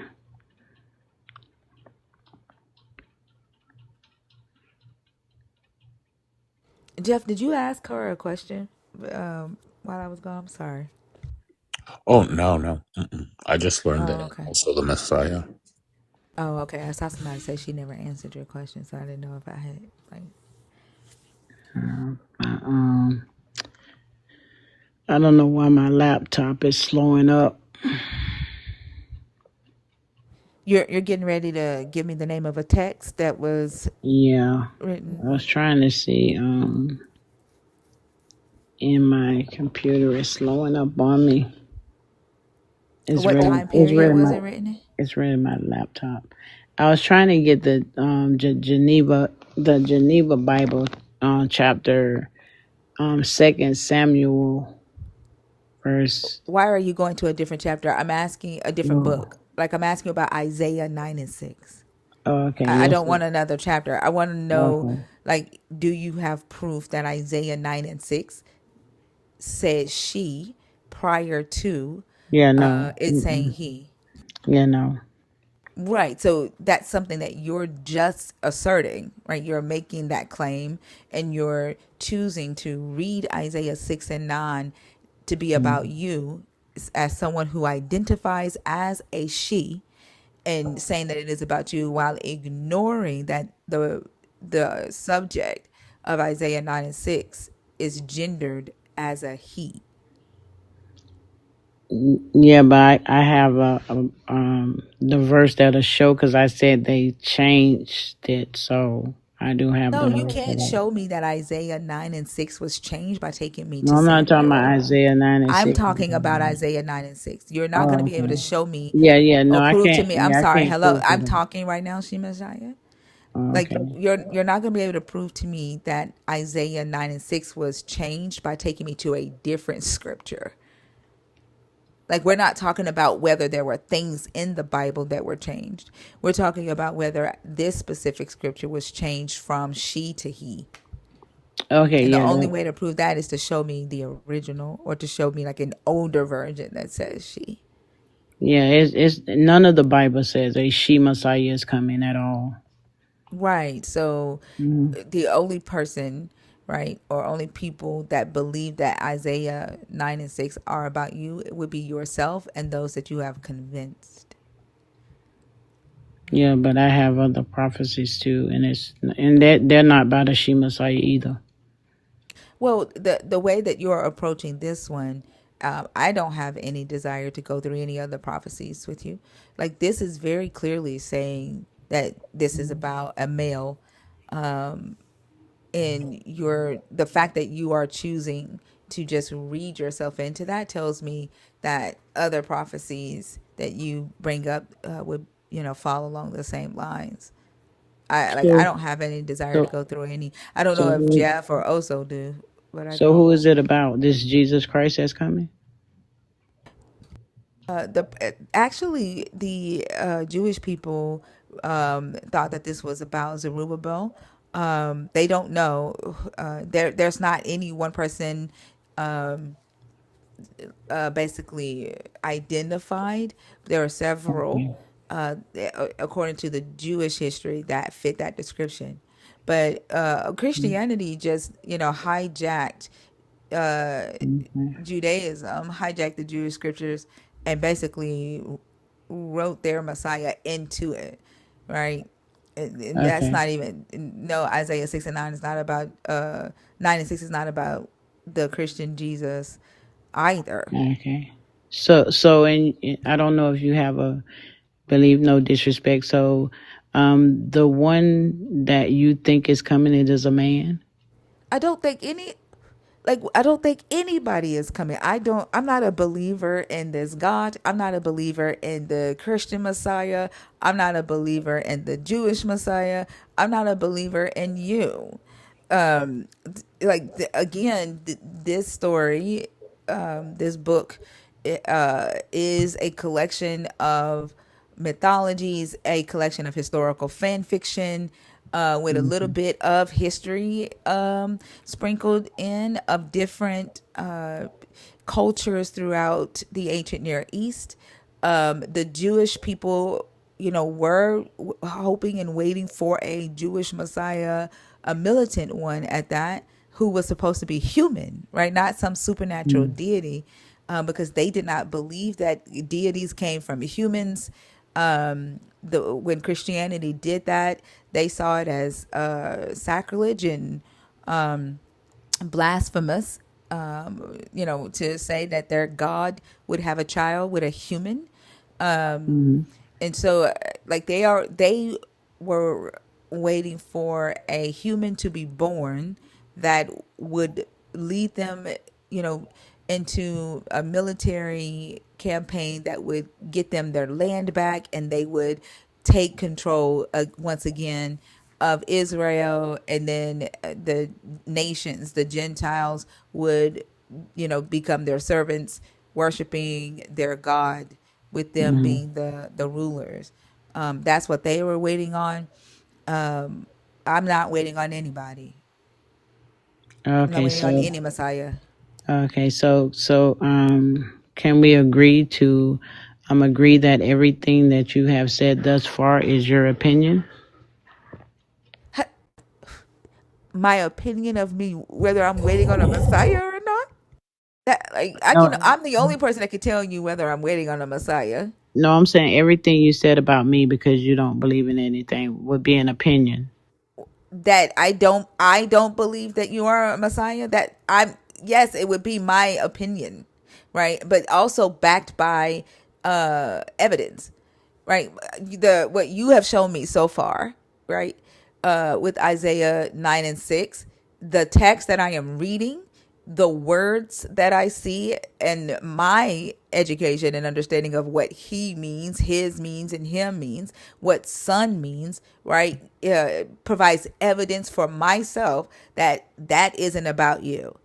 The Daniel prophecy that you pulled up, that you're stating is about today, and a prophecy that you have to fulfill. Again, Daniel 8 tells me that the fourth kingdom is Greece. And I don't have any other reason to ignore that and believe that it is talking about humans today in 2025. So no, I wouldn't say that it is opinion only. I would say that it is my opinion, but also backed by evidence that this text is not talking about you.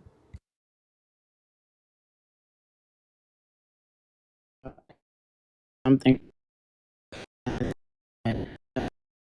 It's a Your preference, phone is but going just in so and you out. all know.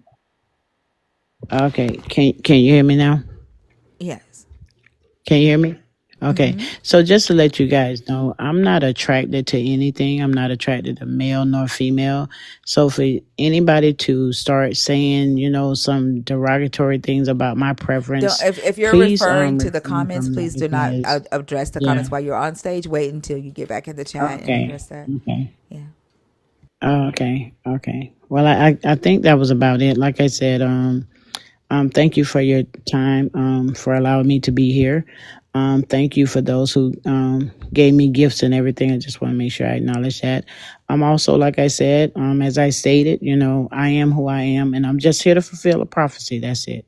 Okay. Thank Well, y'all very thank you much. so Thank you. much, and Thank you you. have a great morning. Thank you. Y'all too. Thank you. I have a good one. I think it's interesting, like that people did gift her. I think she might be the only Christian that has received that amount of gifts on stage, and she is claiming to be the Messiah, and it just makes me wonder if the people that gifted her are friends of hers that also believes that she is the Messiah, or if it's believers just gifting her just because she's I don't know if she identifies as Mm, Christian or not. I sent her 100 coins and then knowledge did the rest. So Oh, why? Oh, okay. there you go. I thought maybe the believers in the comments did it. Um, It was the weirdo. oh, yeah, the knowledge doesn't know what he believes, but yeah, the way that she's reading the text, like she's just choosing to see herself in the text, and kind of like when she said, "I have the authority to change scripture." Like, did you hear when she said that? Like, Yeah. yeah, and that's exactly what she's doing. Like, she's just changing it and reading herself into it. Does she have a following? I A didn't little check bit. that. She got like three, almost 3,500. Okay, so she has people that agree with her. Mm-hmm. That, wow, that's interesting. That's interesting that people would just look at this the words he heals son and be like, yeah, son is a title. Like, why would someone, like, that's a whole different level of what from what we see believers are doing. Like, I've not seen a believer deny that son means son or his mean his. You know what I'm saying? Like, we see them reinterpret words all the time, but that's a different level right there. She's a very interesting figure to me because there are some points in her conversations where I'm just like, she kind of on the money with that one. And then there are other points where it's just like, how were you on the point with the other one though? Yeah, yeah, she's really interesting to talk to, and I will say she's not crash out Mm-mm. level, and I appreciate that. She has Christians come up on her live and absolutely just be the most misogynistic, hateful little shits in the fucking world. And she keeps her composure throughout all of it, and it truly is fascinating to be in her lives. Like even as somebody that doesn't believe a word of it, it's really interesting to see her interactions, especially with staunch Christians, because they will fight tooth and nail over the fact that their Jesus has to have a dick, their Messiah has to have a dick, their God has to have a dick, and it is so endlessly fascinating to watch. I've never really just sided with Christians on a lot, but because the book has him being a son, I could understand that, Hmm. um, them arguing that and being adamant about it because that's what the text says, right? Hmm. Like No, for and me, I agree. yeah, like she would have to come with like an older text that says, look, this is what it originally said, and look, they changed it, right? For me to sit there and listen to that. But she does carry herself uh very well. Um it was interesting talking to her, but I don't know. For me, it sounds like she's in psychosis, maybe. I don't know. But she seemed like a pretty nice person.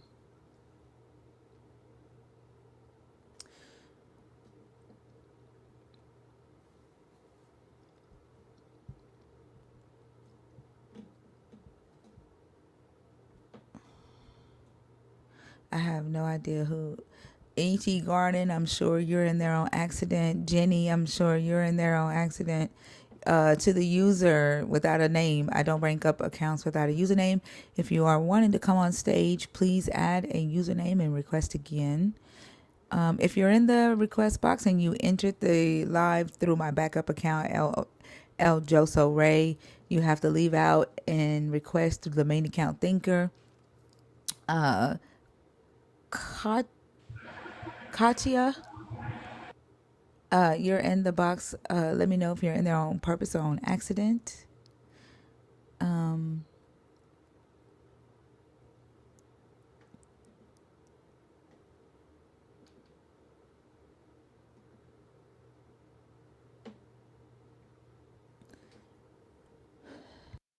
Thank y'all so much for being here. It is 7:01 a.m. Central. Welcome to Monday morning. Thank y'all for the likes, the shares, and the gifts. Continue to like up the live, send your super votes. If you are a part of the team, please make sure that you send your heart me's. Let TikTok know that you were here, that you enjoyed the live. Make sure you claim your points, and continue to share the live. If you are a believer in the God of the Bible, if you're deconstructing or an atheist, y'all, the guest box is open.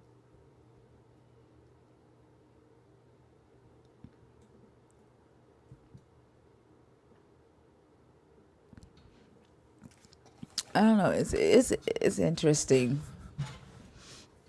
It's like what this belief system has done, and then why this specific God? Like why being the Messiah or the the eternal firstborn of this specific God? Why not any other religion? Like they never come out and say I'm the daughter of Vishnu or Krishna. Or Krishna was Krishna a god? I don't think so. Like why don't they ever have hallucinations about that? Or psychosis about like a revelation saying I'm the prophet of such and such God.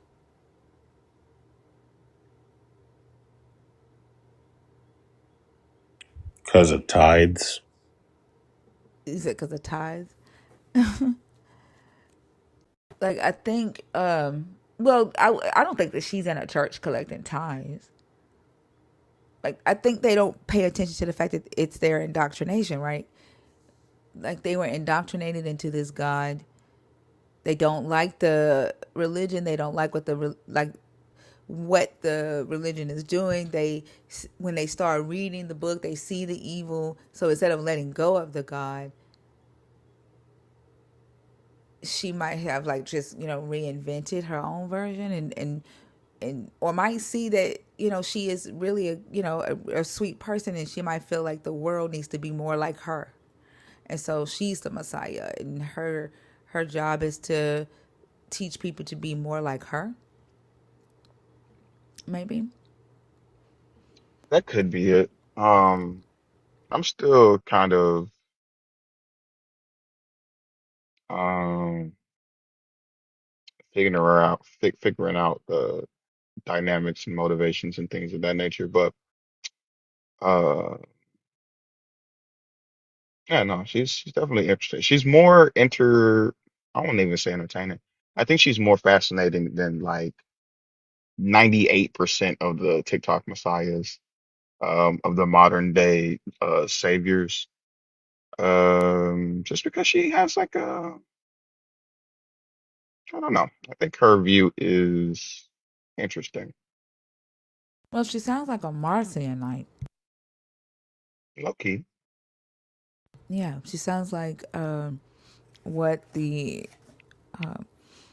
early followers of the Pauline Christ would have believed. And that's why I said I think that she's recognizing that through Christianity, the believers of that God have very hateful ideologies and hateful behaviors, and she's recognizing the same things that we're recognizing with the God, Hmm. but she still believes in this Christ that's gonna save the world or save the souls.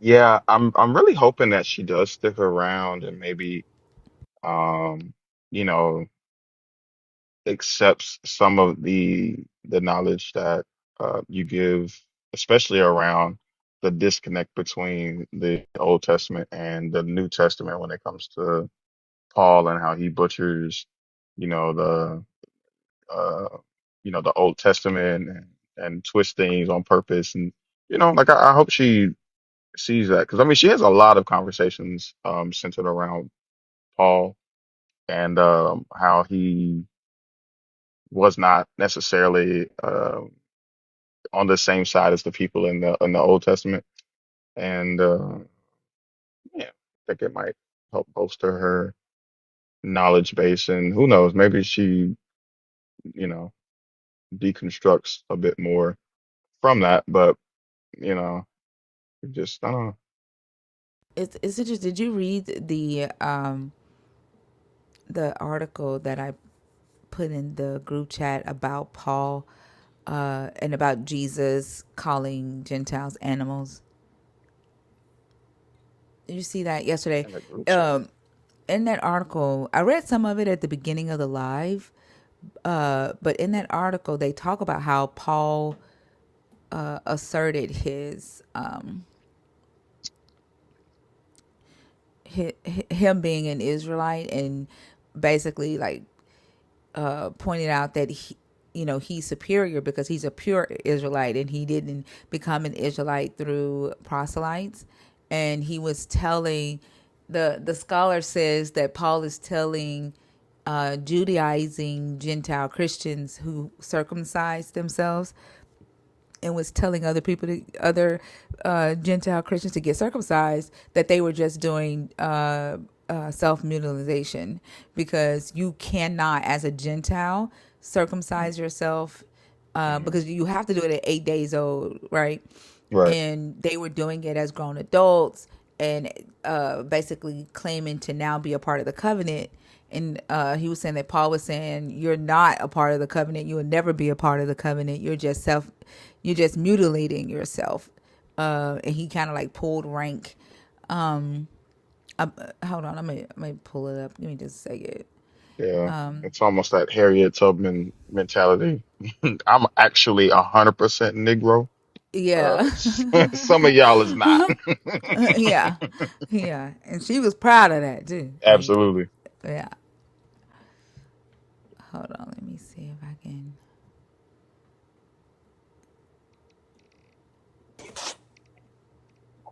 Also, the other day when that dude said you was light skinned, Say who was light skinned? Me. Oh. was light skinned. Fucking up. I have not been walking in my light skin anointing. Yeah. Maybe Amber Rose will like me now. Where was I at? Who said that? I don't even remember who it was. It was the dude while you were setting up the Oh, yeah, my first guest Saturday. Yeah, that's exactly who it was. He was trying to say that because he was white and he said that he would give me money. I said it's because I'm black. He's like, I didn't even know you're black. I was like, how? It's like you're light skinned. I'm like, huh?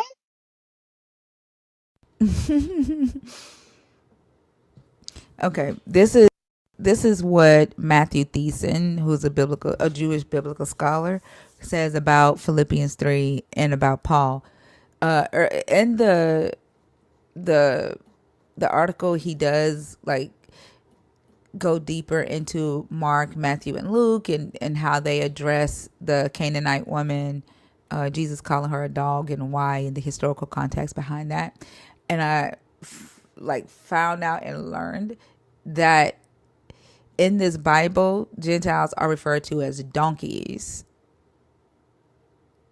Did you know in Ezekiel 16, when the God is like, you hoard around with your whores, and like they were like donkeys, and sound like when he's talking, when he says donkeys, he's referring to Gentiles. Oh wow. And yeah. And historically, so it was like a round table of Jewish scholars, and they were saying historically, Jewish people refer to Gentiles as donkeys, and there was another animal, like just any like other type of unclean animal, but she said that very rarely did they refer to Gentiles as dogs, although they did, but their primary animal that they compared Gentiles with were donkeys.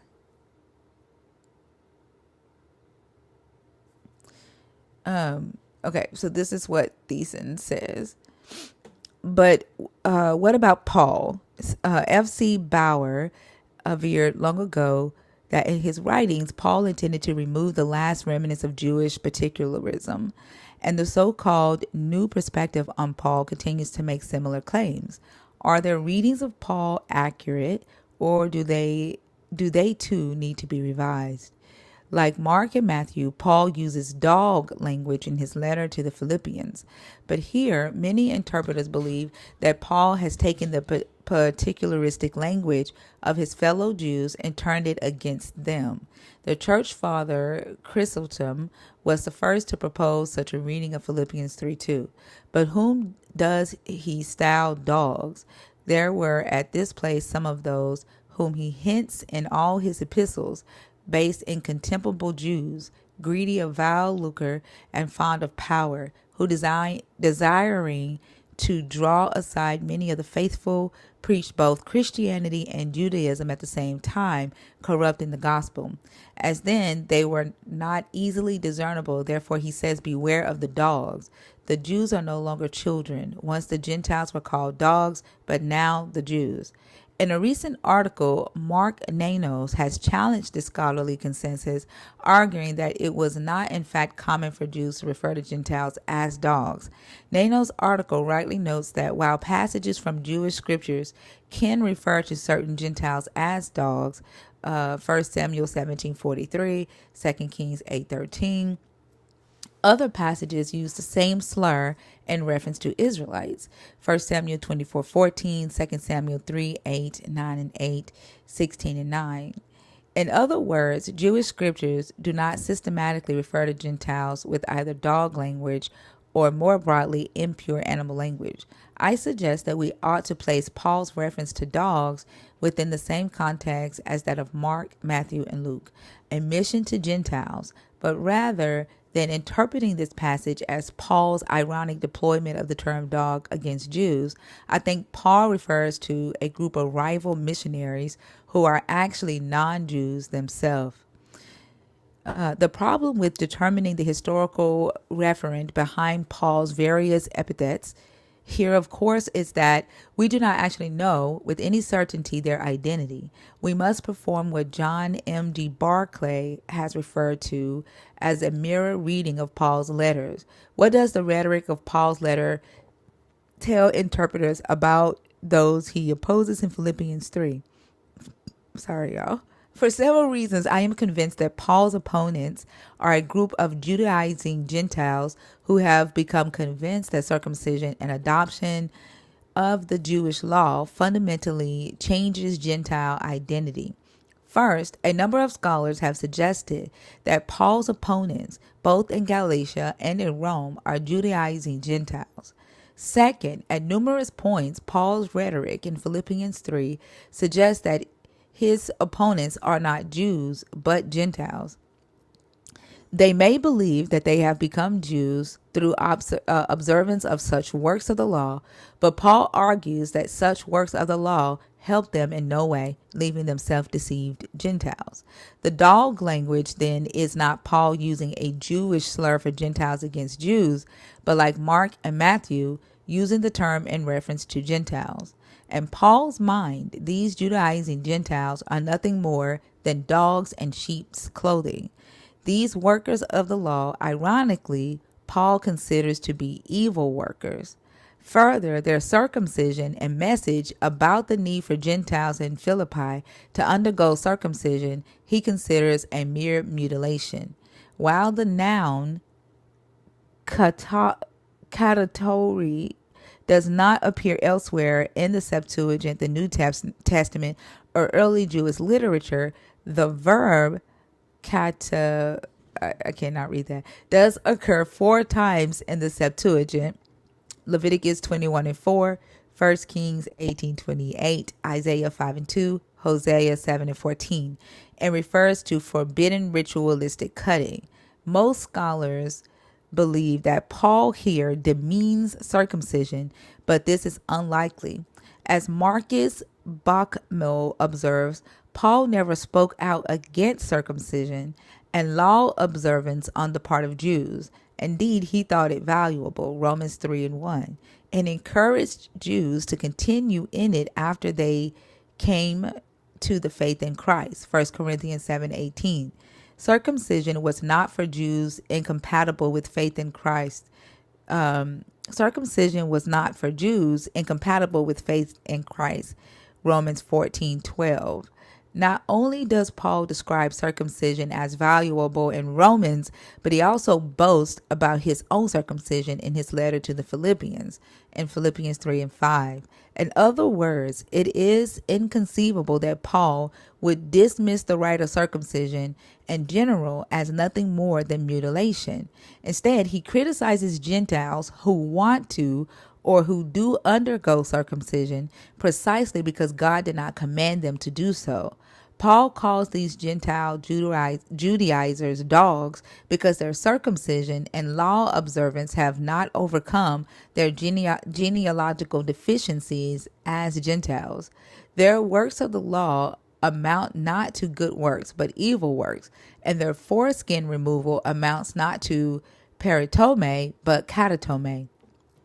In contrast, Paul stresses his own Jewish credentials, acknowledging that if anyone has reason to boast, it is he. He claims, "We are the circumcision." Most scholars take the pronoun we, hamas, to refer to all who believe in Christ, thereby claiming that all followers of Christ are the circumcision. Although it is possible that we refers to Paul and his Philippian readers, another possibility, seldom discussed, also exists. The we refers to himself and Timothy, that is, those writing to the Philippians. Consequently, Paul contrasts himself and Timothy to two genealogical Jews, to these opponents, genealogical Gentiles who have Judaized and who are on the Philippian horizon. Since Paul's very next use of the first person plural pronoun refers to himself or himself and Timothy in Philippians 3:17, it is likely that the we of Philippians 3:3 does not include the letter's recipients, but only its authors. Second, nowhere else does Paul refer to Gentile Christ followers as the circumcision. In fact, as Joel Marcus has documented, in Pauline communities, the term circumcision was used to refer to Jews in contrast to foreskin, which was used to refer to Gentiles. This usage is most clear in the Deutero-Pauline letter to the Ephesians. Gentiles were called the uncircumcision by what is called the circumcision, the Jews. So when basically they're saying when Paul says we are the circumcision, or when he refers to the circumcision, he's talking about the Jews. And Christians, like, they tell us all the time that that's referring to them, because they say that it's circumcision of the heart, right, and not necessarily talking about the actual circumcision of the foreskin. But it says it can also be seen in Galatians 2:7. I was entrusted with the gospel of uncircumcision, just as Peter was entrusted with the gospel of circumcision. So Peter was supposed to lead the Jewish followers of Jesus, and then Paul was to lead the Gentile followers of Jesus. And the Pauline slogan that neither circumcision nor uncircumcision matters. 1 Corinthians 7:19, Galatians 5:6, and Galatians 6:15. Philippians 3:3 fits within the same trend. Paul and his Jewish co-authors are the circumcision. That is, they are Jews. In contrast, his Judaizing Gentile opponents are not. Yet another component of Paul's rhetoric points to the Gentile identity of his opponents. And noting the things about which he can boast, Paul continues to stress aspects of his Jewish identity that he inherited with regard to circumcision, an eighth dayer, born from the people of Israel, of the tribe of Benjamin, a Hebrew born from Hebrews, in Philippians 3:5. Of the first claim in this series, Bauer says what the apostle is made to say about his former life is just what nobody could fail to know. How petty is the mention of the circumcision on the eighth day, given the obviousness of the timing of Paul's circumcision? Why would Paul feel it important to mention it here? His reference to the timing of his circumcision serves a rhetorical function only if his opponents were not circumcised on the eighth day after their respective births.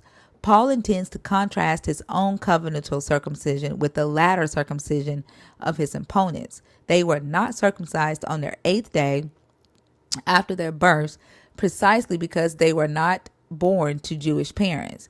They were not born from the people of Israel, and they were not Hebrews born from Hebrews. In doing so, Paul emphasizes that his circumcision is lawful, fulfilling the temporal requirements that Jewish law insists upon the circumcision. Already, ancient Christian interpreters noticed this rhetorical edge to Paul's reference to eighth-day circumcision. The 4th century interpreter known as Ambrosiaster, for instance, claims that Paul exalts himself over those who were converts to Judaism.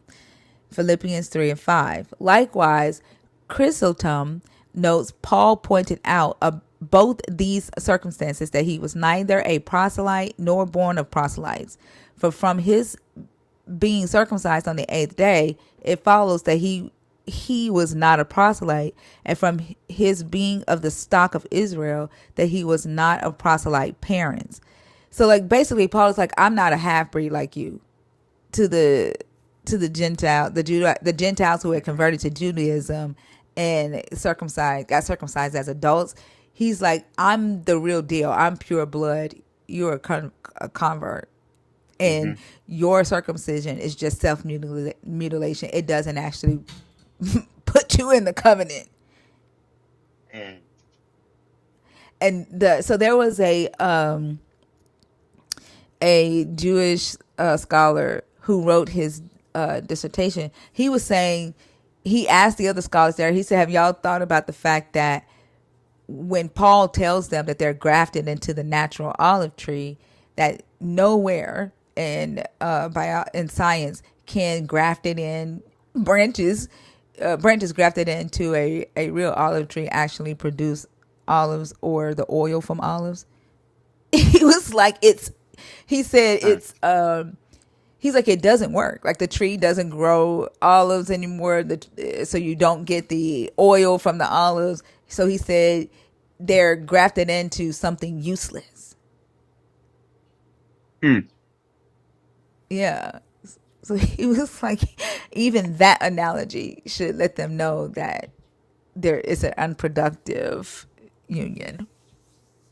And you have to assume that if he was talking about grafting onto that, then he would have to know that, or maybe he didn't know, maybe he just assumed, but I feel like he would have to know that that doesn't happen.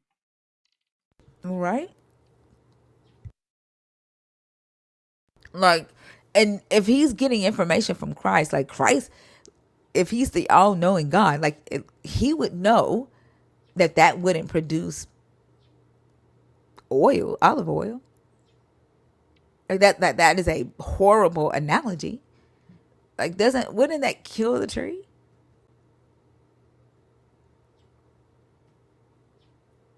Hmm. So it's like being grafted into a dying tree. Integrated into a burning house. Yeah. Um. Hmm. It's crazy, ain't it? But Yeah. yeah, That's Paul this Christian for is your ass. but this is in the Discord if anybody wants to read it for yourself, and it's filled with a bibliography of their resources and stuff. And then there's also a video. This guy is the scholar, and he actually talks in depth about his article that he wrote.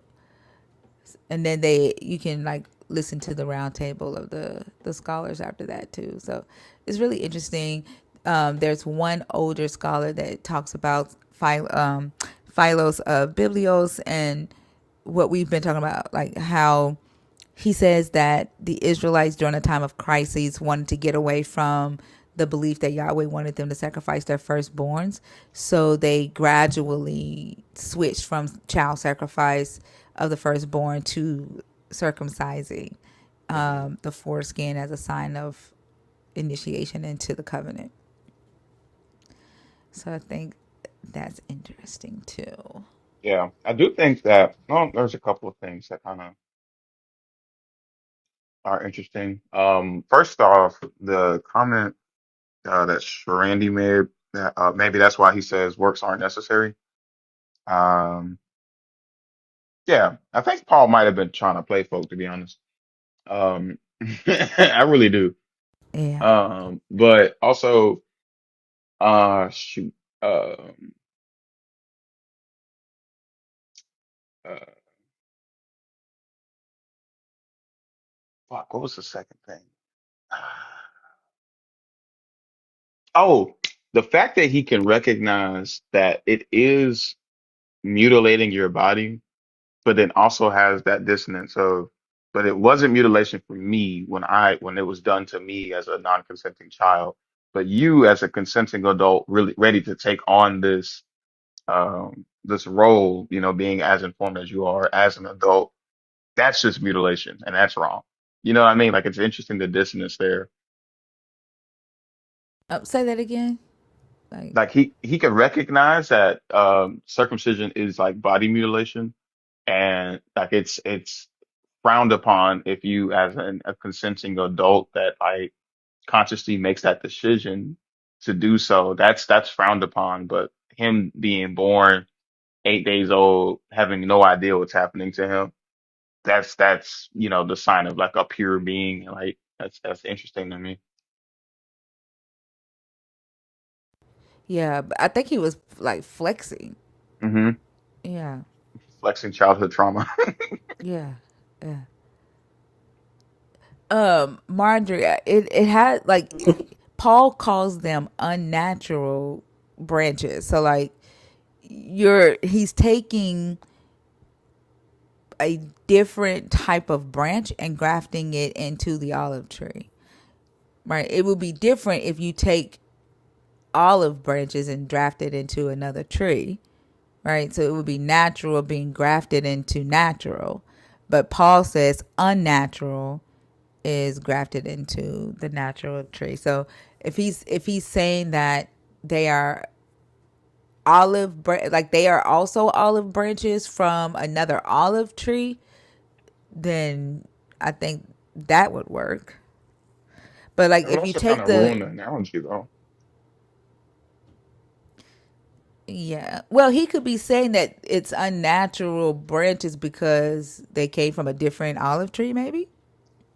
Mm, I don't know, but well, plus he says that they're lesser, so it would have to be like a lesser tree being grafted into the olive tree. yeah. Yeah, and so he calls them unnatural. Hmm. So that would literally change the tree. I Right. think yeah, it has to be natural to natural. Yeah, because if the olive tree is set apart, there's no way they can come from an also Yeah, that's true. set apart tree. You know what I mean? Yeah, yeah, that's true. Good morning, Tinky Butt. Hey,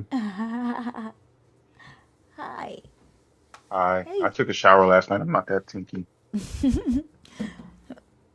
All right, y'all. If you're in the guest, I mean, if you are available, 21 and up, if you are a believer in the God of the Bible, if you're deconstructing or an atheist. Reese, you're in the guest box again. Girl.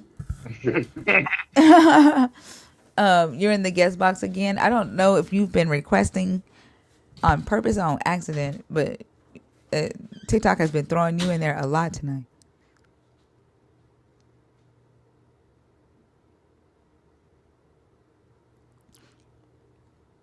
Okay, I don't see a comment from you, so I'm gonna take you out. Do we have any takers? How long we been without a guest? It took me about a good 15 minutes to read that, right? Yeah, it's probably been a good 2025. Yeah, y'all come on, let's try to make it till 10:30. Spoonie, I see you in the guest request box from my backup account El Joso, right? You have to enter the live through the Thinker account if you want to come on stage. Unfortunately, I cannot bring people up from my backup account.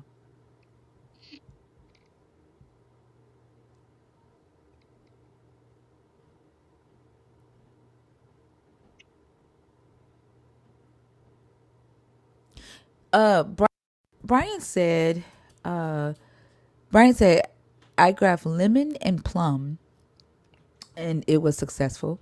It was pretty cool. The plum had been grafted by another person previously, so we had 6 different plums on the same tree at different season times. Damn, that's really impressive. Mm-hmm. Does she Hey, want some plums? hey, Pressure. Yeah, I think so.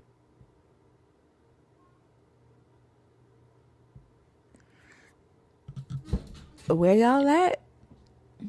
You have to be a subscriber. The Discord is private for subscribers only, but you can subscribe by clicking the button next to the comment box. And then Ahmad would send you the Discord link after 30 days. There's a 30-day wait period, so we make sure that people that get in the Discord actually are there for research reasons and not to start trouble. Like, we've actually had several people join and try to get in there and start trouble. So we had to initiate a 30-day waiting period. We have enough mods. We actually don't have any spaces open for any mods. We have 30 mods. You're not even on the team though. Oh, that's legendary. I know who that is. Uh-uh. Yeah.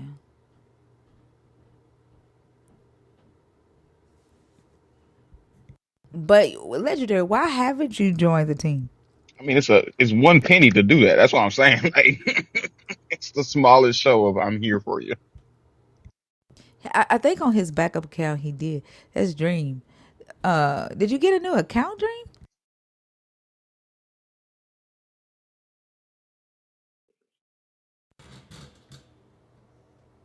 You said you want to come. Hold on, I can see.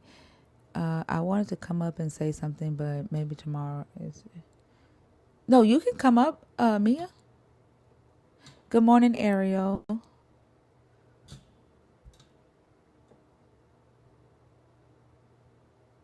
I have an IG message. I don't even have IG on my phone, love. An IG. You said you wanted to let me know that you think I have an IG message. What? Why are you saying you think I have one? Did you send it? I don't deal with Instagram or Facebook. Like, I don't have IG on my phone.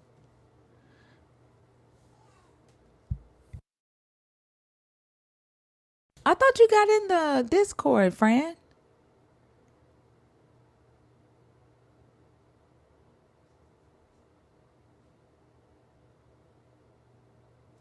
Oh, it's okay. Actually, you can DM me here on TikTok, and I'll still get it. Yeah, I thought I sent it to you, friend.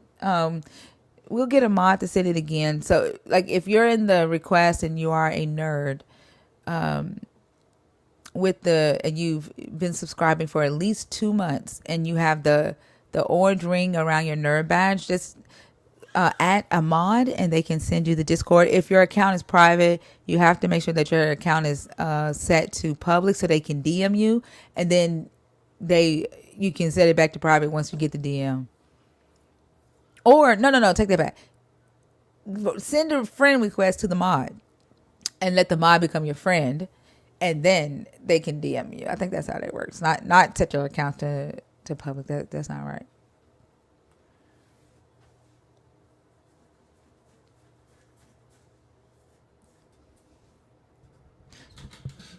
Good morning, Bradford.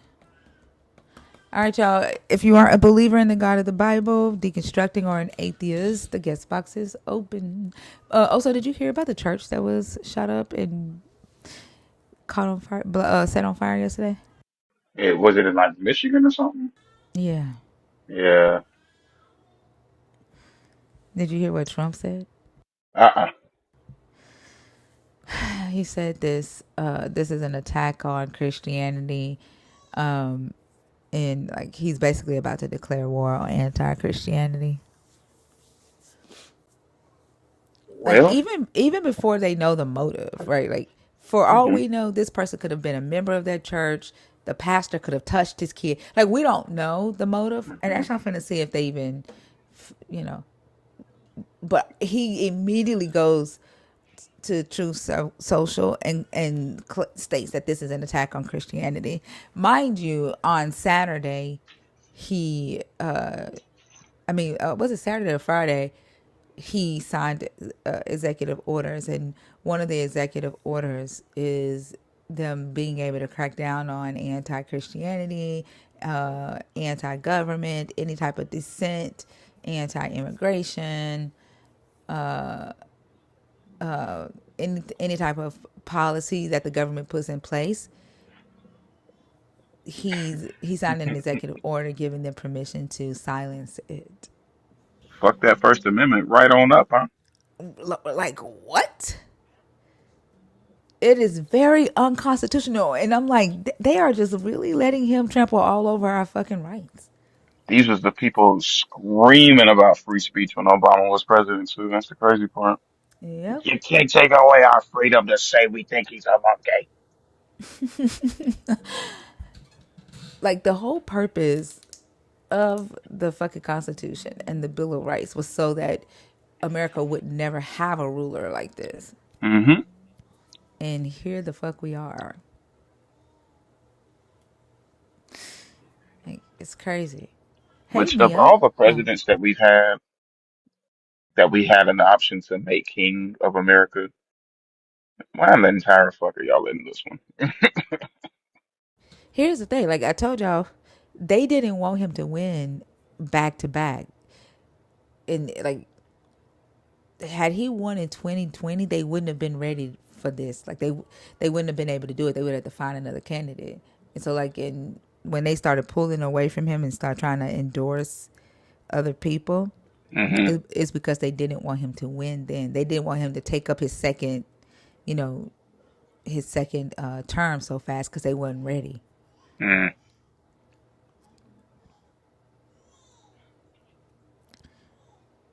Yeah, I don't Like, think even they knew no, the how Heritage effective he Foundation would knew. be. No, the Heritage Foundation knew. Like they just like what they like. I'm telling you, they used to hold conferences and post that shit on LinkedIn. Like I had a video of one of their meetings after Biden won, and they were celebrating Biden's win, and they was like, had Trump won this election, we'd be having a different conversation right now. Mm. Like they weren't ready. Yeah, they knew. They had to get the local people in place. And what they part of their plan was getting Republicans to run in the cities where it typically goes uncontested. Hmm.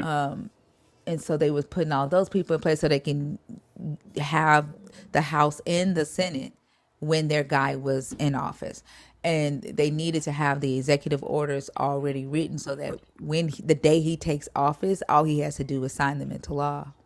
That's how he was able to. I think he signed like 100 his first day or first week because Hmm. they already had him done, Laid and they out. would and they would talk about how they learned from Reagan. Like they did this during Reagan's presidency, and they said they learned from that what not to do and how to move quicker.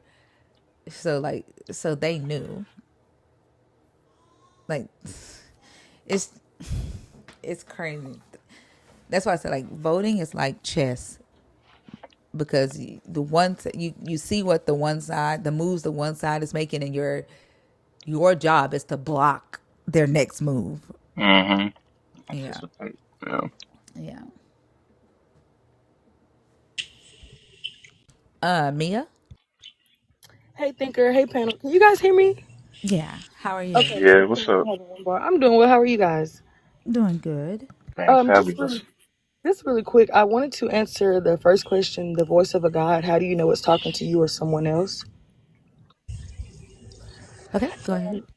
And in my atheist standpoint, I don't think that necessarily people are speaking to a God. I think that they're just following their own subconscious or their own inner thoughts or feelings.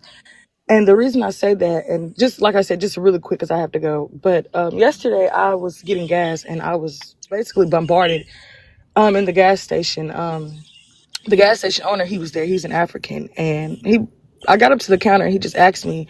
He was like, "How old are you?" And I just thought it was weird, and I was like, "I'm 26." And he was like, "Do you work?" And I said, "Yeah." Like, why are you asking me these questions? And he was like, "I'm looking for someone like you that can be led by me.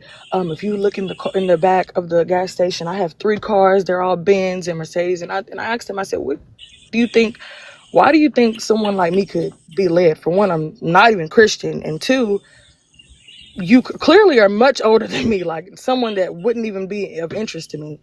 And basically, he explained to me that when people are lost, he has good eyes that he can see when people are lost and need someone to lead them and be submissive to him. And oh, you would just have to work, but all your money could go into a savings account. And I told him, I said, that's not a suitable life for me. Like, that's not how I want to live. But I say all that to say, I don't think that there's a God in these people telling them anything. I just really think people have their own feelings and their own ways that they think that they should connect to this God. And what's the word I'm looking for? They try to push it off on everyone else. It's like, oh, I live this way or I lead people, so you should want to be led by me. And I just don't think that that's right. I agree. They use it very manipulatively for their own gain, their own desires, and to manipulate and influence people. Hmm. Yeah, that's all I wanted to say. I'm just realizing that more and more when people say a God spoke to them, it's just I'm thinking there's some type of psychosis or mental going on. I don't think that there's anyone speaking to them. I think people just have these like inner feelings and inner thoughts and they act on them whether they're harmful or not. Yeah, Yeah. I but think the, that but there. but they believe that someone is speaking to them, right? Like several. I don't know what the percentage is of people who have an internal dialogue, and because we weren't taught about that damn internal voice, growing up, and our internal dialogue gets confused with the voice of God. And then we're taught, oh, it's the still small voice. You got to get quiet and listen to that still small voice. And so I think like they do believe that they're actually hearing from a God, especially when it's like when they feel like they have something motivational to share or they get some revelation. It's God that gave them that revelation. But I do agree that it's just them talking to themselves. The same way Fee always brings up that it's them that have to forgive themselves when they pray and they say God already forgave me for that, and it's actually them forgiving themselves and telling themselves that a God forgave them. Right, and I feel like that's so secular because it's like you already feel like you're falling. You already feel like you need forgiveness. But it's somewhere, somehow, in all of that, you feel like it's your job to convert people or push people into your method of thinking. Like it's crazy. But that's how I want it. Like I said, it's just the superiority of it that I'm realizing. And even just the way men talk to me now, like I analyze it a lot different. It's like there's a lot of supremacy in it. Like I don't want to say supremacy, but just the superiority that some people have with this God is just amazing to me. And I am able to target that so fast now that I've been going through deconstruction. Like people really do feel like they are the master, they have the master way, and everything that they do is right and according to God. And it's just funny to me how so many people just know that they have the complete truth. Hmm. But yeah, that's Yeah. all, you guys. Y'all have a good I one, okay? for sure. You too. Appreciate you coming up. Thank you, Mia. You too. Bye. Were I you getting think ready to there's a say something? portion of them that really do think that they're hearing something from a God.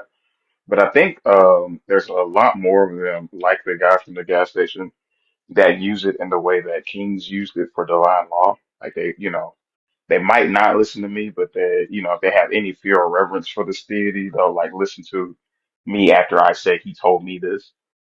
And I think that's what we end up seeing a lot of times. Yeah. Cat lady, are you in the box on purpose or on accident? King Josiah, do you want to come up and answer how you know that? Josiah, stating God speaks every day when the topic is how do you know, right? That a God is talking to you. In the comments is kind of pointless.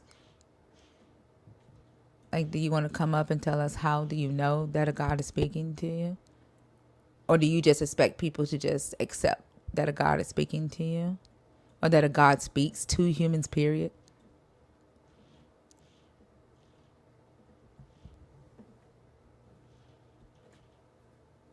Pat, you may have to scroll out and scroll back in. I think you're the only one that can't hear audio.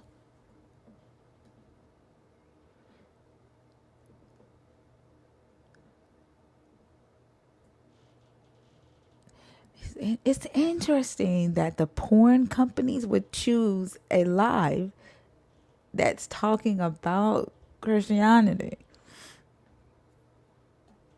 It's because they know they're little freaks.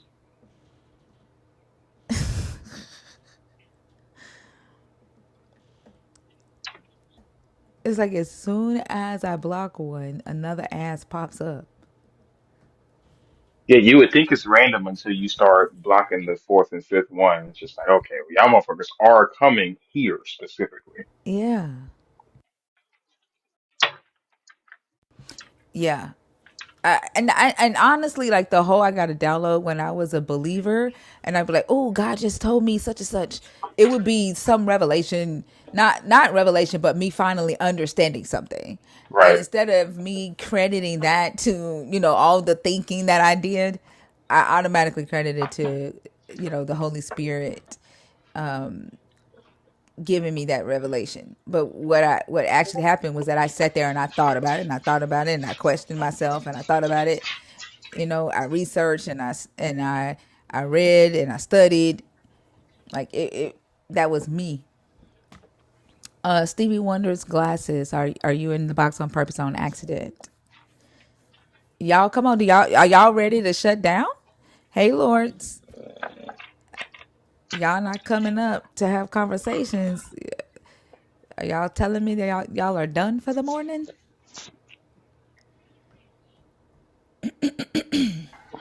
Thinker, I talked to my youngest sister yesterday about Saturday, and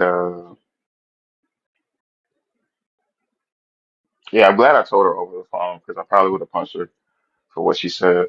What did She she say? said, she said, "Wow, you're 30 years old and you finally learned what empathy means." I said, "Fuck you."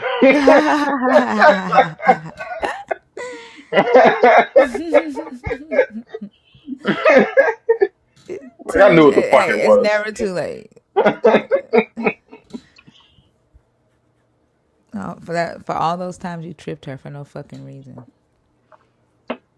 Um, my aunt tells the story all the time about when I was had to be like 5 or 6, and she was pregnant with my cousin, and she kept walking in front of the TV because we were sitting on the couch watching TV. She kept walking past us, and I stuck my foot out to try to trip her, but I did it in a manner that was very nonchalant. Like it looked like I was just watching the TV and stretching out some.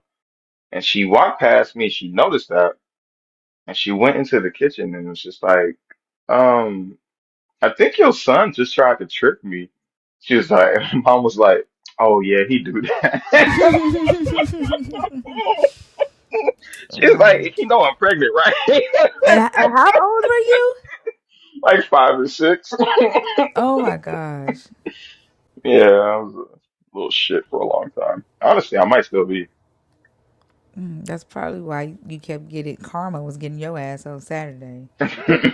Yeah. How many coins did you end up getting in total on Saturday? It was decent. It was like 125. Damn. Damn. Yeah, people really wanted to see me in pain for some reason. I don't get it. I told you karma was getting your ass for all them people you tripping for no reason. Huh? It'd be like that sometimes. Also, you just funny as hell. The screenshots are fucking hilarious. Like I was talking to my oldest daughter yesterday morning and I shared my phone screen and we just went through the pictures. She could barely hold it. Like I'm talking about she was cracking up. Like the screenshots are hilarious. Well, you have no idea, and it snatches you. Like it just, man, it's a different feeling. And it's going to I be was even more different when I have zero control because the device that I've got, you have to go 1, 2, 3, 4, 5, 6, 7, 8. But I'm just only imagining in my mind, like not even being able to get that half a second of just like ramping up to it. It's just like snatching right just there, yeah. unaware. Boom, 8. Oh, gosh, man.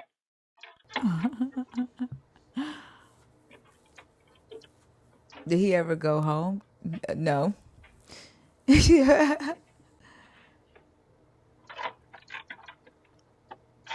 All right, y'all. We're gonna do a countdown, a 15-minute countdown at 8:05. If we don't get another conversation, then we'll call it a morning.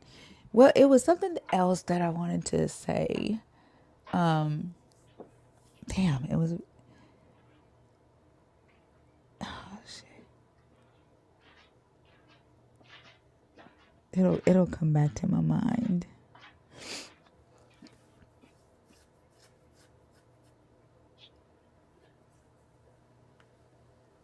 Y'all want to listen to gasoline draws? You got to put the L on it. Draws. Gasoline draws.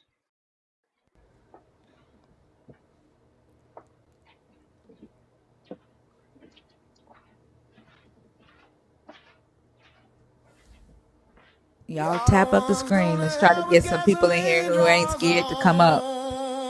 Y'all the ones going to hell with gasoline draws on. Pointing at me, but your own house all wrong.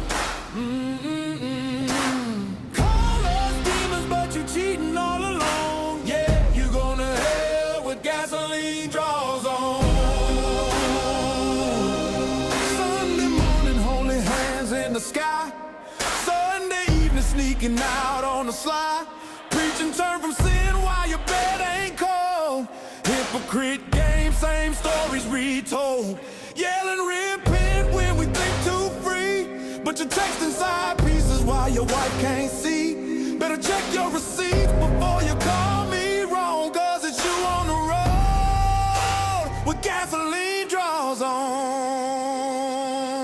Y'all the ones going to hell with gasoline draws on.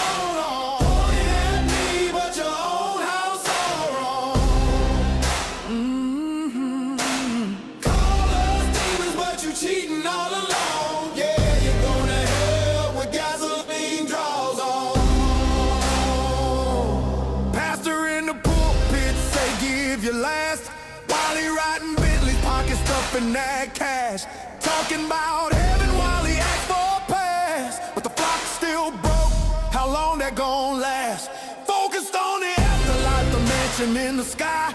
While the hungry on the corner barely getting by. You walk right past, call it lazy living. Then toss them a crumb just to look God-given. Y'all know the way. With gasoline draws on, pointing at me, but your own house all wrong. Call us demons, but you cheating all along. Yeah, you're going to hell with gasoline draws on. Claim you see God when the camera's near, but ignore the pain when the crowd can't hear. Charity for show, not a heart that's strong. And you wonder why we sing this song. So keep praying loud, keep pointing your hand. We gon' laugh in the chat, cause we understand the real devil's high in your church's song while you're marching to hell with gasoline draws on. You're the ones on the hell, you going to hell with gasoline draws on. Pointing at me, but your own house all wrong. Call us demons, but you're cheating all along. Yeah, you're going to hell with gasoline draws on. Amen. You see what y'all said? Seeing Whitebeard. I saw Bash in concert yesterday. On Mama Bash was streaming it. Mm. Yeah, and he was showing people how to do the dance. I bought my part of my costume yesterday. The motherfucker was $126 just for the bottom layer. Interesting. Interesting. It's too bad you're not gonna be there. You know, I'm gonna see Bash when he comes to South Carolina. So is Bash the only people that matter? Like the rest of us don't matter? Um,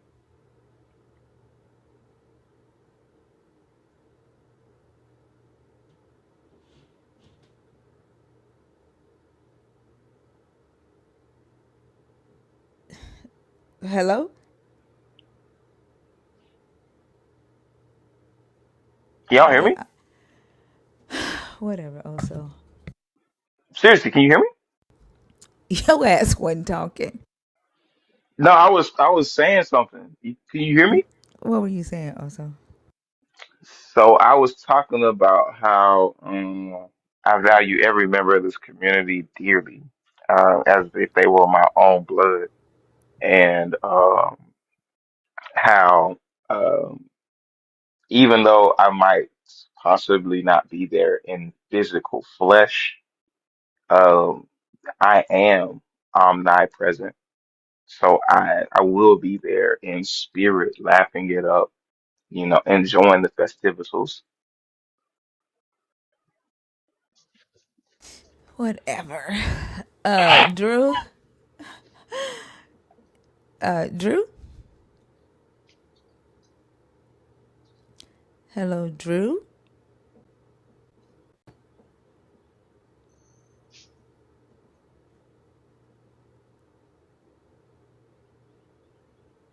Who? Oso's a troll? I agree, Lords. Can't be.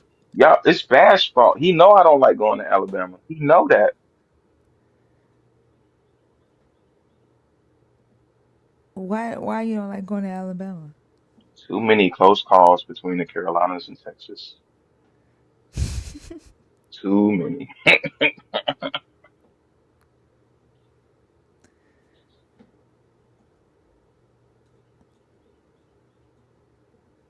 Should have had it in a respectable state like New Hampshire or Rhode Island. I definitely wouldn't have been going. Uh, yep, I'm gonna catch y'all on the back end. Hey Evan, what's up? Hey, good morning. How you guys doing? Good. How are you? Morning. I'm doing well. I'm doing well. Uh-oh, Lord's Jesus here on the panel.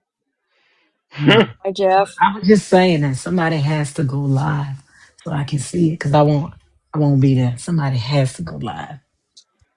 I'm really talking to General Holiday over there, Gentile Holiday.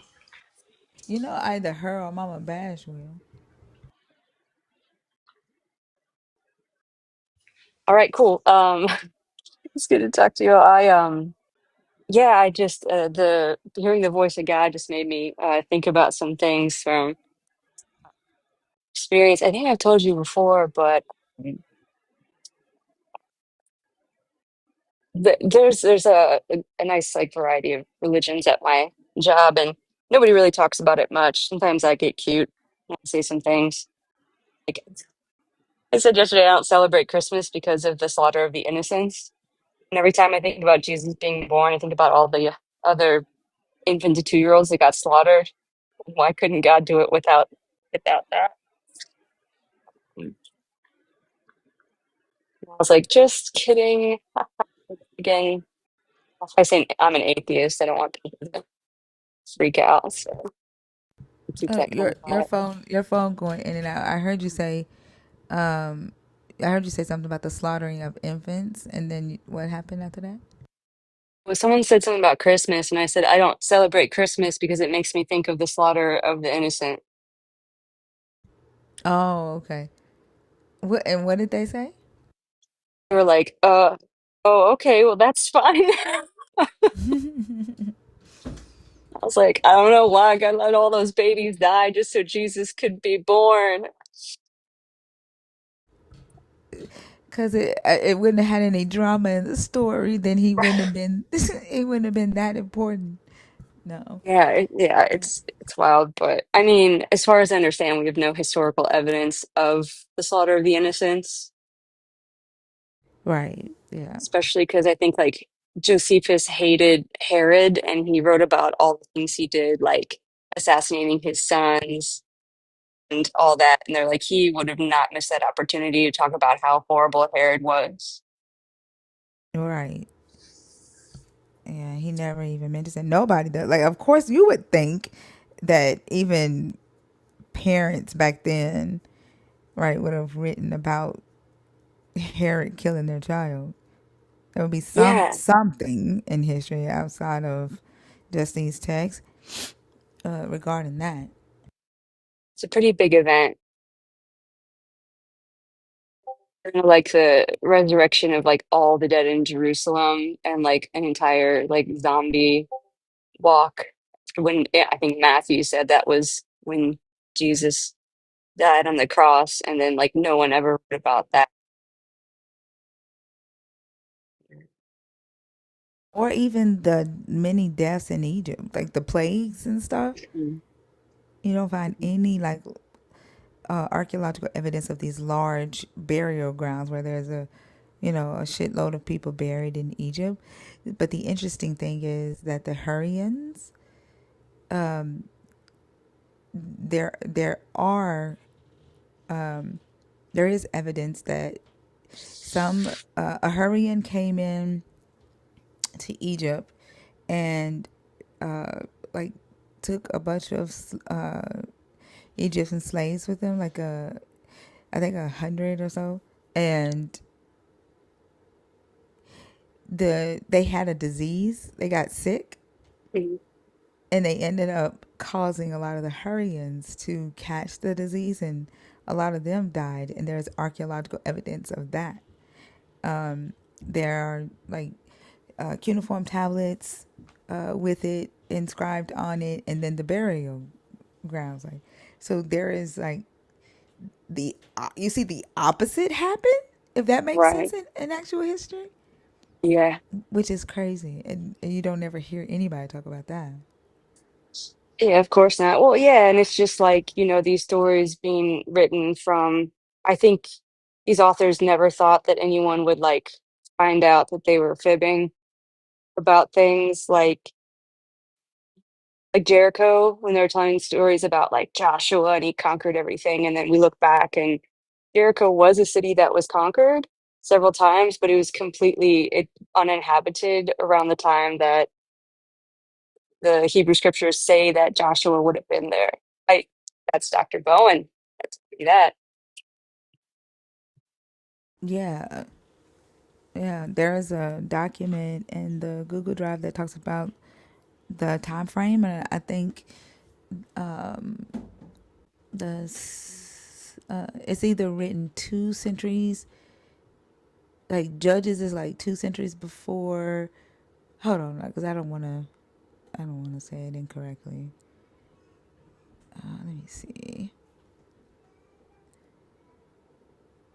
It's on this document.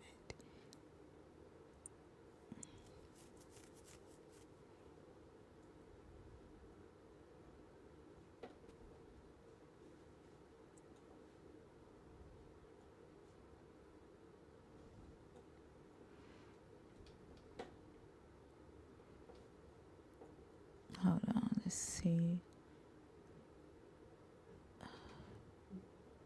So it's on this document here in the Google Drive. Let me see if I can.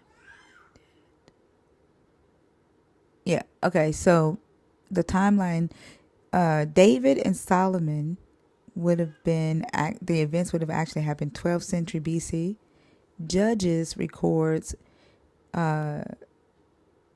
11th century, but it actually, David and Solomon records it 12th century BCE. Judges records it 11th century, but when it actually happened would have been 10th century BCE. So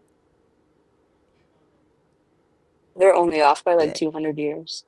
yeah, so it's written after the fact, and so they write it as if there are prophecies that sometimes it's written as a prophecy or it's written as actual history.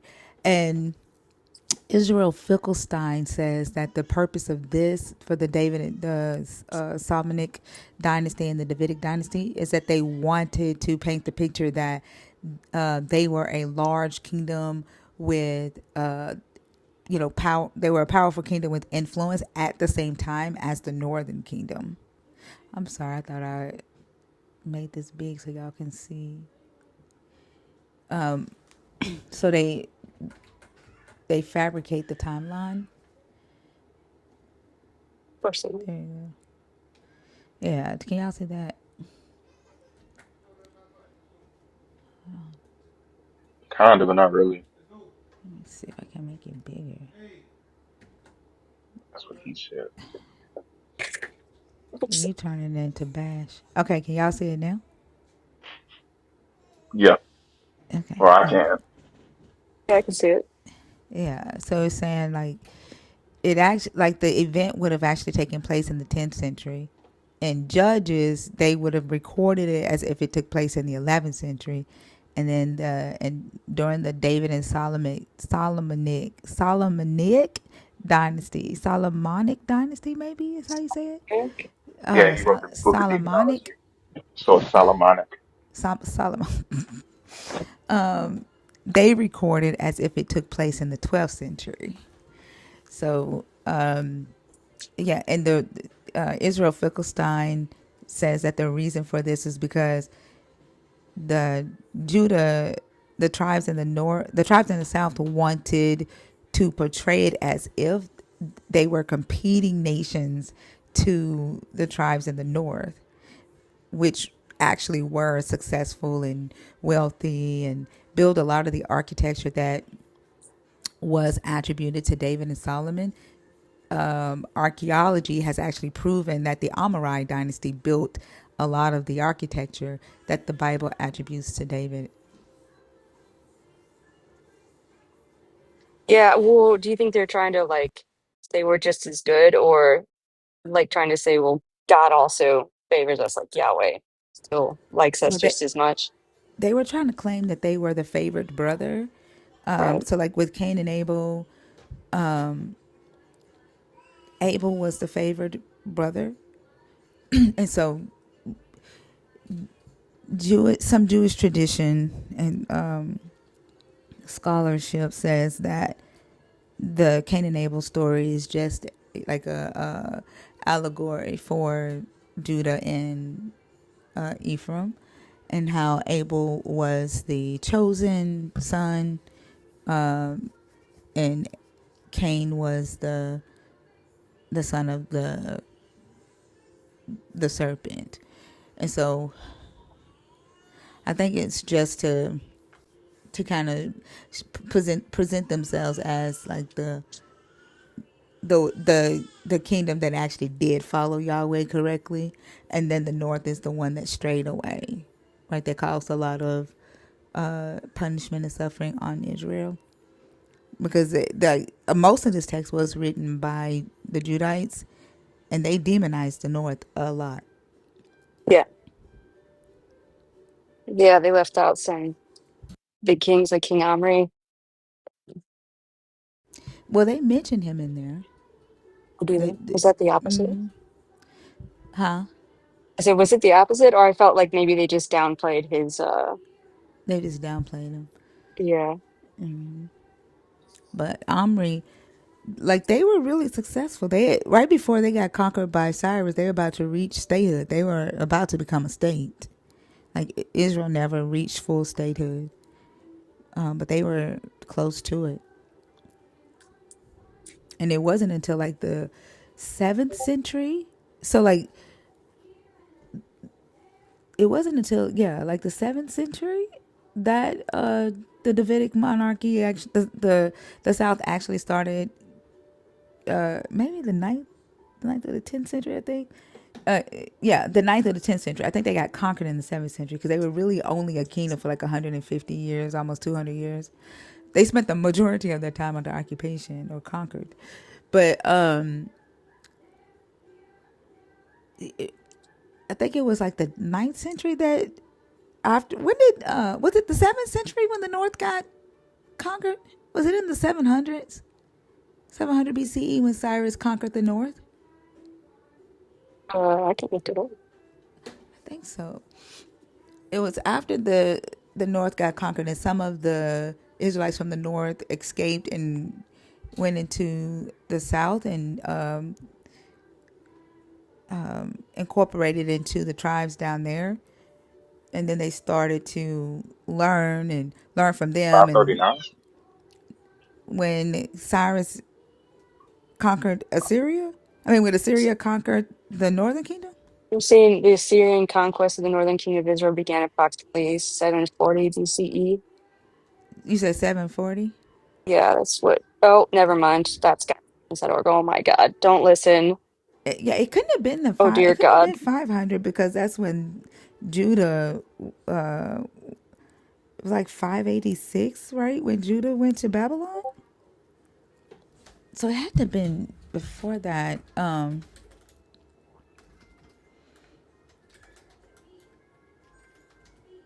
we go.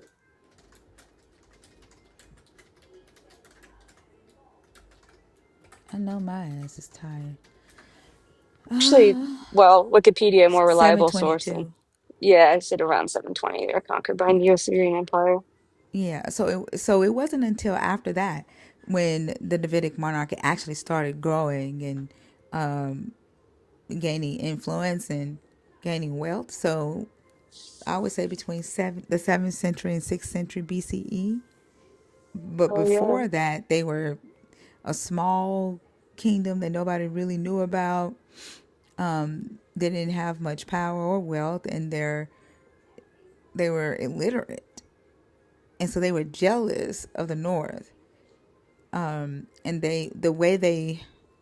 after the Cyrus conquered the North, they started sending messages around to the Israelites in the North that escaped and telling them to come to Judah because that's where the promise was. And they were sending the messages and saying basically that the promise was like they were originally the chosen, and the blessings were supposed to be, with the Israelites in the South, all, the entire time. And so that they escaped and went down there and started helping them build their kingdom. Some of the priests end up down there, but they write the stories to make it seem like they were competing kingdoms at that time, growing at the same time, blessed the same way at the same time. But yeah. Yeah, that was one. Oh, look, Wikipedia cites someone named Finkelstein. Oh, wow. Yeah. Mm. Yeah. Oh, yeah, yeah. So just rewriting history, of course. Yeah. To bounce to the next thing. Oh, yeah, I was gonna say, like at work, and I think I shared this with you before because I was like really shocked. But it's rare that anything spiritual comes up. But I overheard someone saying to someone else that like God told them something or God confirmed something, like they had to make a decision, and they're like, "Yeah, God told me like this is the right decision." Right. So I couldn't help myself. I was like, "Oh my God, what does God sound like?" I'm such a jackass. And When was it? it was You quite know a about while somebody you ago. was talking to? Oh. Yeah, I just actually overheard this person, a colleague, that said to another person that they were thinking about an important decision they had to make, and that God told them it was the thing to do. I think it was like a new Oh, job. okay. And you asked them, what does he sound like? Yeah, I had to.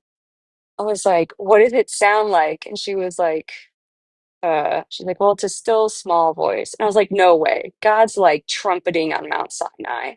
I thought it would be like a big, I was like, is it deep, or if it's still and small, is it like a high voice of God? Like, what does it sound like? And she just straight up said, "Well, it sounds like my own voice, but like in my head." I was like, "Oh, well, that was honest." Yeah, you I never probably really would have hear started anyone say laughing that. because what are you talking about? So it's you? Right. So you just thought So to you yourself, saying it's you? it sounds like me in my head. I was like, God's voice sounds exactly like yours. Like, wow, what are the odds? I would have straight out asked her that. I'm surprised you didn't. I was like, so it's how do you know it's God and not you? If it sounds exactly the same. Yeah. I didn't want to like push it too far because I don't want to like, I don't. It's just like I couldn't help it because I just always wanted to ask someone that. A lot of opportunities. So yeah, I mean, it went from, God told me to God's a still small voice to God. When God talks to me, it sounds exactly like me talking to myself.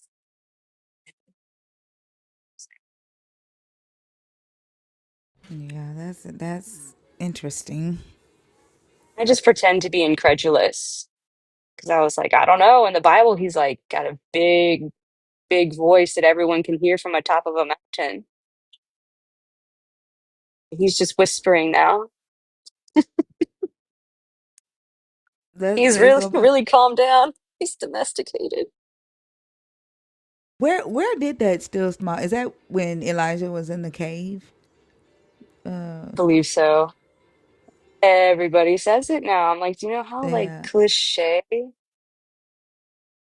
Because I mean, if it says that once, but what about when it says it all the time? Or several times that God was speaking from Mount Sinai. And there's like so many times there's trumpets or saxophones. No, trumpets. Yeah, because the text doesn't even say that it's always a still small voice. They just they just assume that means that he only speaks in the still small voice. I think there's actually them not hearing anything, so they're like, oh, like God whispered in my ear because there's nothing to hear. I think it's them trying to pretend that God is gentle. Yeah, that's a good point. Like I said, he's been like neutered nowadays. He doesn't do anything, he doesn't talk loud anymore. I mean, because he spoke so loud, right? That the Israelites told Moses, no, you go up there and talk to him. We don't want to talk to him anymore. But all of a sudden, he's whispering in your ear. It's just sweet nothings. He's pillow talking to Christians now. But yeah, I mean, yeah, it's so that was interesting to me. So that made me think of that. It happened. But another thing, how do you know, like, if God's talking to somebody else? So, um, when I was a believer, when I was young, I was like a teenager, and the church I went to was like Pentecostal yeah, kind of Pentecostal, and like raising hands and dance, or raising your hands and dancing around, not quite rolling down the aisles, but sometimes running around the sanctuary. But Yeah, that's what we used to do in my church. it's good times. But so what would happen, not all the time, but what they would do is when someone was like had a word from God, right? They would like speak in tongues out loud, and then they would have another person interpret the message.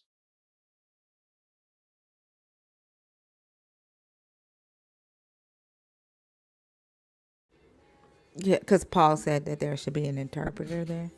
Exactly. And it was like Yeah. 1 Corinthians 12, he says, like different gifts were given, some to like prophesy, some to tongues, others interpretations of tongues.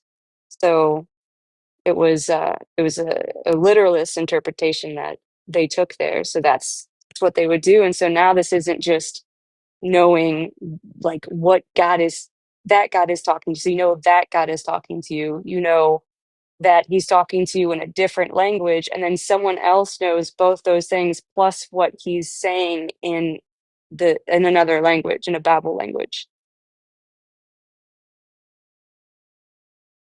Yeah. I there is the light language. Have you heard of that?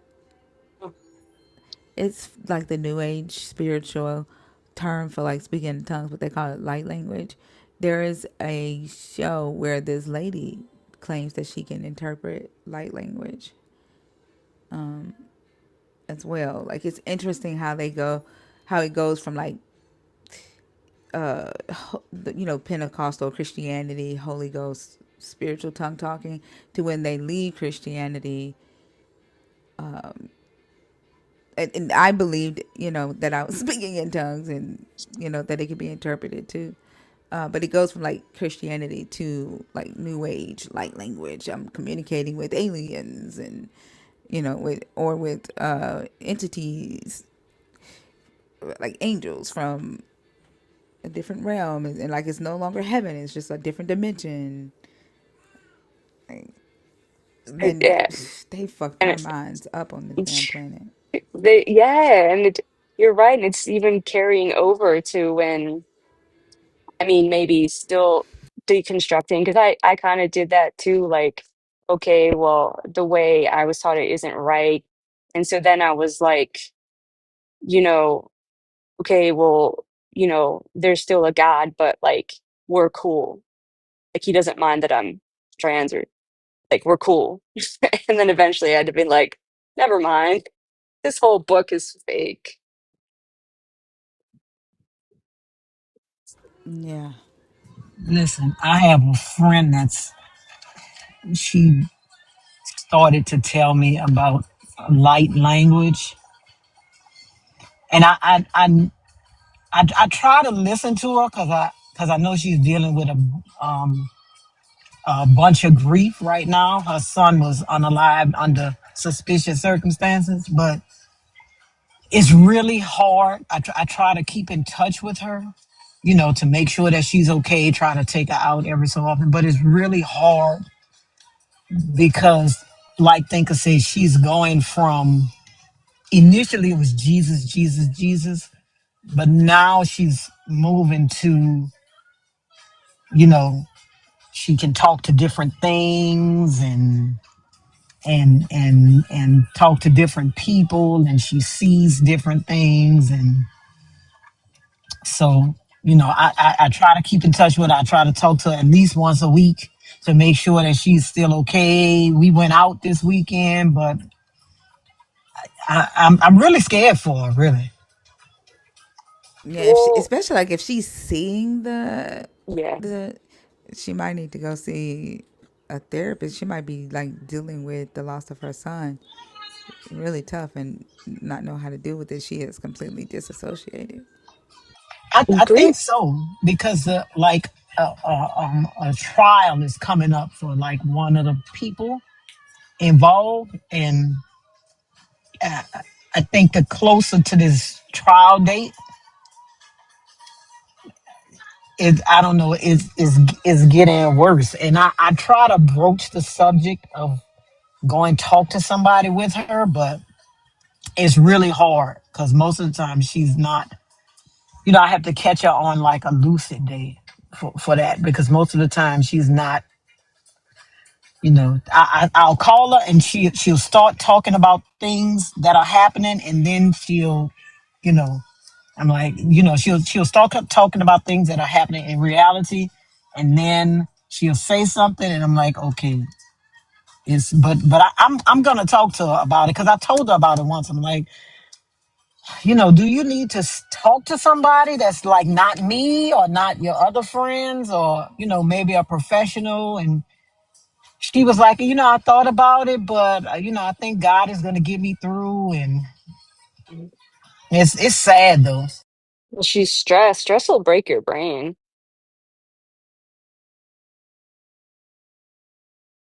Like, Especially like if you've been taught to lean on something outside of yourself to get through it. You have no choice but to lean on that as much as you can, to the point to where you just start seeing, depending on it, talking to it, seeing it everywhere you go because you need it, right? well, yeah, and that was a big loss for me because I had, an invisible friend that was there for me all the time. And then when I realized that wasn't true, I was like, oh shit, like I'm all alone. Or at least I felt like that before because I didn't have, my whole community was Christian. And then, they all just, decided to go ahead and they turned their backs on me and I got basically ostracized. And I was like, I felt all alone because I always thought I had somebody. Yeah. But now you have a whole entire community. Goddamn right. So I appreciate y'all so much, everybody here, and like you guys in the chat, like everybody's so good, and it really is so encouraging. But Lord, like grief hallucinations are very, very common.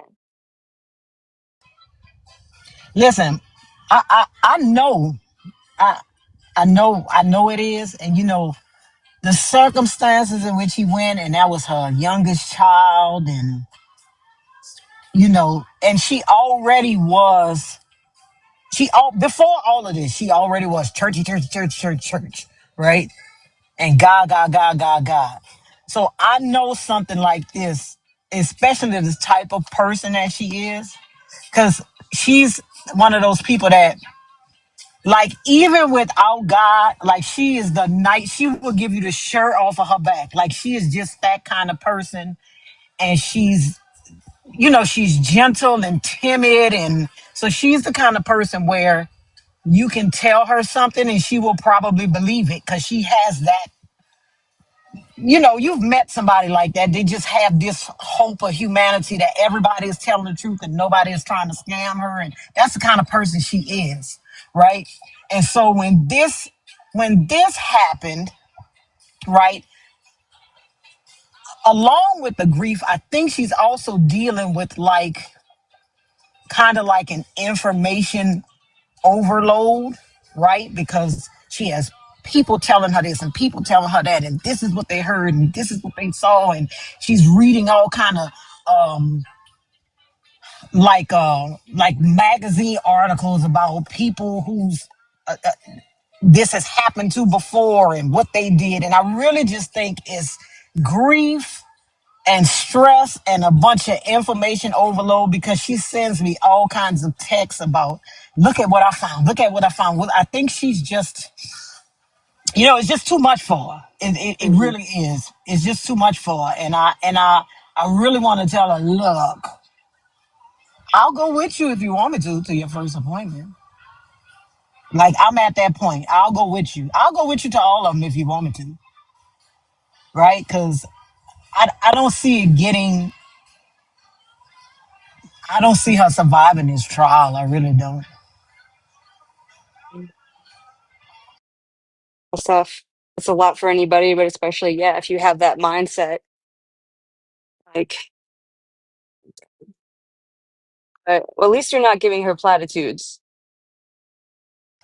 Well, no, because listen, I think that's one of the reasons why she still talks to me, right, about things. Because I'm like, do you think that's true? I mean, because she's really smart. She got her doctorate, right? Like, do you think that's true? Do you really think that's true? And she's like, yeah, you probably right. That's why I called you, because I heard this. And I'm like, do you really think that's true? Right?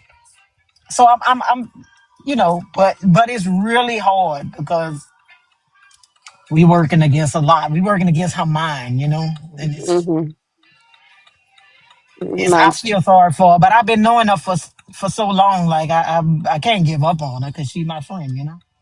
yeah, yeah, yeah, it's yeah, vapid platitudes. I don't know when, I had my brother pass a while ago, and people said all that shit like, "Oh, God need another angel. There's a plan." Even my parents were like, this is back when we still spoke, but they would say like, "Oh, well, this is gonna help people come to Jesus," and I was like, "Fuck people coming to Jesus. I want my fucking best friend back." Like the hell, it's they're just coping. It's they just want purpose in it somehow. But like, I don't know. I've heard that too, because one of my jobs is in a NICU, and I'm part of the neonatal resuscitation team. And um, one day we had like all these deliveries back to back, but we had an emergency, so we had to go set up in the ER. And EMTs brought this woman in and a baby, and they'd found her in the house. They didn't know how long she'd been there because she just like passed out because she like gave birth. They like cut the cord in the ambulance, and they got there, and we did resuscitations, but unfortunately the baby was already gone. So there was that news hard, and he had been gone like probably 24 hours still in the womb. And yeah, so I mean, we did the whole thing, and epi and intubation.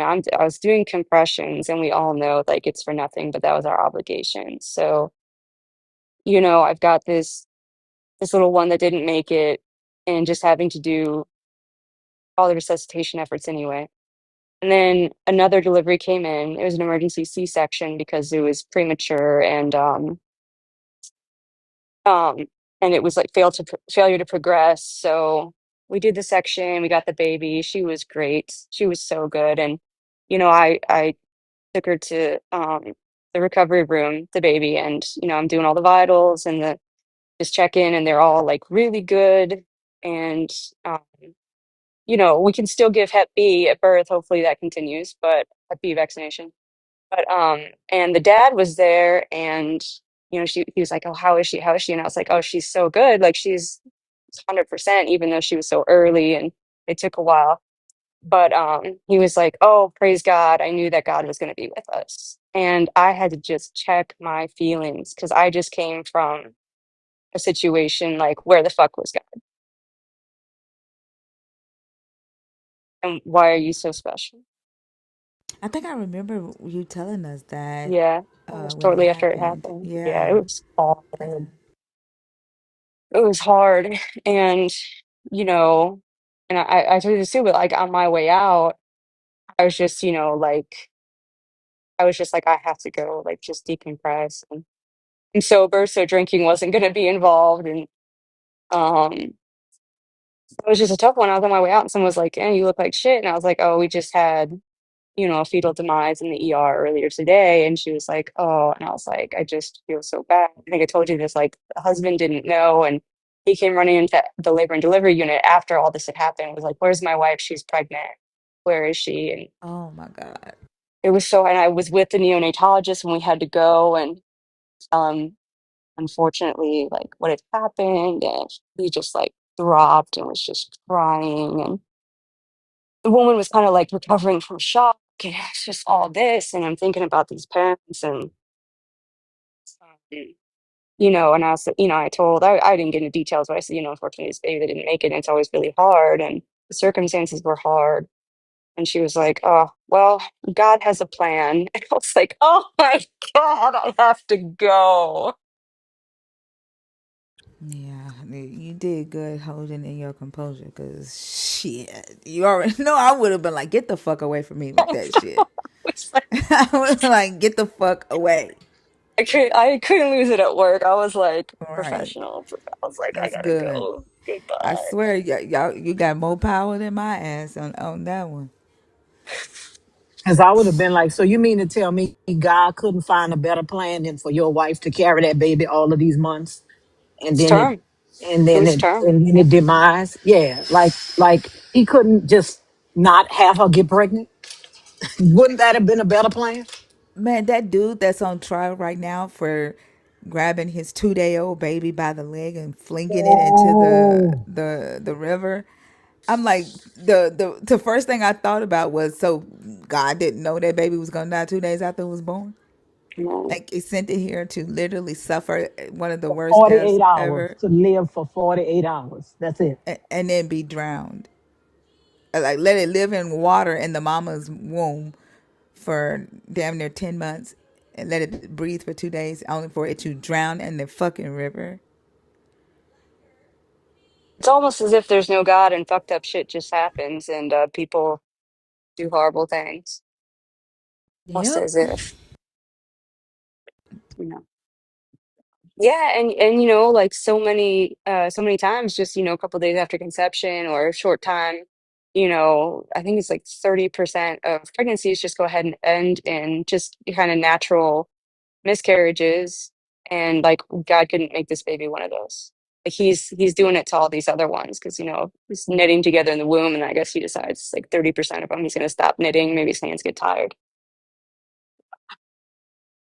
but yeah, it's wild, and of how people just cope and make an excuse and say these platitudes. I don't understand. But Lords, you're good for sticking in there. You're a good friend. Oh yeah, but I don't really give up my friends. You can stop talking to me for 5 years and then call me back. I'm gonna act like nothing happened because you want to act crazy. I could act crazy too, child. This is Mm. Your God doesn't exist, Ken. Like, that's why y'all don't have any expectation for it. Like, you literally saying God owes men nothing. You guys are entitled. Entitled It to what? A baby the living longer than 2 days? like the fact that y'all, you have to be okay with you serving a God that does the most egregious shit, that makes the most egregious decisions, right? And then you have to believe it, because it ain't facts. That's why you are called a believer, because it isn't facts. And your baby can die just like a person who doesn't believe. Like, you have no extra protection that a person who does not believe does not have. You experience life the same fucking way as a non-believer does. You get no added benefit, and you have to continue to tell yourself that shit, that it's okay that you don't. And that's why you identify as a believer. A believer. Interesting that the word lies in there. At least, since, deconstruction, I don't blame myself when, unfortunate things happen. I don't have to be like, oh, I did something wrong. Nobody is talking about fucking characters in a fucking book. We are talking about life. Nobody's talking about your fucking paper doll ass Job. We are talking about life. And the fact that all you can do is fucking point to characters in a book. You can only point to your fucking coloring book, your jigsaw puzzle, because you can't point to anything in actual reality.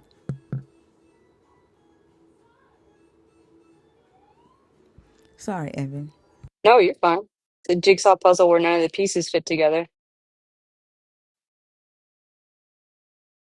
Yeah, this is life, but at least you don't have to blame ourselves. That's good. And just try to cope, in healthy ways. Anyway, so I don't want to end on a depressing note. But Thinker, I really wanted to tell you about this YouTube video I watched. I had there's a surprising point. So there's these two dudes called the Good Liars, and they like go and ask like Christians and MAGA and creationists these questions, and they get like these just absolutely absurd answers. I don't know how they just keep like a straight face the whole time. But there's one, so they went to the Dallas, Texas Southern Baptist Convention, and they talked to like creationists there.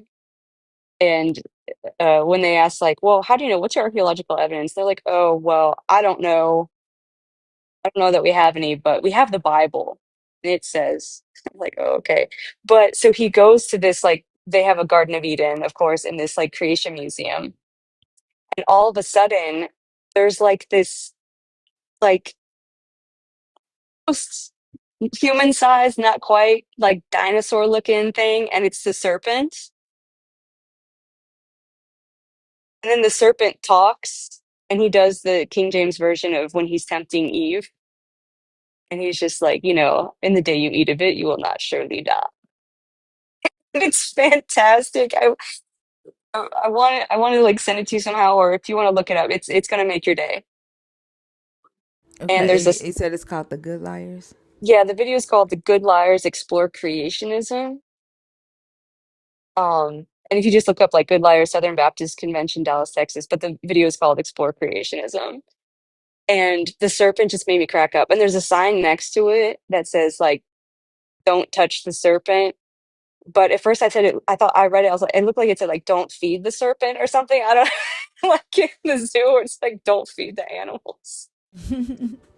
And it's so great, it just pops out of nowhere, and it's talking and giving the tempting Eve speech. So it'll make your day. It's good. If you just like, I think it's like kind of in the middle where they go to the Garden of Eden, and there's like Adam and Eve, or like it's like a video, and it's they're they're pretty cool. Like Eve just has the hair covering the front and all that, and he's like, oh, this is kind of erotic, and then he comes upon the serpent. So look it up if you have a chance.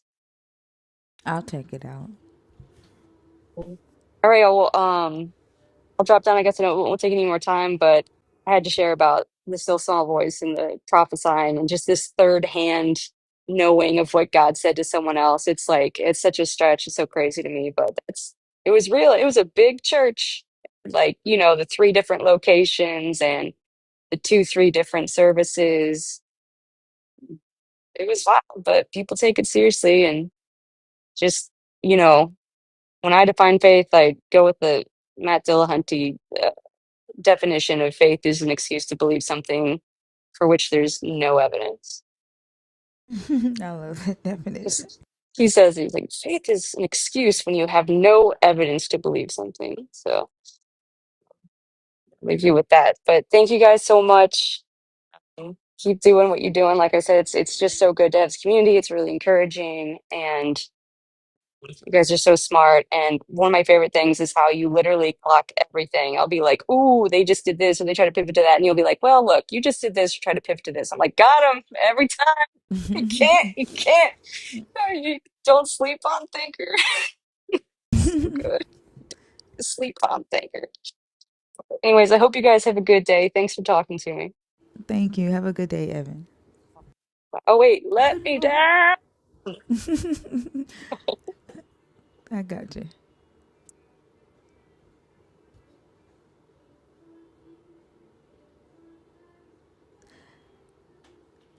Ken, I almost called you a bitch.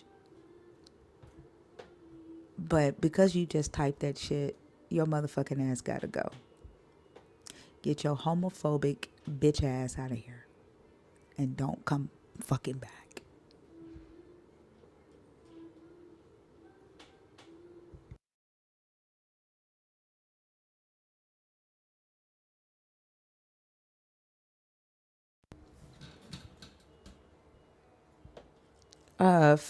Fabulous and come get some. Are y'all in the box on purpose or on accident? All right, y'all. Last call for alcohol. If you are a believer in the God of the Bible, deconstructing or an atheist, guest box is open 21 and up.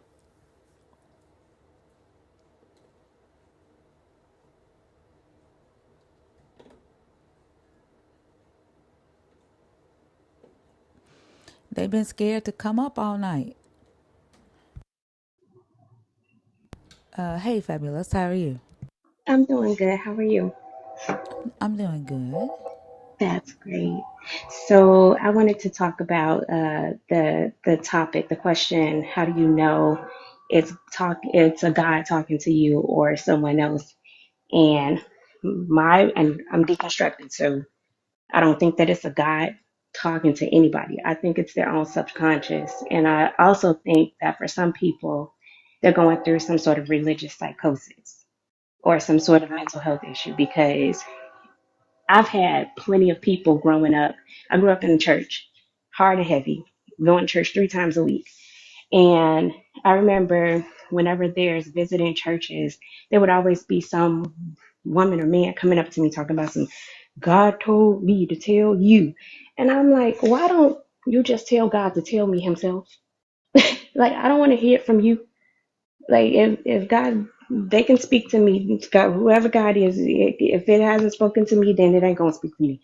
And like, I grew up asking questions to Christians that they could never answer and pretty much getting chastised for asking questions that they can never answer. Like, one, again, the biggest question is, if God is telling you to tell me something, why ain't God telling me himself? That's the biggest question, right? Like, and I saw this guy say that a man walked up to him and said, "Oh, I'm sorry, it was a woman." She said a man walked up to her and said, "God told me to tell you whatever." Like he gave her the message, and she said, "Well, what's my name?" And she said the man said, "Well, God didn't tell me that." She said, "Hold on." She said, "God came and told you to talk to me about my personal life, but didn't tell you my name." She said, "You tell God to tell you my name, and then you come back." Right. Yes. I'm like, it ain't telling you none of the important things. You coming up to me as a complete stranger, and I'm supposed to believe that God told you something. How am I supposed to know that you are not having a whole mental breakdown and you coming up to me because I seem like the safest bet for you to have the breakdown with, and you just spewing all this stuff on me? I'm like, go away immediately. Right. She said, "How do you know you got the right person?" Like, she was Right. like, "That don't even make sense." It really doesn't. And like, even what gets me is that it seems to me that and maybe it's because of my disposition, it seems to me that they tend to come to people that has like a friendly disposition or somebody that may have like, may come across as like being soft or weak, or they think that they're a safe person. Then they get to me and they figure out like, oh, she ain't safe at all. Like, good. You didn't choose the right person today. God didn't tell you that. And then they don't even take accountability for that. They just, No. we all, sometimes we get confusing and sometimes, we all make mistakes. No, you just fucking lied. That's what you did. You lied. You, Right. you made a judgment. You thought that you knew some shit that you didn't know. You probably heard some fucking gossip and then you called it the voice of God. Like, and then you brought your judgmental ass um judgments and your perceptions and your beliefs over here and called it prophecy. Mm-hmm. And the funny part about it is that none of the stuff that they called themselves prophesying ever happened. It's At like all. at all, not even in the least bit. It's just so funny to me. But that's all I wanted to say. I can go now. All right. Thank you for coming up, Fabulous. Thank All you. right. You're All welcome. Have right. a good one. You too. Thanks. Bye bye.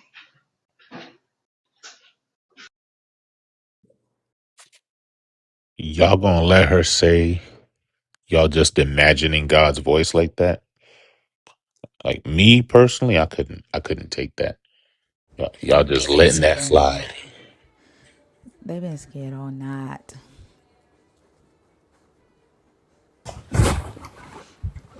Eddie? Hello, Eddie. Delamore. If you're in the box on purpose, let me know. Remember, if you are a nerd and your request, I need to see a comment for you. I'm gonna think TikTok threw you in there on accident. Oh, okay. Hello? Saint Lodi. Yeah, hi. Hi, how are you? I'm good. I'm over 18. I'm 30. And then I don't know. I wanted to ask a question. Wait, are you a believer in the God of the Bible? Are you deconstructing? Are you an Oh, atheist? ew. No, I'm a deconstruction. Okay. So I don't see that you are a nerd. So I don't normally answer random questions from the chat, but I am allowing it for this stream just to show people the benefits that they get by becoming a subscriber. So if you hit the orange star next to the comment button, you become a sub to the live and you can come up and ask questions about deconstruction, about research, or anything like that during the live stream. Other than that, if you're not a nerd, you do have to stick to the topic on the post. But again, today I am allowing people to ask their questions, so go ahead. Okay, thank you. I'm sorry. I didn't know.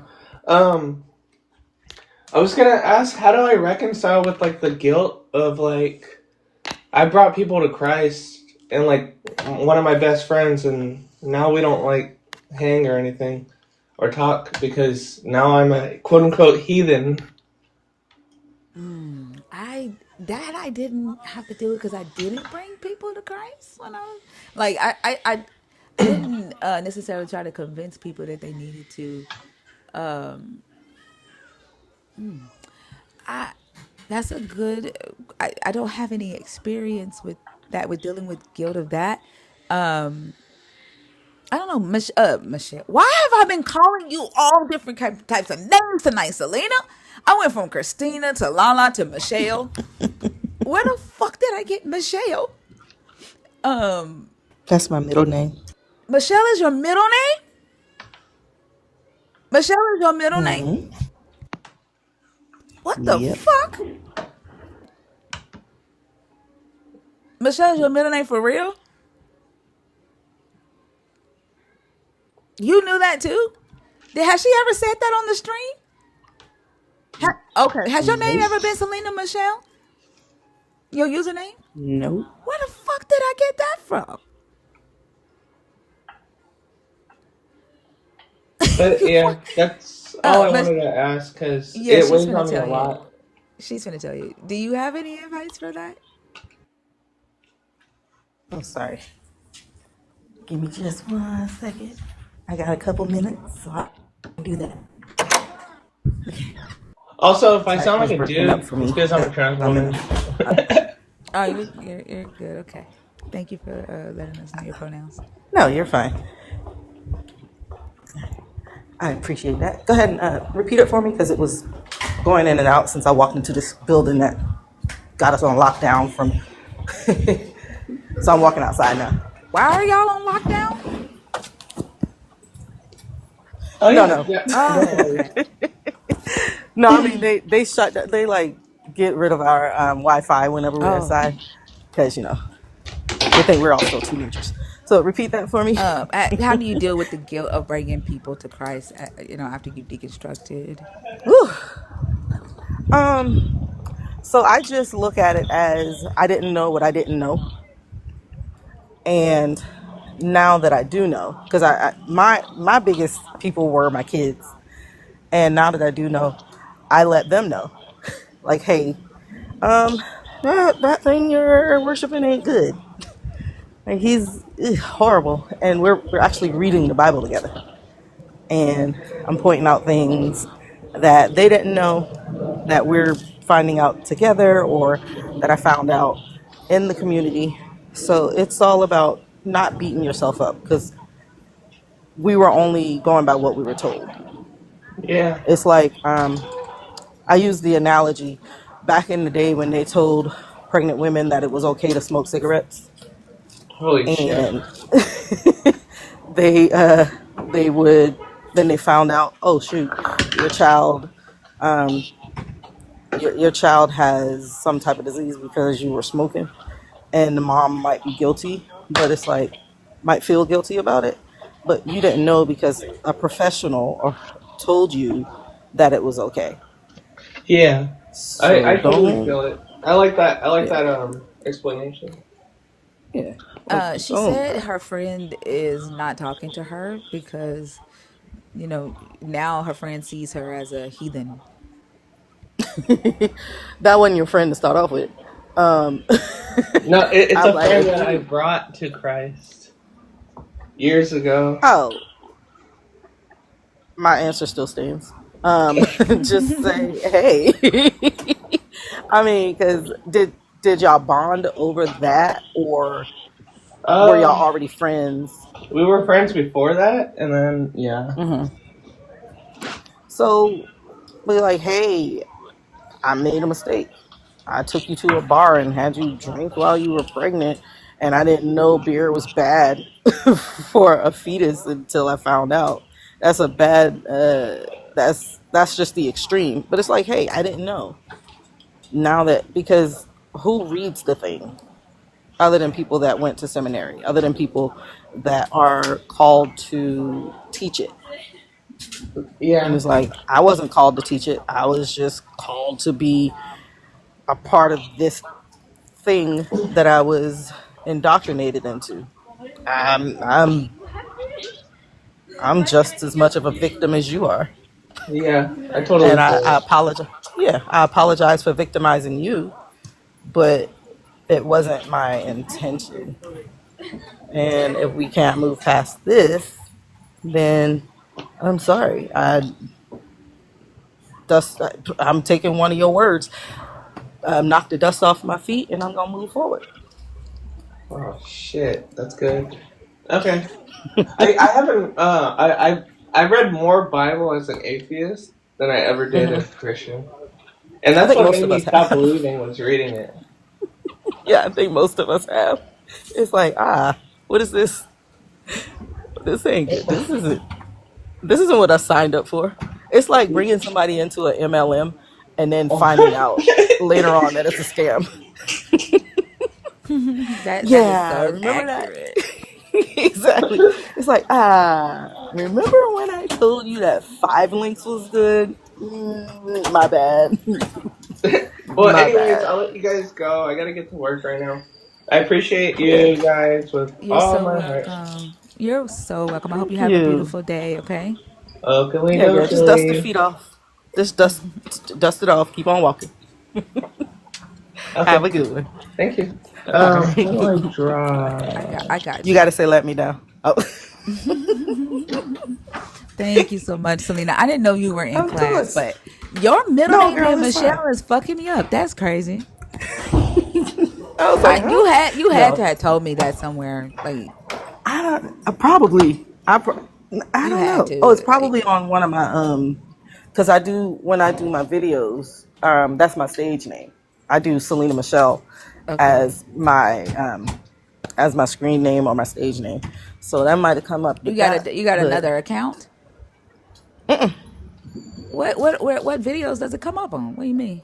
What like my videos? no my like when I post my work. So maybe I seen it on that. Yeah, because my name is Hector said Selena you did Michelle on my say it on work. live one time before. Oh, I did. Okay. Yeah. See, Okay. I just Okay. been saying So I'm stuff. like, where the No, fuck I get that from? Okay. no, but no, girl, don't worry about class because I did all the studying and he just going on what we study. I told him I'd be back in like 5 minutes, so he'll be all right. And he know Okay. what I'm doing. Yeah, Thank you so of much. I course, appreciate you. of course. All right. All right. Hey, Delamora. Hey, how are you? Good. How are you? I'm doing I'm doing better. I wanted to talk about the topic about the voice. Um, how do you know if it's you? How do you know who's talking to you?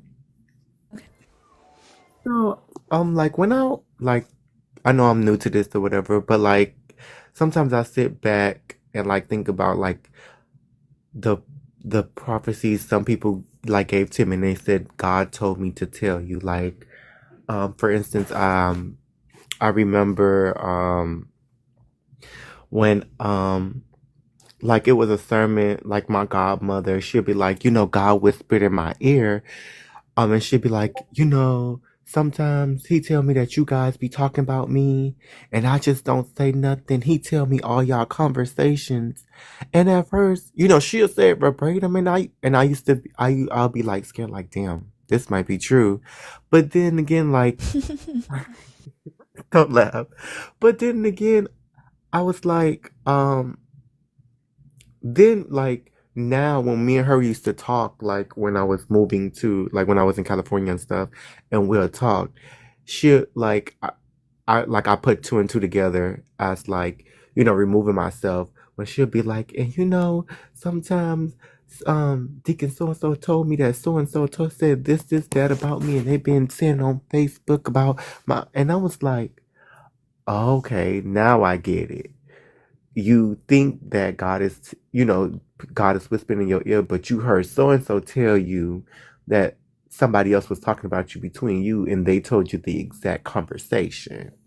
Um, so then I was like, well, I don't think God was whispering to you because I remember as a couple of things that you have said that God said was gonna happen, but then when it didn't happen, this was your disclaimer. Your disclaimer was we didn't believe it or we let the devil get into it. Which is like, who is like that's what got me to the point where I wanted to ask her like, well, who is more powerful? Because I've always noticed for them to say, get the jealousy spirit away from me, get the gay spirit away from me. Are these spirits stronger than God or your Holy Spirit? Because if I'm strong, right, I'm stronger than someone else, I wouldn't let them intimidate me or if they're around me or be able to influence me, right? Right. Yeah.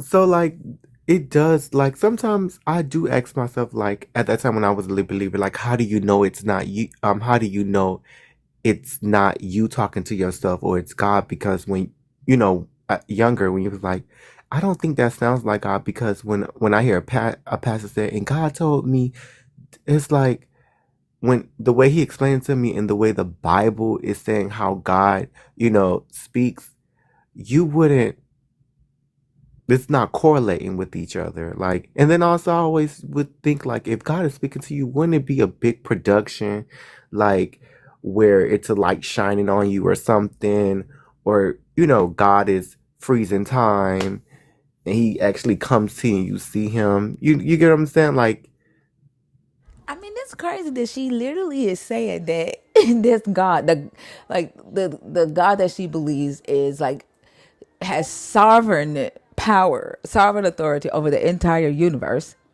is coming in her ear saying, Delamora said you got a fat ass and that you can't cook and that you get on her nerves and that your house stink and that you got roaches. Like that's literally what she is saying this God is doing. And ever since you have said that, I can't get the image out of my head that's that what I she was is thinking like, because what? when she came like I don't know like when we used to talk like we'll talk because the funny thing is I started to say like girl don't nobody be talking to you because if you do you would have known I moved from Pennsylvania to California from California to here and you didn't even know until I told you so I was when she started telling me that I started to correlate those things, and even it goes to one of the pastors who used to have his wife ask people questions. It was on the news, and people still listen to him, I think, where he used to have his wife ask people questions before the sermon, and then his wife would be in his ear saying like, so and so the angels at your house, and so God told me to, because the wife would ask questions, names, and things like that, and they'll be answering like the little questionnaires. It was on the news. I think it was um, the one who sells the holy water. What was Um, his name? Peter Popoff? Was that his name? Peter Popoff? was it Benny Hinn or I know. I think it was Peter Popoff. yeah, him? And Yeah. he'd be like, wasn't the famous line was like the arthritis out of your bodies? Because the lady his wife had his wife had asked the lady, she was like, yeah, I have arthritis, and he really called her out. It was on a commercial, and it was like, yeah, I think it's not like, because wouldn't you be able to like determine your voice instead of other person voice unless you have multiple personality disorders? When a lot of Yes. Yeah. Yeah. But like I get them thinking that they're talking to a God, and like when I think about it, when I believed that I was talking to a God, it was always my own thoughts and my own voice. Like it was never anything audible. It like it would just come from like a revelation. And when Paul says that he received revelation through Christ, like I think it Paul the writer was talking about like that, but somebody else came and made it like this big supernatural thing. But yeah, you would think that it should sound different from your own voice or be different from your own thoughts. But that's what we are trying to figure out. Like when we ask them that question, they never are willing to actually answer it and say what it sounds like. Because I think they know that they can't distinguish it from their own voice. and then also like, wouldn't you want like, if you want someone to believe or come, wouldn't you want to show some type of like, okay, I know God, this deity talked to that person because, I saw a sign at the same time. You get what I'm saying? Like, wouldn't if miracles was supposedly performed in the Bible, wouldn't you want to perform them here too? For, Right. so that's why it's just like, if God is talking to you, you know, give them a little power or something, like give them the power to possess lightning or something while they're giving out this message that God, we need a production. Seeing is really believing. Because I'm not gonna, um, I back then I did because of that. But like, if you think about it now, I'm not gonna, believe you saying this, that, and the third. And it's just like, it's not making sense. Like I remember one pastor was like, I'm chasing girls. I'm like, girl, I'm not chasing girls. I'm trying to be one, but I'm not chasing one. Like, it's just like, A it's not, pastor said that?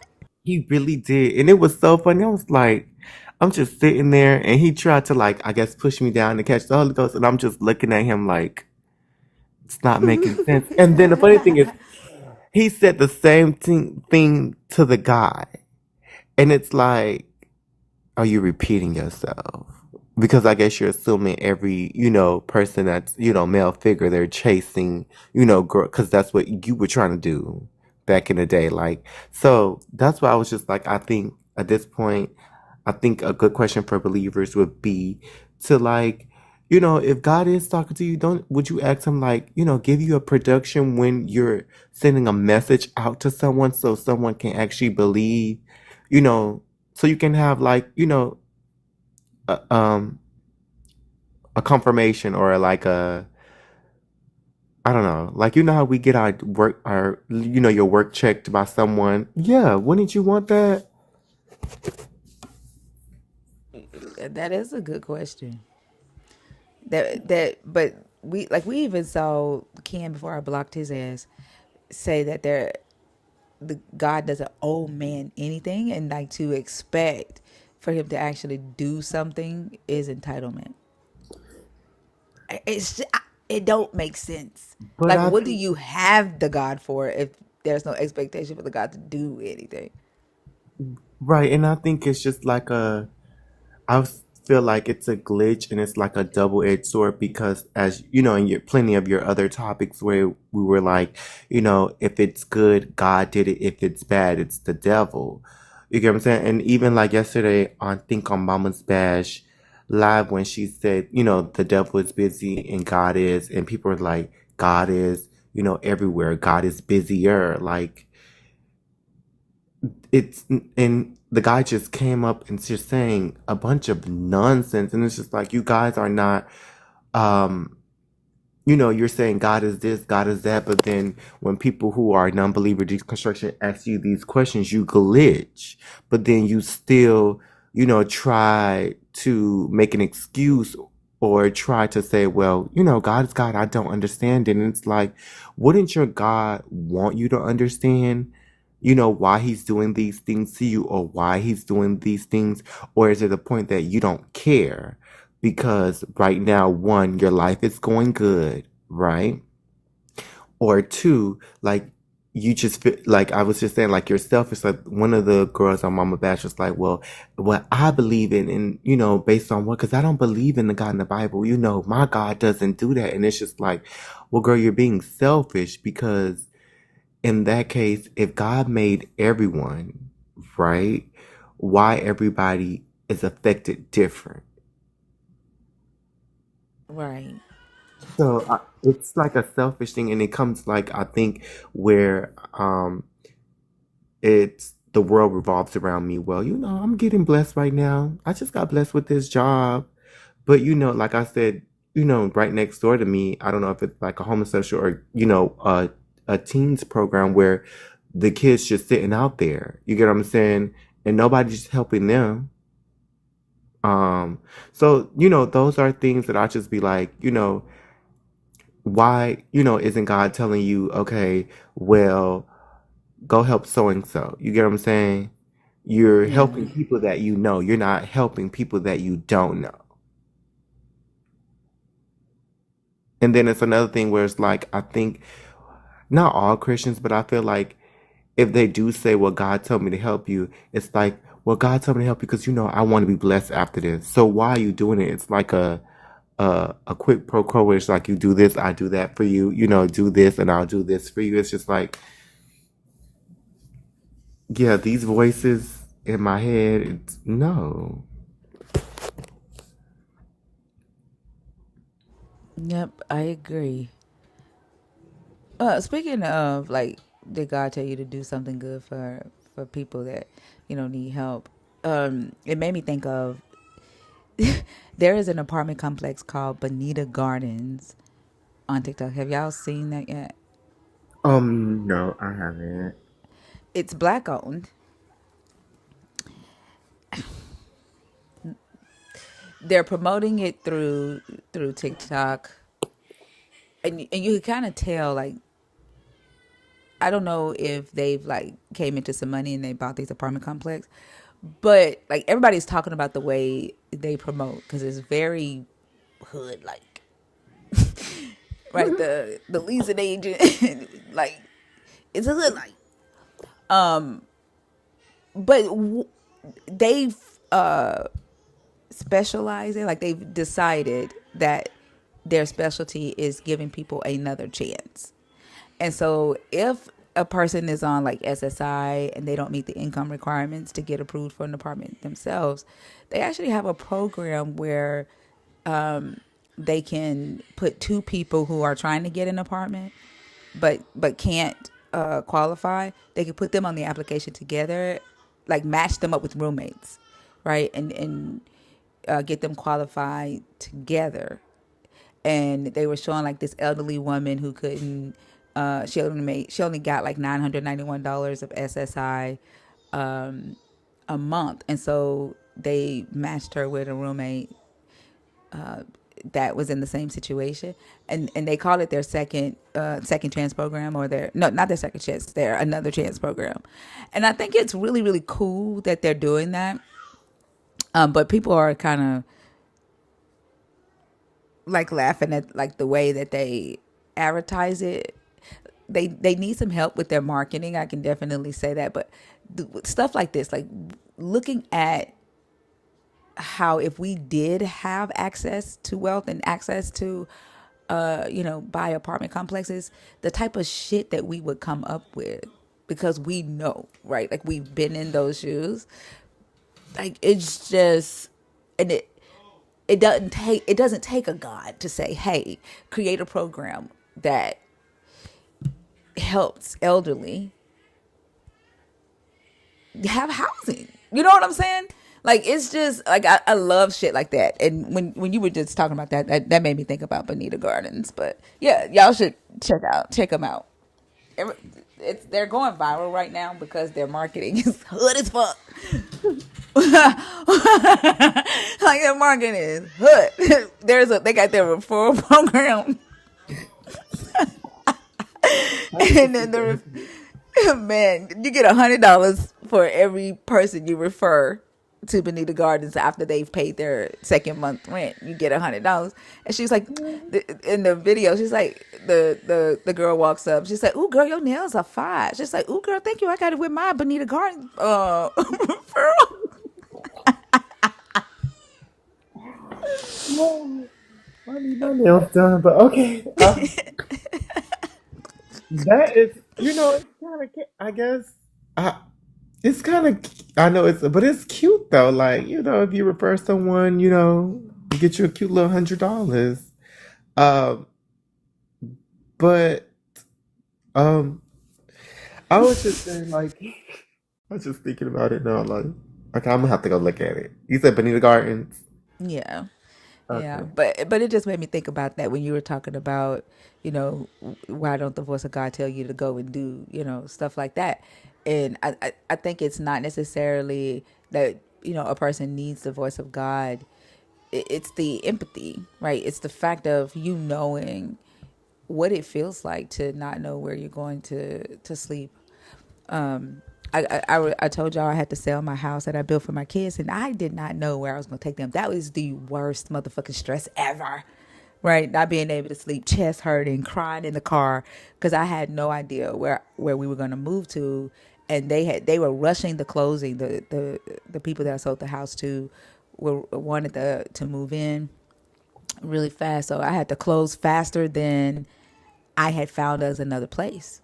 And it's the worst feeling in the world, not knowing where you're gonna take your children, not knowing where you're gonna sleep. And so being in that situation, when you come into money, you know what needs to be done, and so you focus on making sure that other people don't feel what you felt, you know. And I think that's what it takes. It doesn't take a God to whisper in your ear and say, go build Bonita Gardens and create a program that helps elderly on SSI, mattress roommates. Like that's empathy, I think.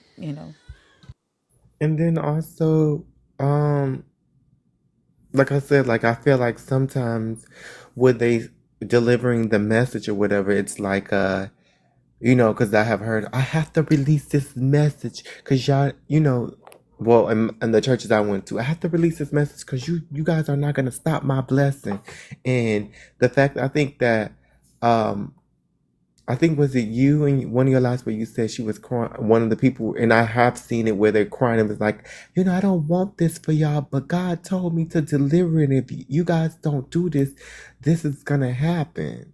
So it's just like, why at the end of the point, like why I feel like in reference to like I don't know if you ever watched Futurama where I think Fry was in space. Was it I think yeah, Fry was in space for a long time or and then it was like this being he had created a relationship with this being and the being came back and like they all like the being controlled everyone through his connection. But then towards the end like the being had a parent. So it's just like sometimes we're like when all this chaos and things like that happen in reference to that, like I wanted to do like, as a Christian, as a believer, do you ask like, are you playing with me? Like, am I like literally like a Barbie dollhouse where you get to say, well, today I'm gonna fuck up your life, or today I'm gonna just do this, or today I'm gonna give you, cancer, and you still gonna have to talk to me, and I'm not gonna respond until I'm ready. You get what I'm saying? Like these are things that I wonder. Like, do they, when they have these conversations with God in their head, do you be like, I'm glad you sent me this message, but why you let me, lose my lights go off? I just wanted to ask that because, you asked me to deliver this question. I still need my lights on. Like, do y'all I, have those?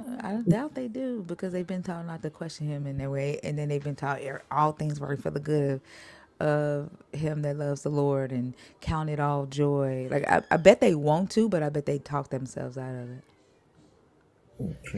At that point, you have to start like, cause you have to. I don't know.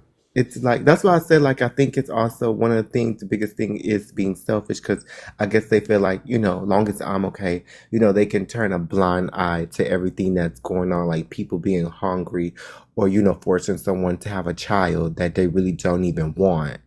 And that child could get mistreated and things like that. Like you know it's just it's just too much. And I know like I do give that grace or understand, like I was them one time, although you know people try to like make me feel bad about being of who I am, but like I was like a believer and thought of these things that are happening to me, it's for a reason, or I'm gonna sin. And it's just like, girl, and now at this point it's just like it's not making sense. Like, no, this, like, cause now I'm mad. Like, if there is someone, you know, that's there's a God that's doing this, girl, stop playing with me. Leave me alone. Like, let me just live this life until it's time for me to go.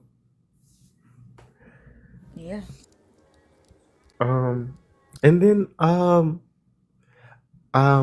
like I said, I've been going to therapy, and um, I did talk to my sister.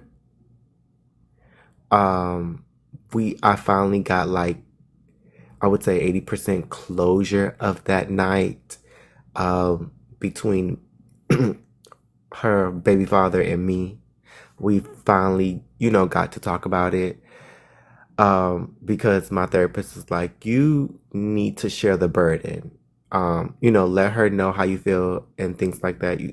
Because like we had, like she would contact me, and I would tell my therapist like, you know, how should I respond to this? Because I don't want it to be like I'm desperate for friends, and then I know her as well. She'll be like, well, I'm texting you or you text me, like, and things like that. But um, like we had a 3-hour conversation, and I would say like I do feel better about knowing like what went through her head that night. Why certain things were done.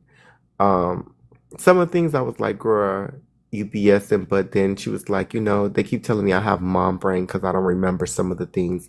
And one of the things I think I told you, like, that may cause me to like, say fuck, excuse my language, but F them, and I'm moving on. And she was like, I reread her the text message that she sent me about like, like if you want us to have a conversation, and I'm not going through therapy, I reread that to her, and she was like, um what I meant by that, she broke down everything that she meant. And then she also said was like, I don't know how therapy works because I've never been in therapy, that's why I also denied it.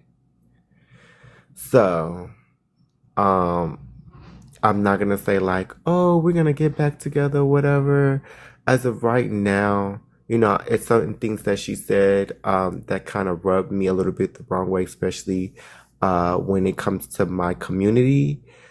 Um, Also, being um, that I'm new to the deconstruction journey, there are some things that I'm still afraid of, and I feel like being that I'm like new to this, and if I were to even go back, that I I may revert back because um, when we were talking, I know she wanted to let a lot of stuff out. Um, but I know she's doing some of the things because of fear. And me feeling sorry for her, I don't want to feel sorry for her and, you know, go back to that too. It's, Yeah. I'm still working on it. And I just, I feel, when she talked to me, I feel so bad for her. Like I do. I was like, I don't want it to be like we're in a situation where, you won't be 100% free until one of the persons, pass away. But, at the same time, girl, you older than me. And, at this point, you're a mother. You can't, you have to look out for your child too. Like you can't, do certain things because out of fear. And then it comes to bite you in the butt. So as of right now, that's where I'm at. I do feel a lot better about that conversation. And that's where we're at right now. That's good.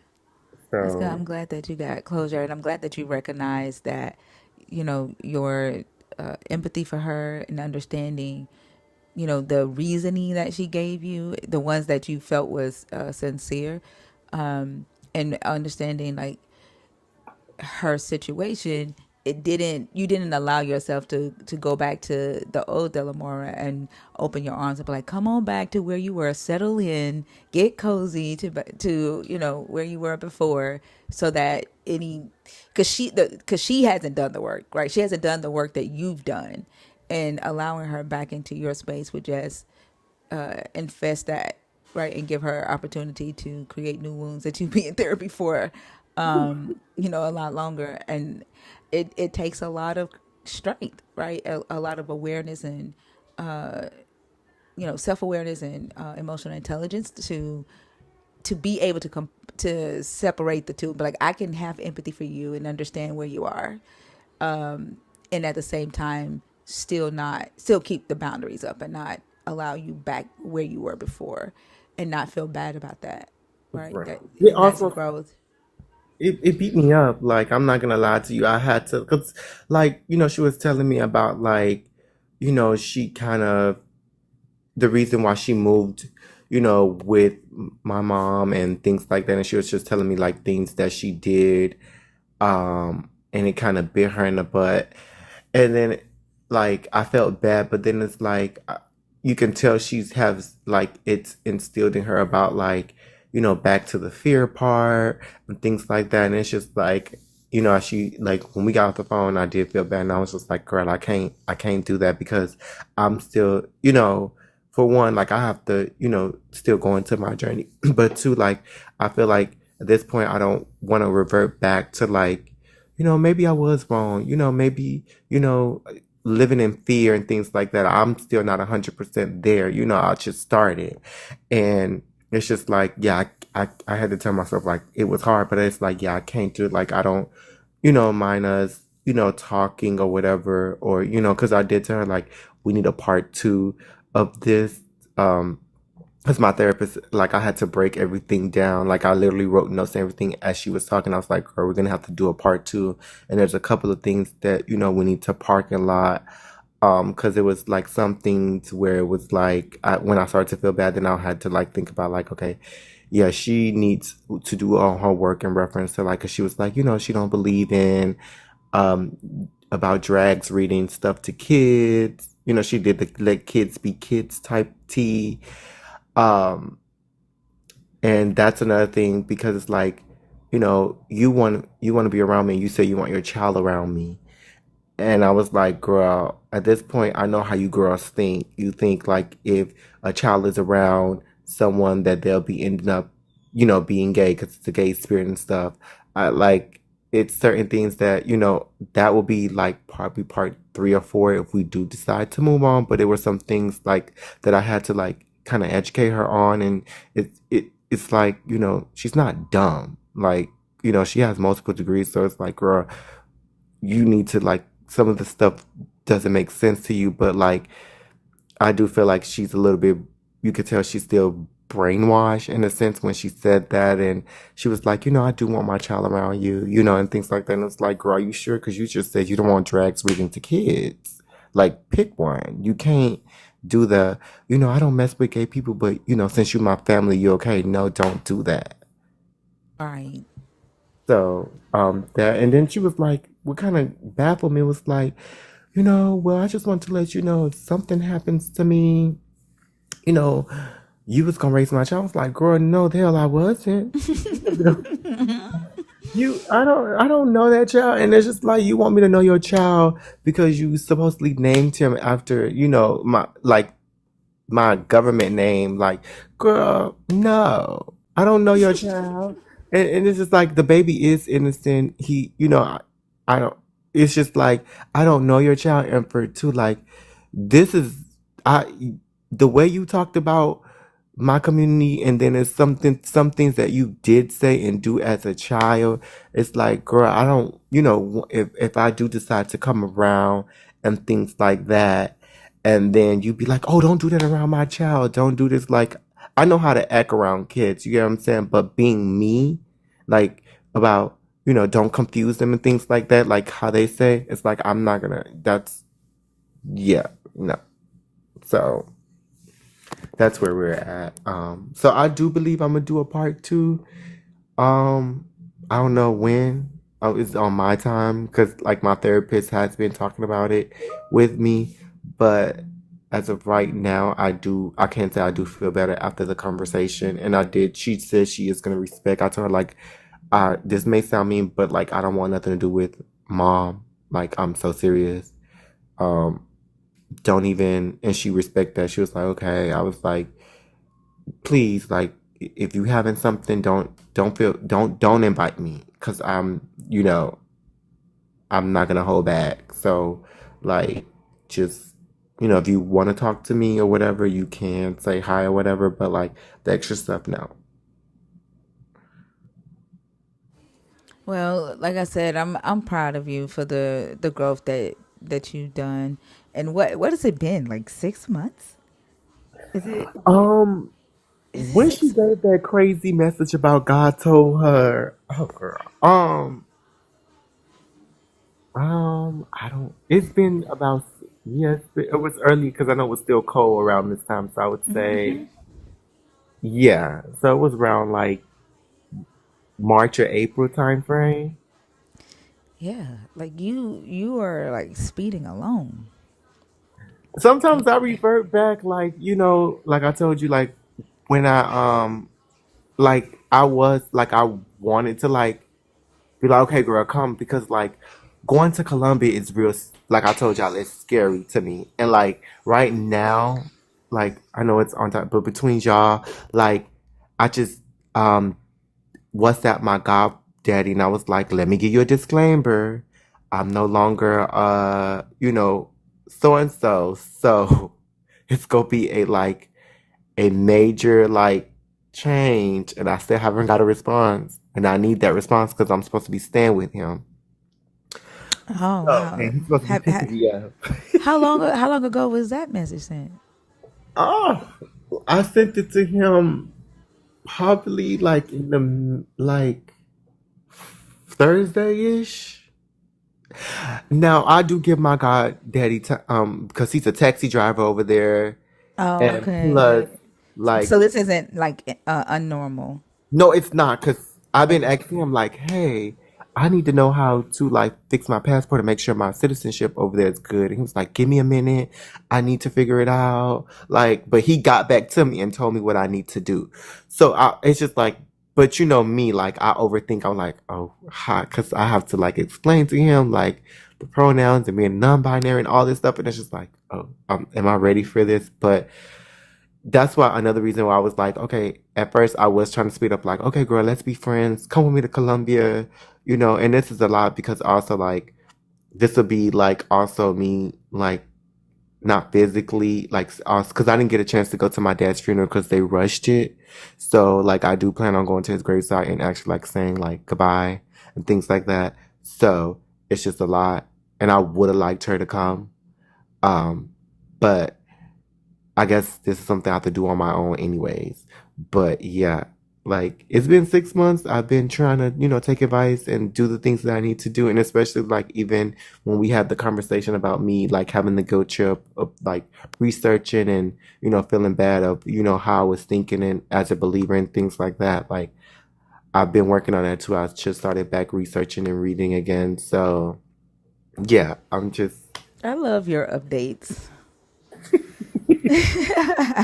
Like you are doing the damn thing. thank you so much. And it's, this community, like I would say like I love like the fact that it makes me think a lot. And sometimes I do go down rabbit holes, but then I dig myself back out and say, okay, we need to like vet these things out. But with the lives and stuff like that and read yourself, it gives you a little bit of confidence, like, okay, it's not gonna be easy, but you just keep pushing, you gotta get through this. You wanna find out these things, and once you find out these things, you feel a lot better. So that's where I'm at right now. Yeah, because they're usually bigger in your head, right? Mhm. And because there's a lack of knowledge there, so you typically put something big there, and it just grows and grows and grows. And then when you get the knowledge, you're like, "Damn, that was it." Right. Like what? So, that's how I am right now. So these are like the things like I know I'll probably try to like come back on your live on the 24th. That's when I leave. And also I didn't forget I heard you say On the bring 24th of back something. October. Yeah. Yeah, yeah, definitely bring me back something. So I'll be traveling that day because that's the family trip. Like we'll be going Okay. with Bash. So I won't be live the 24th, the 25th, or the 26th. I think the next time I'll be live will be. Hold on. Well, I'm there for the whole week, but I'll be able Okay. to get because I leave on the 24th and I come back on the 2nd. Okay. Okay. Um, so I'll probably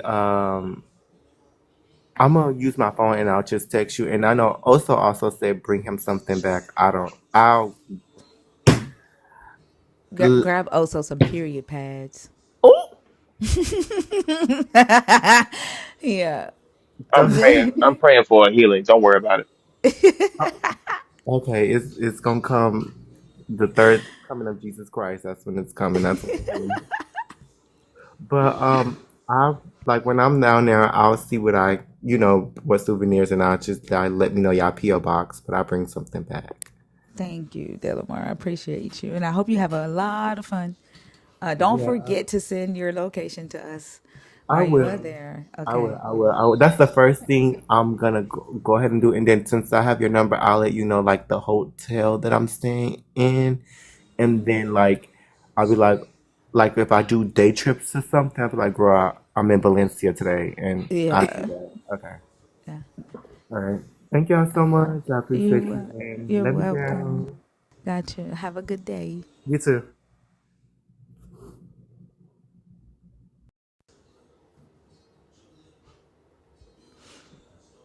All right. Let's see. I love y'all too. Relaxing. All right, y'all. The guest box is empty. Um, Last call for alcohol this time. If you are a believer in the God of the Bible, if you're deconstructing, if you're an atheist, the guest box is open. Y'all do me a favor, make sure y'all check on Lala. Again, she had a death in the family. I think that she would love it to hear from y'all, to let her know that y'all are thinking about her and that we do miss her in the live.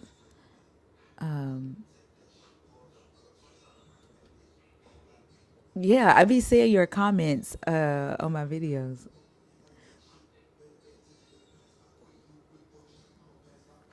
Yeah, yeah, she had a death in the family, and it hit her pretty hard. So yeah, just send a DM if you have her telephone number, a text message.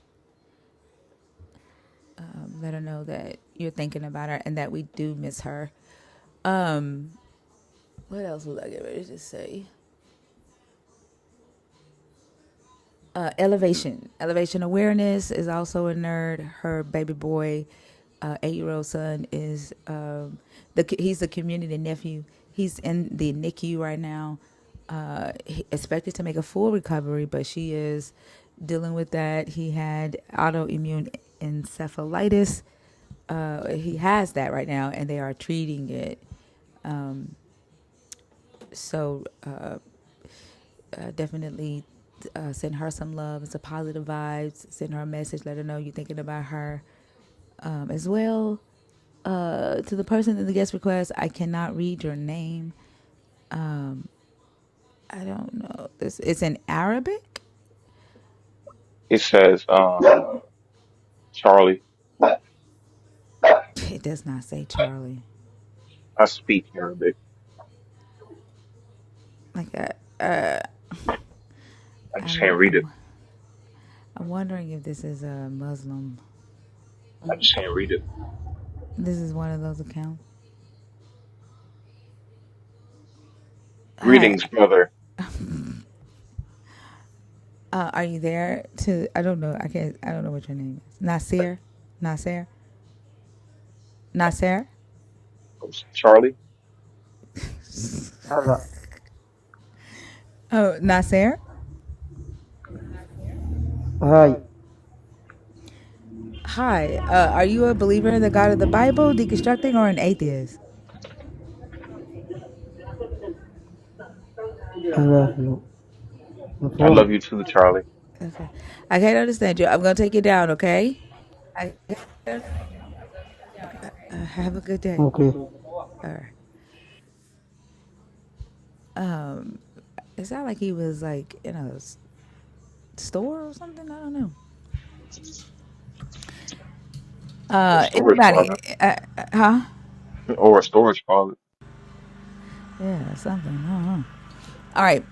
Y'all, we made it almost to 10:30. Are there anybody else?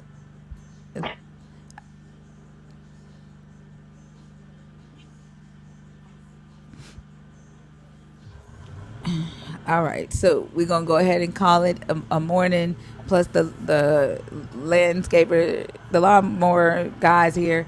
Um, The lawnmower guy. I couldn't think of the word.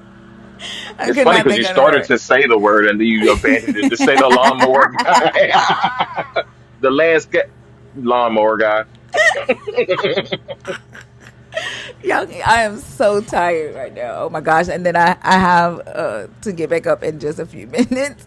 But I love y'all so much. I hope y'all have a good rest of the day. Christina goes live at 10:30. I'll see y'all tonight at 11 p.m. Hope y'all thank y'all for the likes, the shares, the comments, the gifts, the subscriptions, and have a beautiful rest of the day. Bye, Bye, y'all. guys. Bye Love to the y'all. YouTube fam. Love y'all so much. Make sure if you're not following us on YouTube that you follow at Art Thinker. And if you want the songs, you can get them on Suno at suno.com/thinker without an I.